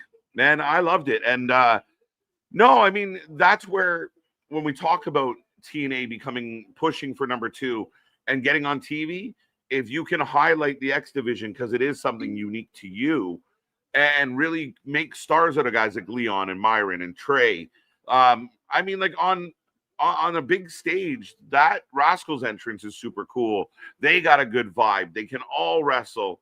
So that's where that will be the job of Carlos and crew. You got to make some TV stars now. Oh, 1, 2. Goes out of nowhere. Poison Rana. Scaffold match. Rhino and AJ Styles. Where's Rhino? I feel like we haven't seen Rhino in a while. Gore. He's out there at a wildlife exhibit. You know, he's happy. Night at the Museum. Night at the Museum 3's being filmed. Well, and I like this though of insert Helix sleepy mattress here. Exactly. Hashtag not sponsored. But folks, if you need a good night's sleep, folks. What? Get your Helix today. Rey Mysterio versus Eddie Guerrero. Hoovy. I was such a fan of Hoovy. Let's go. The juice is on the loose. The juice box. Let's go. And the Rock in Juventud was the best. Shot all over him. To me, it was always The Rock and Booker T. Yeah. Booker T, hair done by Whoopi. Shane McMahon, still up. Eddie Guerrero versus Tiger Mask. Let's go. Chris. Digging them up. I like it. Ronald versus Eddie was pretty much everyone's introduction to Lucha Libre. That's where everyone remembers the Mysterion, the Mystico attire and everything. Yeah. Well, that's like, I mean, dude, that's we talk now, we joke around about like I kind of have that affection for the Lucha wrestling, and that's where it all started because I used to get pumped for like La Parca was the coolest shit. And like you said, like, and I think part of it, I could never do any of that shit. So I always thought it was super cool. Jushin Thunder Liger. Right? Look at that guy. Took a while to get ready for his job. Well, yeah. Well, he also has the New Japan connection too as well. Yeah. That's where we crossed paths there. Yeah. Oh. See, the crowd's been a little quiet for the last. Yeah, because it's almost goddamn midnight. Oh my God, Grandpa. It's Friday. Shut up, you. Oh, he just jumped in the out of that. Oh, UFO. Oh, shit. I would have puked. ET phone home for a 1-2. Let's go. Oh, they're waking them up. Nick. Yeah, well, I mean, when you have Kazarian win, I'm sorry that not everyone's in a rage and, you know, trying to get out of this cage. You might have sent them home, Grandpa, at that point when you had that match. Yeah, I feel like the Kalani Jordan match tucked everybody in, and Kazarian winning the belt put him out. Put him out. Yeah. Indy Hartwell and Kalani Jordan tucked everyone into bed, and Frank Kazarian gave him a little smooches booches on the fucking Right. forehead. Good night. That's too funny. But Myron is going to the top, cut off. Sorry, other way around. You're good. You're good. Other way around. Remember Petey Williams, says your nemesis. Yes! Little Petey Pump. Nemesis. How could you the Canadian destroyer, folks? Amazing Red. Amazing Shout Red. out. Legend. Still going. I think they were waiting covered, so much for that, though. Right? I think we've covered like 3 or 4 Amazing Red of his final retirement matches. Yeah. Yeah.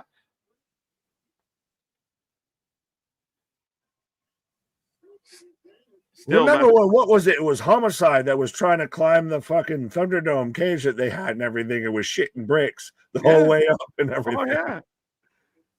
Him and his big ass feet. Well, and then oh shit, he cleared him. He could have laid and cleaned on his damn feet and still clipped him. Match is cooking. Yeah, no, I like this. And it's ebbs and flows. They're selling. 2 good wrestlers. Holy shit, breaks out. Oh. Nick's face right away. Like Bull Buchanan just rolled over in his position after that fucking crashing ass kick. Small packet. Whoa. Oh. Whoa. Whoa. The fuck was that sequence? Nothing but cool. For those who can't watch, that was suplex and a suplex and a suplex on the outside and then a jetpack stunner and Jesus H. Christ. That was a hell of a sequence, folks. Like literally here on the replay, Nick, they rolled into the suplex, coming off a suplex, up to the outside, and then it looks like you're about to hit a suplex. Myron reversal hits the cutter. Wow. Somehow nothing looked as convoluted and contrived in that whole segment than has in parts of this match. They did everything in motion. Yes. And that's a big difference. It was a lot, and I'm challenging AEW fans out there. You want to debate it, let's debate it. But the stopping and starting at All Out really like I felt a lot of the matches were oh my God. That's it. I don't know who got the worst of that. I don't even know who hit what on what. Myron came down hard on his back, but yeah. Holy shit, breaks out again. These two know they're in that main event spot. Yeah, 450. Huge. There is something. There's always like that select group of like they literally you can see anybody can try and do a 450, but there's that one little pocket that like just spin like goddamn Sonic the Hedgehog. 2. All right, this is how you end the show, folks. How are we feeling out there? The soldiers that have been with us for almost 4.5 hours. Is Victory Road going to end up better than SmackDown? Yes. It already is. Oh, really? Yeah, I think so. I mean, again, it's a special show. I think I've liked more of what I got here. I mean, we did have the lull in the middle here, but we're ending really well. We started really well. I think it's a good show. SmackDown didn't impress me tonight. Javon Evans versus Sami Zayn still might be match of the night. Match of the night. Maybe one of the matches of the week. Let me know what you guys think. Match of the week, Sami and Javon. What beats it? Is it going to be crazy when it's better than... Oh, yo! Huge cutter. I don't know if they took the red pill or the blue pill, but this is a goddamn Matrix right now. It's literally like Spider-Man versus Spider-Man. Like, it's a fucking meme. Yeah. Like they know each other's Peter moves. Parker versus fucking Miles Morales. Yo! Oh! Superplex cutter. What the? Of course. Cutters out of nowhere. Randy Orton would be proud.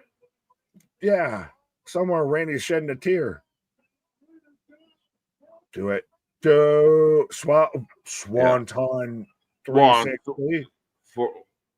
They say 450. It feels 360. Either way, just Big good. Leon Slater. And still. And why I said he's TNA's Jeff Hardy, because he is already your young gun, your guy that you have nothing but to build with and everything. Man can take a swanton bomb, still stretch out like a Jeff Hardy, and hit a 450 in the same move. Like, the man just has hang time for days. He out there is doing attack return during hang time. Right. Yeah, a really great match. Crowds on their feet. Everyone's standing. A hell of an outstanding match. Two young, outstanding talents. Did want to acknowledge Boston. I do agree with you here, Boston. That opening match on Dynamite with Brodito, that was outstanding. That was a really good match. That was one of the best tag matches I've seen in the of 2025. Well, we got to really. How fitting is it? We have a solid 3 contenders for match of the week coming off of show to show or toe to show for both shows with pay-per-views, and neither one of them had a match that was as good as the 3 matches this week.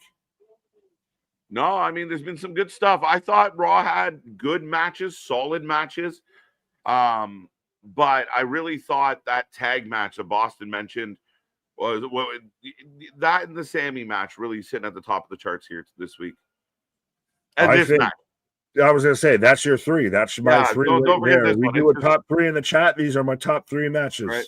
Santino Marella. Santino. Why has he got a mic? You're going to take on a Javon Evans. I was waiting, Nick. Like, oh, fuck. It's midnight. Go to bed. No, that match brought that vibe back and everything. Right. Like you said, they kind of tucked us into bed, gave us, some warm milk and a cookie, and then decided, wake up. Right. That is TNA. 100% goddamn cent, folks. You know what? And this is what AEW needs. A guy that represents the company that the fans can react to. Santino's been phenomenal. They do. They just sit him on commentary right now, and his name is Bryan Danielson. Don Callis? No, I'm just kidding. No, for anyone out there that might be first time watching TNA, because a lot of content creators are also first time watching TNA. For anyone that doesn't know, of the uninitiated, like Santino said, that is TNA. That is what you can regularly expect for TNA show here. Mm-hmm. And that's, I very much mean, like, that would be the hope and the challenge for TNA Wrestling. Land the TV deal. That's step 1. Mm-hmm. But a big step 2 is you give a shit like this. Well, ladies and gentlemen. What? Javon! Let's go! I talked about it. I did it. Anyone else stiffer than a fucking redwood right now? Let's go. Javon Evans versus Leon Slater. I can only get so excited. Bound for glory. And hey, again, for anybody out there that doesn't know the card, doesn't know the start time, might think that they're over all of their fan bases and everything. Hey, Bound for Glory is going to be a show that get missed. And when all of these content creators that can't show the show aren't covering it, you know who'll be covering it? The Wrestling for Life Network, because we cover all the TNA and we cover all the wrestling out here. Because Bound for Glory is going to be one of those pay-per-views at this point that is going to be a show you can't miss for the year. When we have our end of the year for lifeies and everything, Bound for Glory is going to be a show that's show of the year. Bar none, undebatable, undeniable at this point. Holla, if you hear me. Hear me. Yes, let's go. Let's go. Y'all gonna make me lose my mind up in here. Leon Slater, Javon Evans, X Division. That's a fantasy booking. Like, That you say cook, Carlos like Silva, you can hear us fantasy book, but you won't give us media passes. Go. that is nitrous. Like that's going to be explosive. And that's just the beginning. Bound for Glory. I mean, again, we already know the Dudleys are going to be there and the Hardys. One last table. Man, I'm pumped for Bound for Glory. So it should be a good one, folks. But TNA has gone off the air. Hell of a main event. Nice little cherry on top by Santino right at the end. Send everyone home with a little more of a buzz. But the partnership continues. A pretty good show. I know you didn't like how long it was, but it was a good show. I'm not old man fucking River out here. I mean, we've been through goddamn 5-6 hours and everything. It's just one of those of, to me, I don't think it was a strong enough card initially on paper to hold a 3 to 4 hour show. Mm-hmm. That's valid. Yeah, I'm not arguing of we've been here for 12 hours before. We got to, folks, we got to go off the air before they throw us off the air kind of shows and everything. So I'm not knocking at the timeline. I don't know if the card to me fully held it. Like you're right. Smackdown was a 6.5. This might be a 7.5 tops. Yeah, I can go there with you. Again, this has been the shows of they don't fully outbeat, like they don't beat each other out. No, I mean, I think it's a good show. It was a solid show. I enjoyed it slightly more than SmackDown. So out of 10, I'd go a little higher. Yeah, probably 7.5, a bonus mark for the main event. It started really well. It ended really well. I thought Moose and Ali killed it. I thought the main event was phenomenal. There was just the meat on the sandwich. The bread was good. The middle was lacking a little bit. Yeah, you got some funky condiments up in the sandwich a little bit. Right. And I felt like it was matches that fans kind of checked out of. Like they weren't super into like the EY match. Macklin tried to get them going during his match. They were a little quiet. The women's match, they were quiet. Like it's like maybe not so much into a Frankie angle who wins. I don't know. There was a time there where they were a little quiet, but it was still interesting because they allegedly on the fly, did the whole, Ash by Elegance has to hang it up and everything. And then turns around and Kalani ends up being champion. You have a new Knockouts champion and you manage to skirt all that controversy. Now everyone's going to be talking about Ash by Elegance having to potentially hang it up. You ain't talking about she who shall not be named. Yeah, that's a valid point for sure. Leon versus Javon will cook 100%. But you let us know how you feel about the show, folks. You can quickly give us your ratings before we shut her down and get ready for No Mercy tomorrow. Back at it. Don't forget an early start time tomorrow as we are looking at 6:30 p.m. for No Mercy. Now, if you're with the Javon versus Briggs match, how does that really shake out when Javon's like, I already know I got bigger fish to fry than you. Like, you can have that. Not even what I'm mad at. I think almost now he has to beat Briggs. I know Alvarez is going to have a fucking meltdown over this, but I still got to watch that. Oh, it's fun as shit. And he gets squeaky. That's what my favorite thing is he gets squeaky when he gets all worked up. So is Alvarez the Mickey to Meltzer's Goofy? Yeah, kind of. Shucks, like he's so stupid. Oh fuck! But yeah, no, I mean, I think that Bound for Glory is going to shape up nicely. We'll see. I mean, at this point, like someone just said, Javon's going to win. Let WWE take every single belt from TNA, and then they're just like, oh yeah, we own them. Bye. Like everyone's like, we knew it. No, they took everything from me, so I came for everything. It's one of those. So what did it cost you? Everything of 100%. This is one of those of back down the hatches. And we were talking about this during the prediction show of even with Moose of, oh, you done out there. You done tried to take Oba. You didn't try to take his title. And all you got sent back was on your fucking shield. So now is where you get like a Mustafa Ali. Now we got to have a battle plan. I like the idea of this. I like the idea of we get that old school pay-per-view mentality like what we got with WCW WWE when they did the invasion, and you had the Alliance versus WWE, and you had each match. You had like your knockout. You had your international title holder versus your intercontinental title. You're like the North American champion. This shit. I don't know if you go as far as to unify it, but you have that tit for tat throughout the whole card.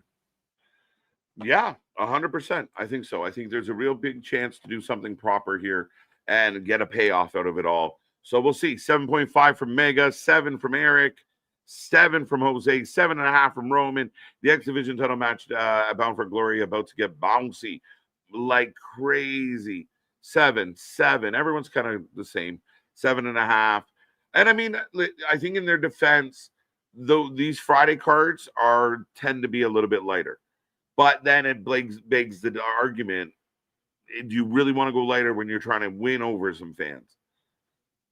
But at the same time, I'm almost trying to give them a 7.5 right now because they announced that match with Javon Evans versus Leon Slater at Bound for Glory. You mean the same show where they're having Trick Williams versus Mike Santana, and then the same show to where they're having the Hardy Boys versus the Dudleys in their last ever table match? Hey, a lot of people also don't know that these matches that were happening as they watch TNA, but you're telling me Bound for Glory is going to be, again, like I said, one of those shows in this calendar year. Don't miss. Don't miss out on. And Bound for Glory just has a history of like, holy fuck, AJ Styles is here, or Samoa Joe's back, Kurt Angle. Like, they've had really big moments on Bound for Glory. But Bradley with an 8 out of 10. The pay-per-view was good enough. Now, I mean, the good point, 2 title changes, but under interesting circumstance. But that's not bad. 7.5, 9. Josh feeling good. 9 again. WWE will throw TNA a bone and let them have the speed title. Yeah, I think that's the possibility as well. Why not? 9 out of 10. There's not even someone competing for the speed title yet. 9 out of 10 for Victory Road. Okay, I think you said that 3 times. 9 feels a little high, but I mean, overall, I had a fun night. And SmackDown again, like, is this the trend for WWE right now? Is not boring, not exciting, good enough?